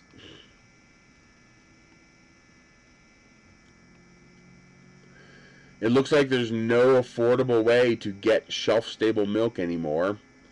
I used to buy the quarts of shelf-stable milk at Dollar Tree for $1. That's $4 for a gallon of milk. But there's no waste because it's in quart size. And it doesn't require refrigeration, and it's shelf-stable for a year. But now that it's $1.25, that's $5 a gallon. That's no longer worth it. Even if we waste a quarter of a gallon of a refrigerated gallon of milk at $3, that still ends up being cheaper per unit. Because if you take, if you pay, yeah, UHT milk, shelf-stable milk. You know, the cartons. You know, it comes in a carton like this. You know, it comes in a paper carton like this here. And so you might think, hey, so there you go, there's $1 off. The problem is the price.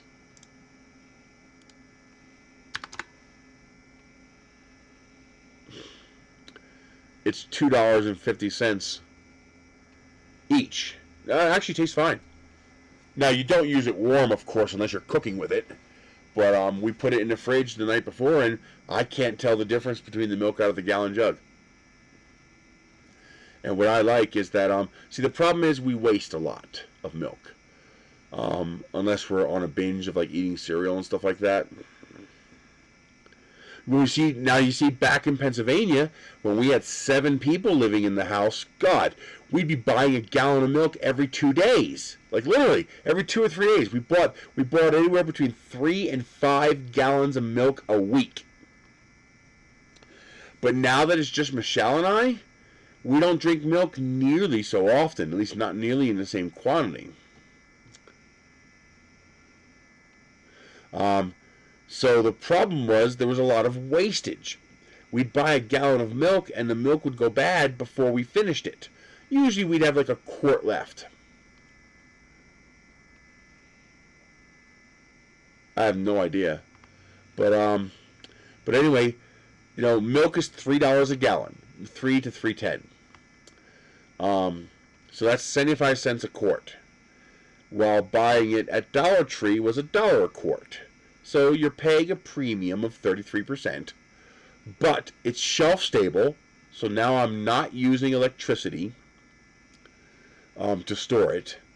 So it's just sitting on my shelf in my pantry.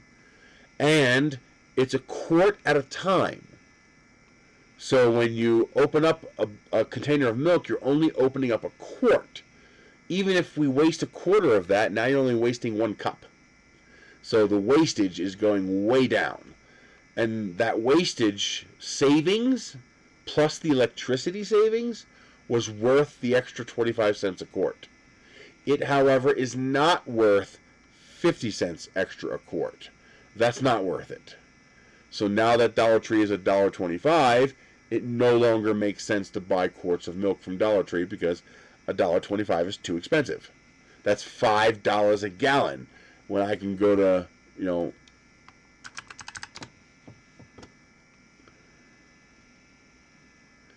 when I could buy a gallon for $3.15. It's not worth paying $5 just to be shelf stable without electricity. It's annoying. Milk is it's usually about $3 at the grocery store. Walmart charges a little bit more. So it's kind of annoying. It's really annoying. Like, do they have any quarts?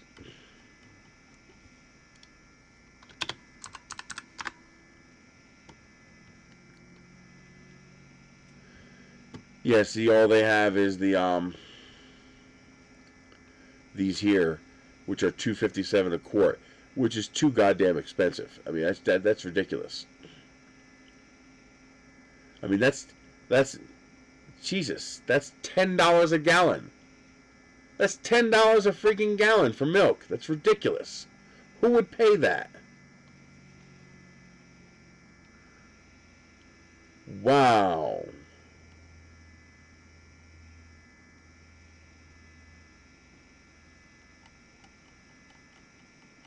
But what are you going to do? Now that Dollar Tree has said fuck everybody. But, so even with the $1 off, it's not a good deal because that's still $1.57 for a quart. Which is, no,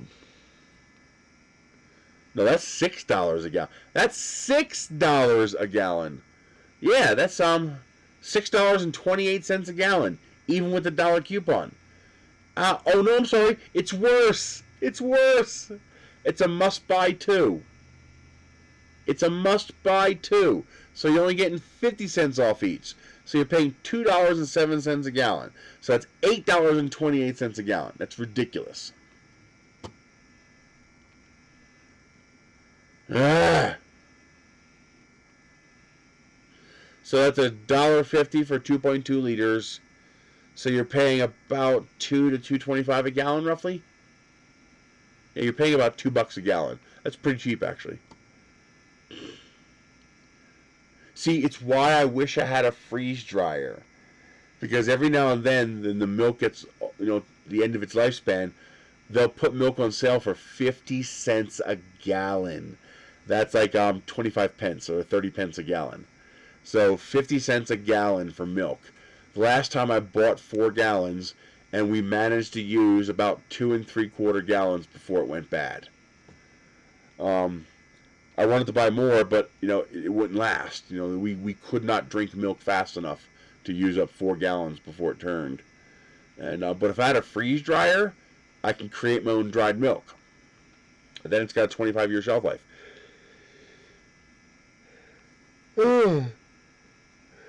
Even when you factor in the electricity to run it, it's still worth it. I didn't think of that.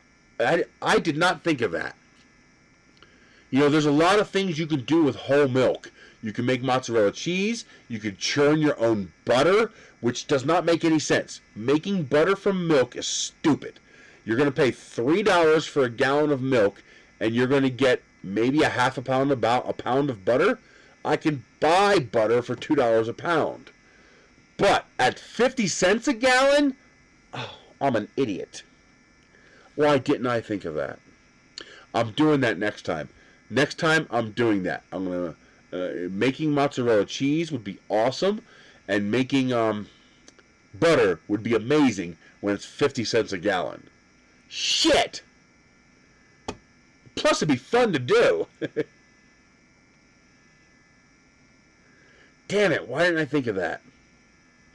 Yeah, I'm going to do that. I'm going to learn how to do it, and I'm going to do that.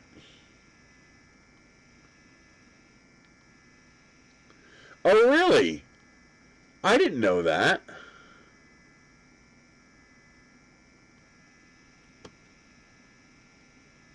I don't care, as long as it tastes the same.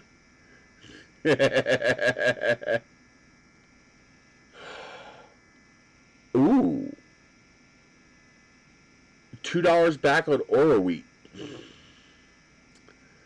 I can Oro wheat, Arnold, or Brownberry keto. Oh, it's keto bread. Never mind. Because I could sometimes get Oro wheat brand pretty cheap. But that's specifically for keto. Which is no point for me to get. Dave's Killer English Muffins. Do they have any?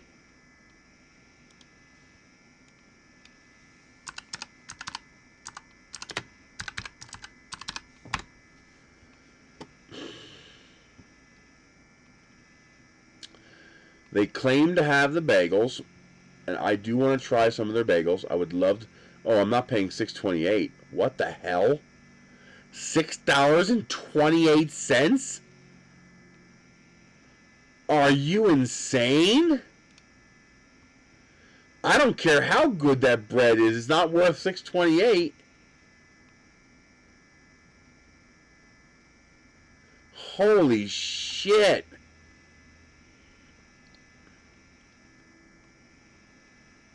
That's insane. Well, it is an 18-ounce loaf, but even still. Jesus.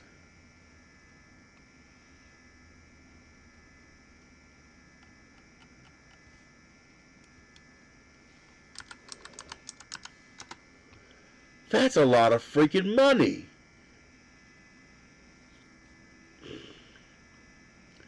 Actually, 18 ounces is small. That's not that big. A regular loaf is 20 ounces. Wow.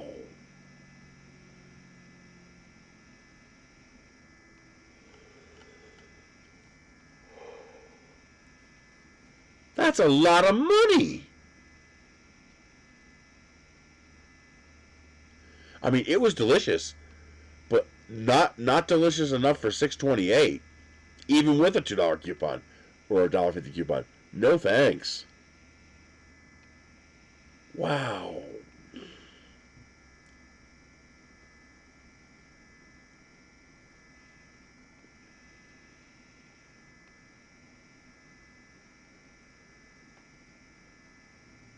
That is absolutely mind-numbingly incredible.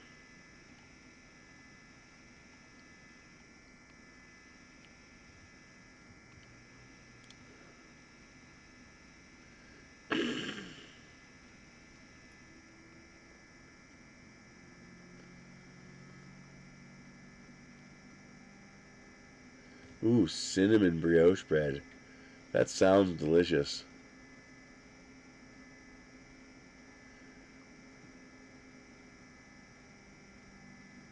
Wow. That's incredible. But they don't have English muffins.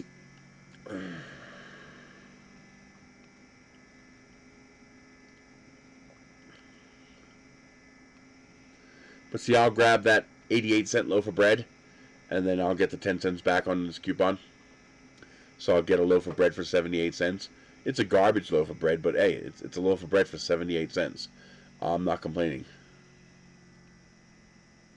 King's Hawaiian. God, I love King's Hawaiian. I wait till it's on sale, 2 for 1.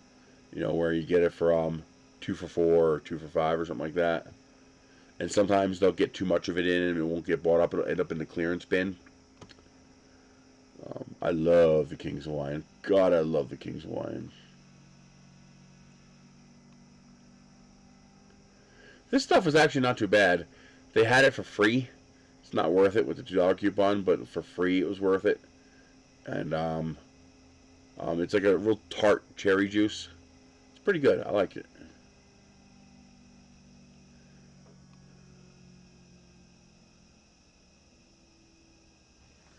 Oh yeah, well, if you go up to Alaska, yeah, look up Alaska grocery store prices. Unless you're in Anchorage, you know, where they actually have regular shipments, and it's still pretty expensive. I mean, you're talking some ridiculous prices for stuff that we take for granted here. But yeah, when you have to have somebody, you know, haul it or fly it up to a remote city in the middle of the frozen tundra, yeah.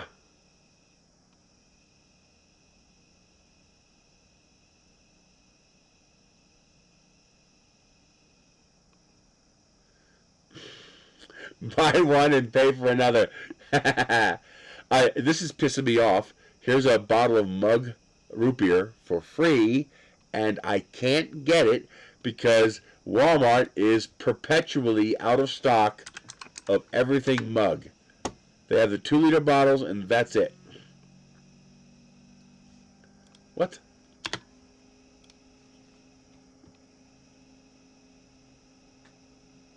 So there you go. 20-ounce bottles, all they got. Or big 2-liter bottles, all they got.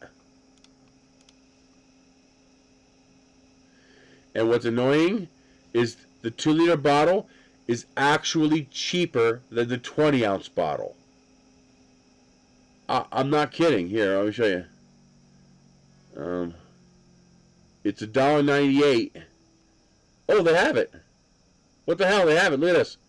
It's $1.98 for the 20-ounce bottle. That right there. $1.98 for the 20-ounce bottle. And it says they have it.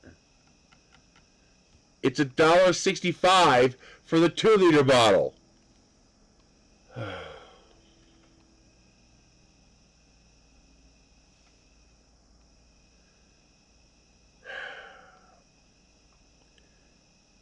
It's 33 cents cheaper for the 2-liter bottle.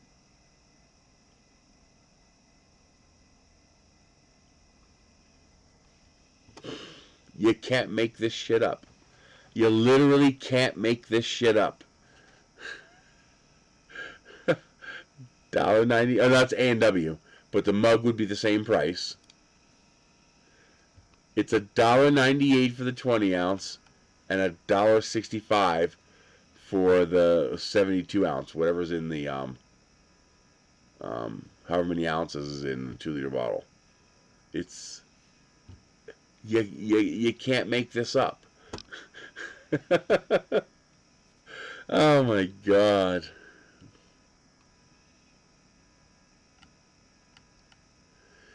Absolutely insane.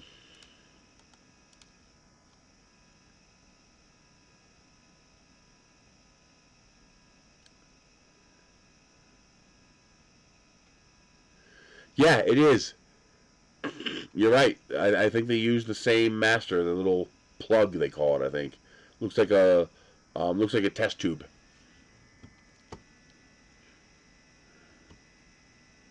Wow, that is mind blowing. That is mind blowing.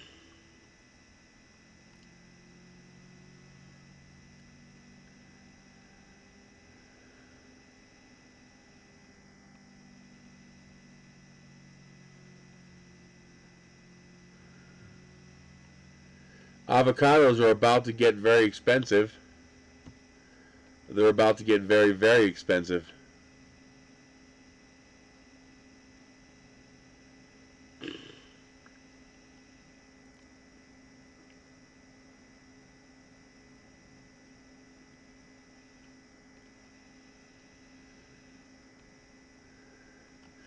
Alright, so there's nothing else good at Walmart. And I can't check.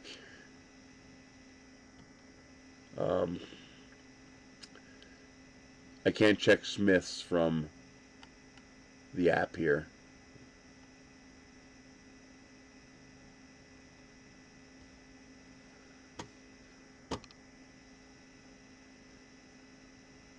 Craziness. Absolute craziness.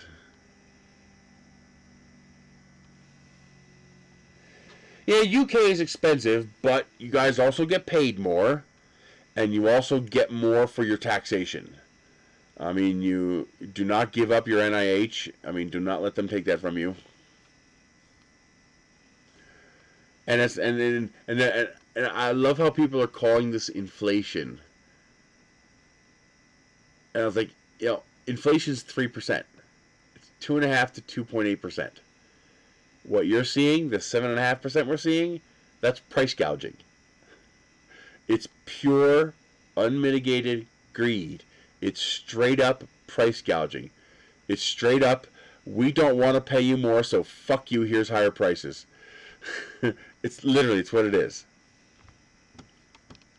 We literally need to institute corporate martial law. The government needs to clamp down on corporations because it's pure price gouging.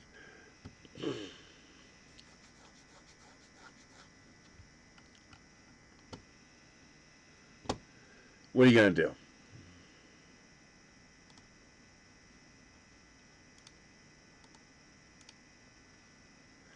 So yeah, we have just about all these. We have a whole bunch of them. And I'll be buying another 60 packets tomorrow. Because I have one more account that we haven't done it with yet.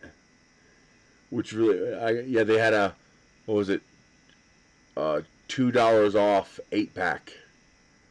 So that's 25 cents off each pack coupon. So the only 8-packs that Walmart had that were a proper price was a stroganoff. So we now have 24 packs of stroganoff side dish. So not only did we get the discount for buying 8 packs, but we got $2 off each 8-pack.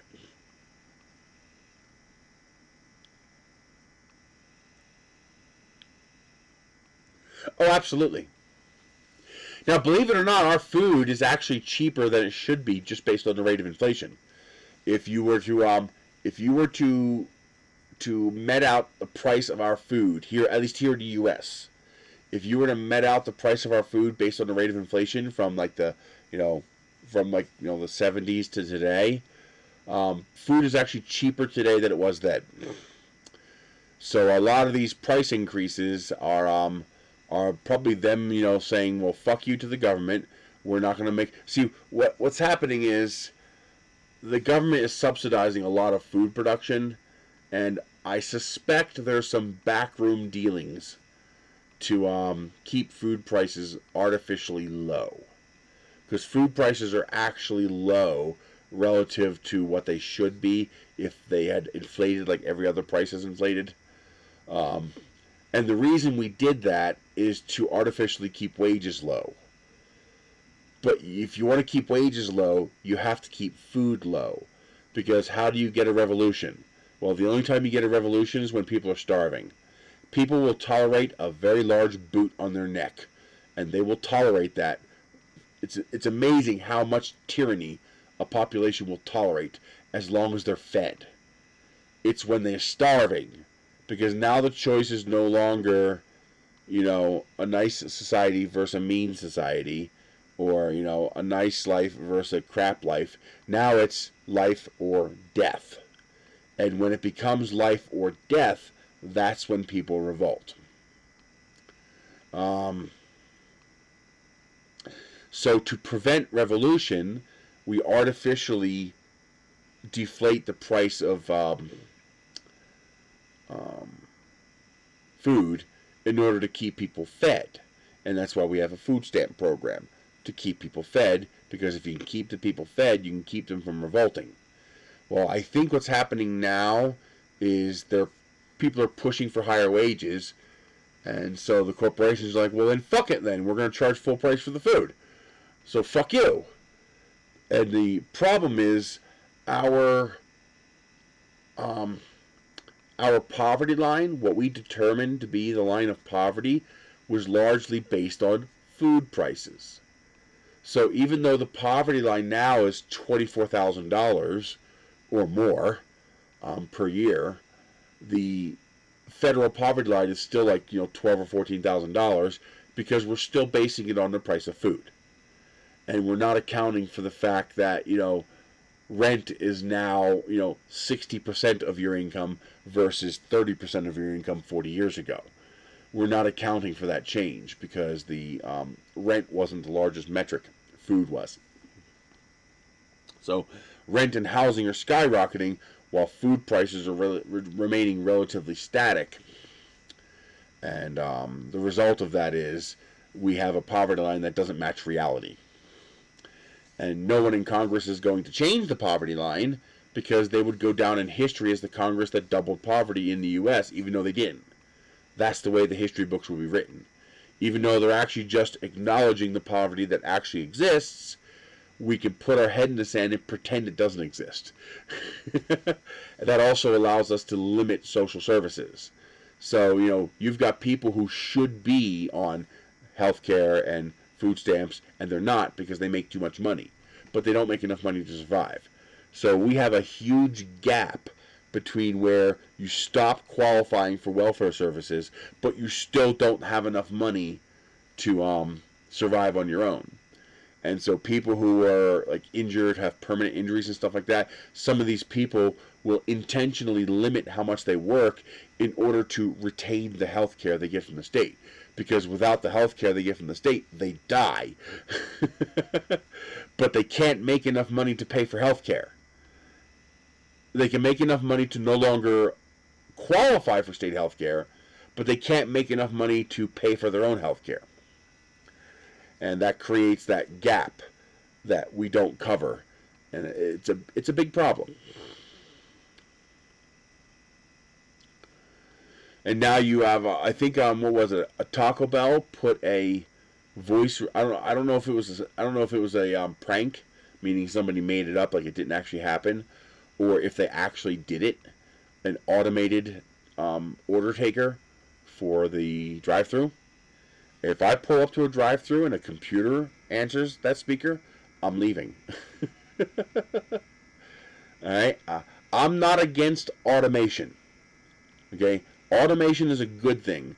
The fewer jobs that we can create, the better. Because people should not have to work unless they have to. If people can work less, then people should work less. And they should be paid more accordingly. So, we should be working 20-hour work weeks or less. And we don't. Because instead of taking the savings from that automation and putting that savings back into society, instead, we just increase our profits. Look at all these companies raising prices, and then look at their profits for the last year. Record profits, every one of them. Every one of them, record profits, but they're raising prices.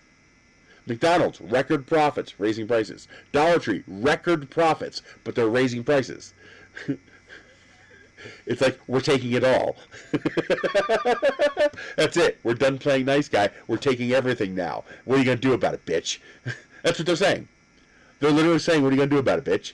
We're taking everything. I mean...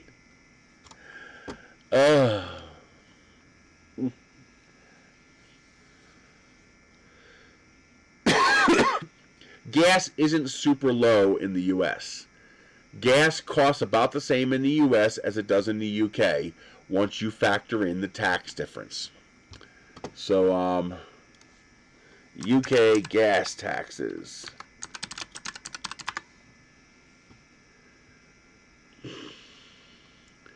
So UK charges 57.95 pence per liter plus 20 to 25 pence per liter on value-added tax, VAT. So you are paying, let's call that 58, let's call that 22. To split it down the middle, okay, 22. So 58, 60. You're paying 80 pence tax per $1.49 liter for gas. So you're paying more than, you're paying like 60, 65% of the price of your gas is tax. So if we take 1.49 and minus 80.5, you're paying, 1.49 minus 0.805, I think. No, 850. You're paying 64 pence per liter.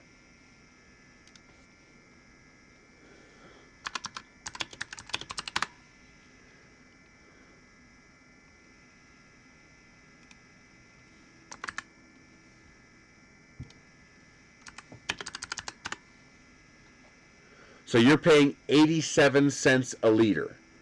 And how many liters in a gallon?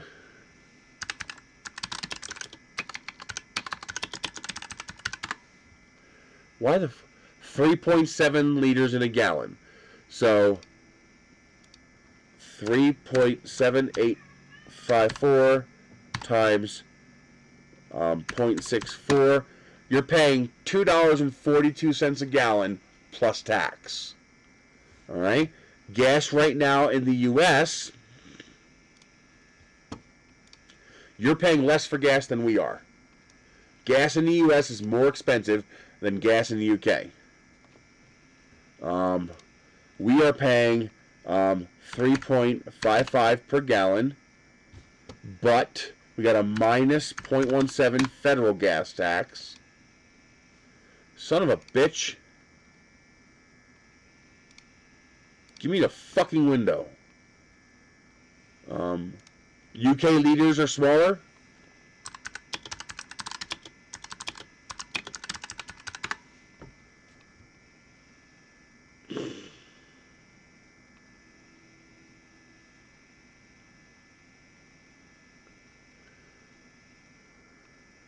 No, a liter is a liter. A liter isn't different in the UK.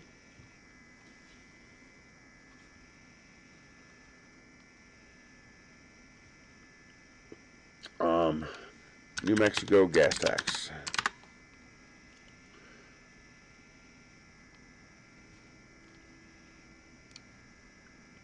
Oh, it's only 17 cents in New Mexico, too. That's why our gas is cheaper. So, minus 0.17 again. So, your gallons are different, but I'm talking U.S. gallons. I'm doing everything in U.S. gallons.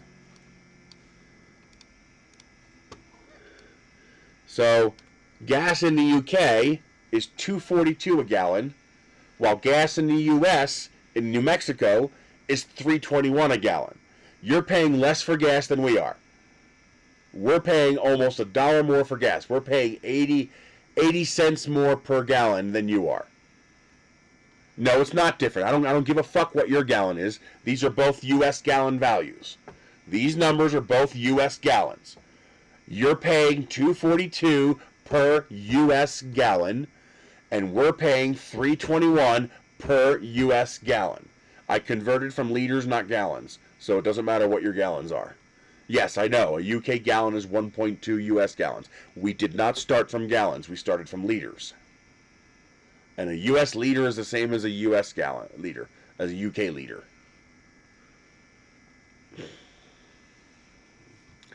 That's the whole point of metric. They're the same. So, and a U.S. gallon is 3.78 liters, while a UK liter is a UK liter. It's a liter. Okay? So, you're paying $2.42 per gallon. We're paying $3.21 per gallon. So, you're paying 80 cents less per gallon. You say, well, it's not what I pay at the pump. That's right. The difference in what you pay at the pump is tax. No, this is without tax. This is before tax. So this is how much you're paying for the product.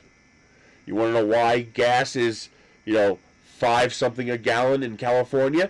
Because they charge a lot more taxes on gas in California.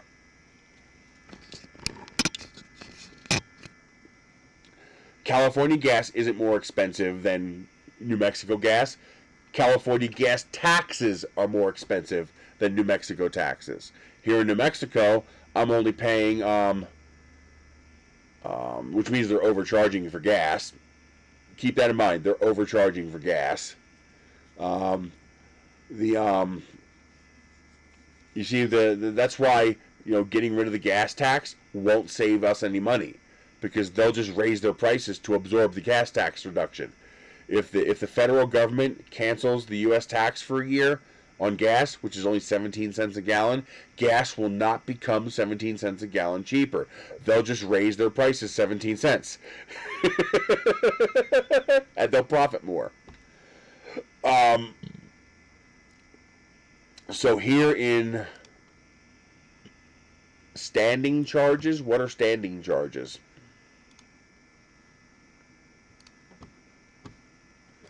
So here in New Mexico, I pay 34 cents a gallon tax, while you guys in the UK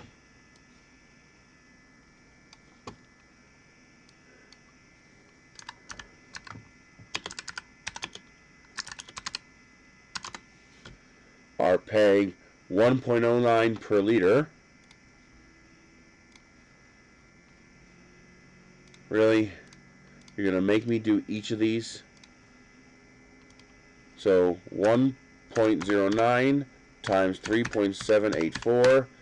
You are paying $4.12 in tax per gallon. So there's your price difference. So let's change this to 2.42. Would you stop fucking adding it? There. So, in the U.S., I'm paying $3.21 for gas, 34 cents in gas tax, while in the U.K., you're paying $2.42 per U.S. gallon for gas, but you're paying $4.12 in gas tax per U.S. gallon.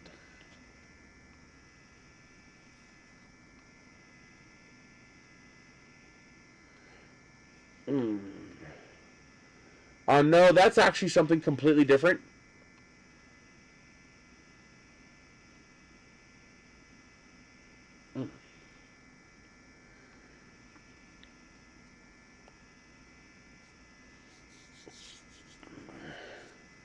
What are standing charges? Is that like a service fee, just for having the service, or? That's what it is. The pimple's bothering me. I think I got it though.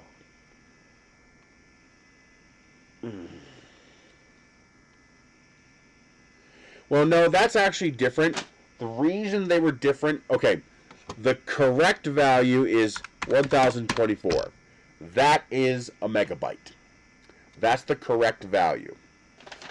The problem is they tried to metricize the value for hard drives to make it seem larger.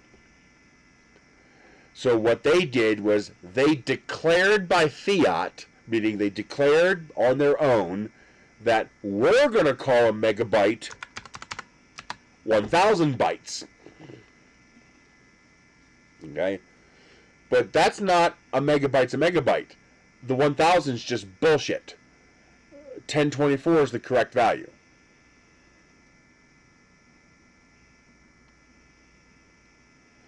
But because the hard drive sizes got so established, they now have to use both. Meaning their propaganda bullshit gaslighting scheme worked, and they got us to count both values now. And the problem is manufacturers won't fix it because it makes them look better. It makes their drives look larger to use the 1000. They get to say that this is a 4 gigabyte card, even though it's not a 4 gigabyte card. Because what is that? 40 million divided by 1024. It's like 3.6 gigabytes or something like that.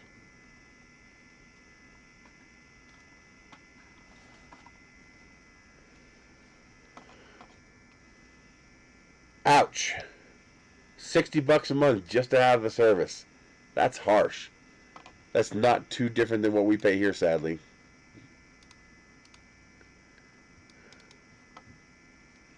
Oh, it's not plugged in. Come here, son of a bitch. Keep messing with me. See what I'm doing to you. I'll feed you to the paper shredder. Then we'll see what you like it. We'll see what you have to say about it. So, in reality, what?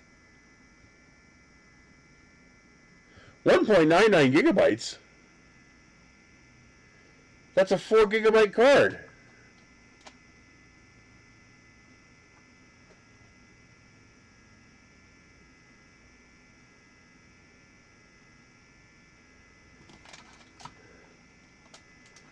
What does that say?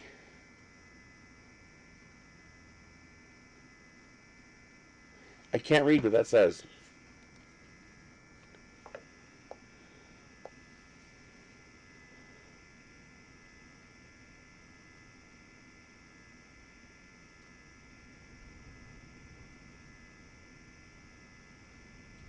Oh.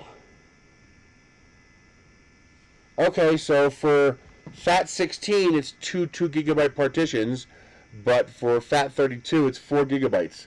So this is one of those old hybrid cards, which means I should be able to format this FAT32 and make it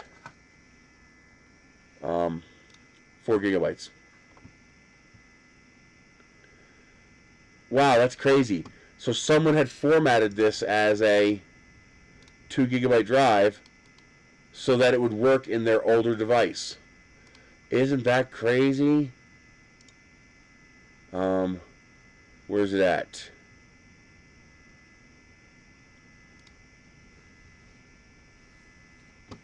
Disk management. I should be able to change that.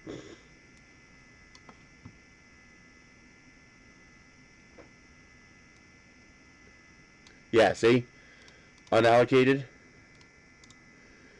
So if I delete this,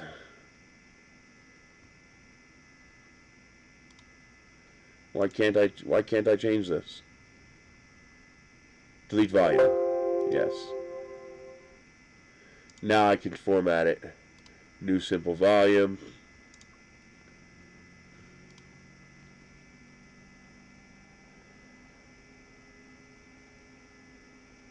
Yeah, correct. They won't. Most of them will not. The 32-bit ones should. The 32-bit ones should be able to.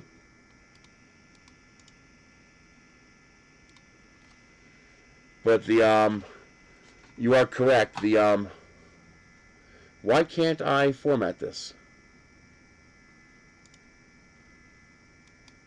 There it goes.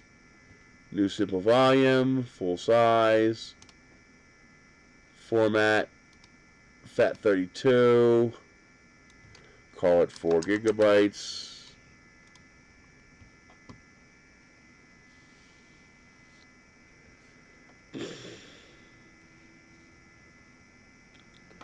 There it goes. Now I got, see, it's actually 3.8 gigabytes. No, it will not do the same because the digital camera is unlikely to be able to read an NTFS partition. It's highly unlikely your digital camera can read NTFS.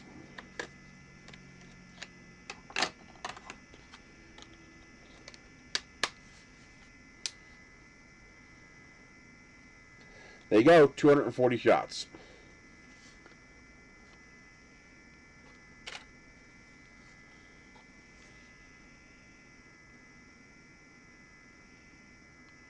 Huh. I didn't even realize that was formatted 2 gig.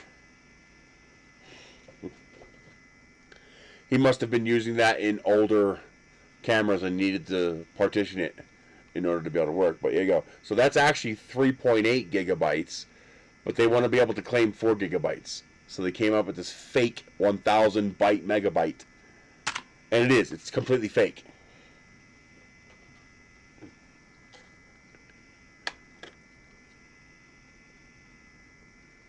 It'll show a pic of your name.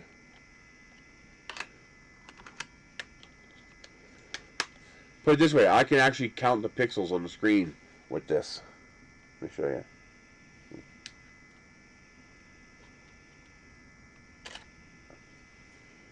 And I can probably zoom in and get a real nice shot.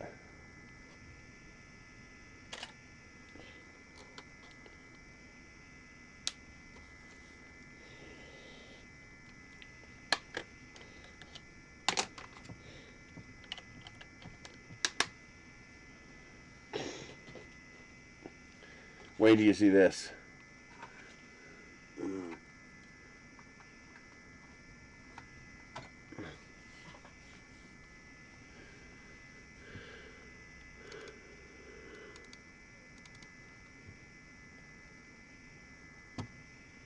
So let's switch to this. Look, you see that pattern? That pattern is actually the pixels. So if we view this at 1:1, so original size, you can see, actually this is not in focus, this is blurry. Part of it should be clear though. There you go. You can actually see, this picture is actually blurry, but you can actually see the individual pixels. See those little squares? Those are the original organic light emitting diodes, the individual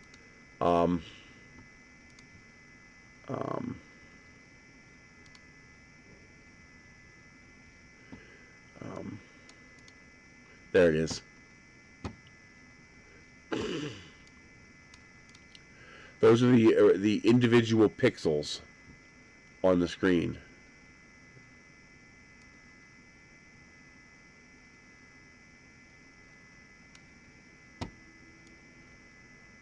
Look at that.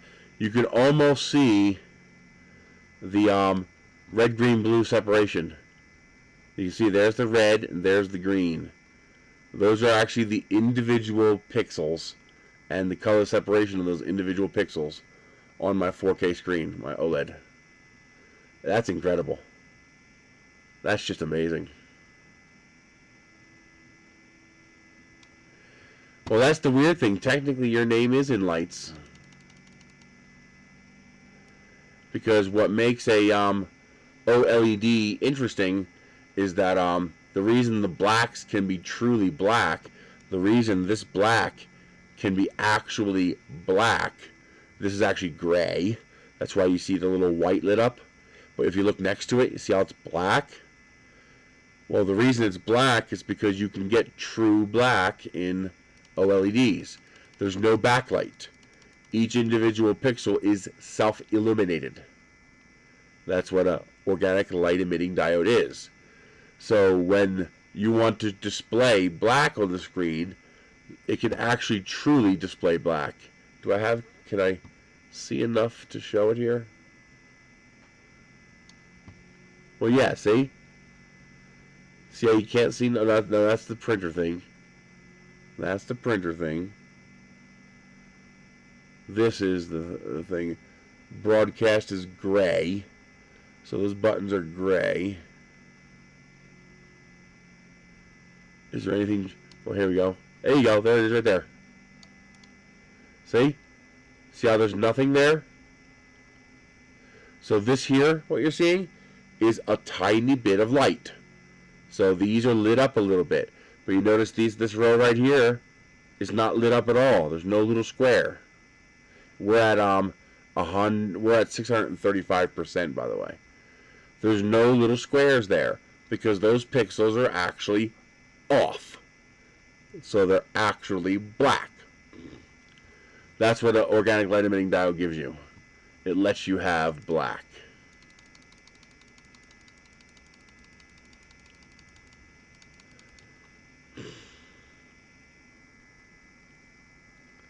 Probably, yeah. Persistence of vision thing does that. So, yeah, that's the crispest part of the picture right there. And so that, you can actually see a little glare. It's a little overexposed. All the diodes are lit up. That's freaking cool. But there you go. That's the difference between U.S. is $3.21 a gallon, U.K. is $2.42 a gallon. But then the U.K. pays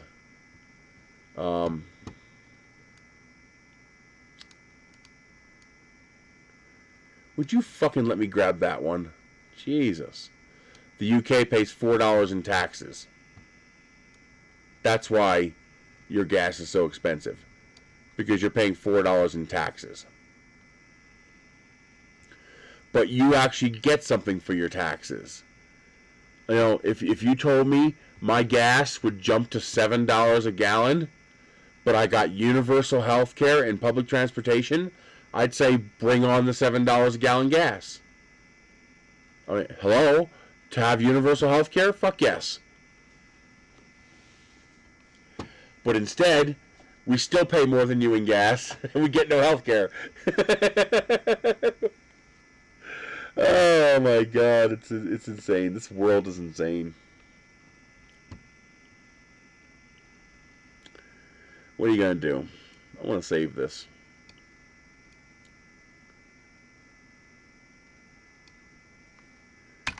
Let's save a picture of that.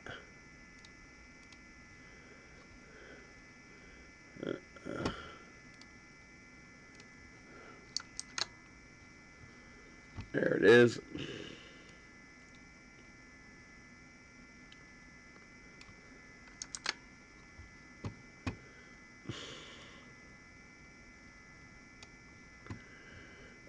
%'s fine.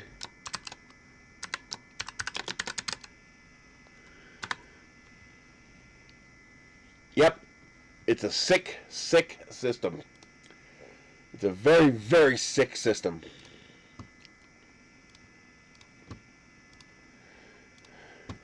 You know my solution. Eat them. We need to start eating them. The sooner we start eating them, the sooner we can start fixing things.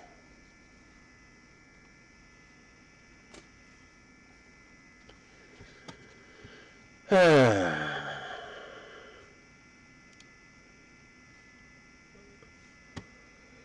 are you gonna do? Alright guys, I want to start making dinner soon. I gotta go get that lazy bum out of bed. She's been in bed all damn day.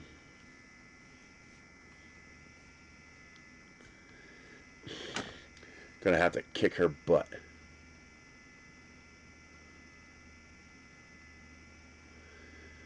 So, you guys have a great day. I will see you next week.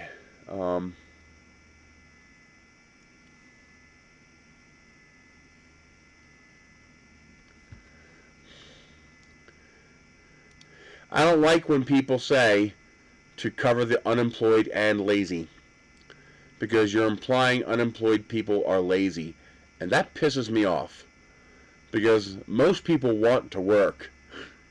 Yeah, now, are there lazy people? Sure, there's lazy people, but that's not most of them. That is not most people. We live in a world designed to gaslight you into blaming the poor people for their poverty. And poverty is a societal choice, not an individual decision. So, you gotta stop listening to the gaslighting. We gotta start eating the rich, eating the politicians, taking back what belongs to us. So, I will see you guys next week. You guys have a great day. See you later, DeWitt. Thanks for joining in. And overall, I don't have much complaints about the cover. It works well. It was easy to put together. It's cheap. It's only $50. It's already got a 3-inch duct. The only thing I might suggest is maybe go to a 4-inch duct, since 4-inch is more common than 3-inch. Maybe. Because it's a typical dryer duct. And, but one thing I would like to see, I'd like to see a cross beam in the middle, so that this doesn't droop in the middle. And add a light inside. Make that an option, an accessory. $10 you can add a light and have a cross beam with a light. I think I'd like to see that. And Well, just say or the lazy. No, this way it's an or, not a. They're both. But the lazy is the lazy is. Don't even mention it. Stop even saying anything about the lazy. They're this much. The lazy is that much of this. Okay, that's they encompass such a tiny percentage. There's no point in even mentioning them. The gaslighters want you to think it's all lazy people, because then you can justify the feudal system that we have. But what are you gonna do? All right, I will see you guys later. I'm gonna get out of here. I don't know what we're gonna do next week. I do have another printer outside. I could bring that one in and we could play with that one. There's one of those Vince printers. It's an enclosed one though. It looks kind of like the Adventurer 3. So I might bring that in and play with it. And we'll see what happens. So I will see you guys later.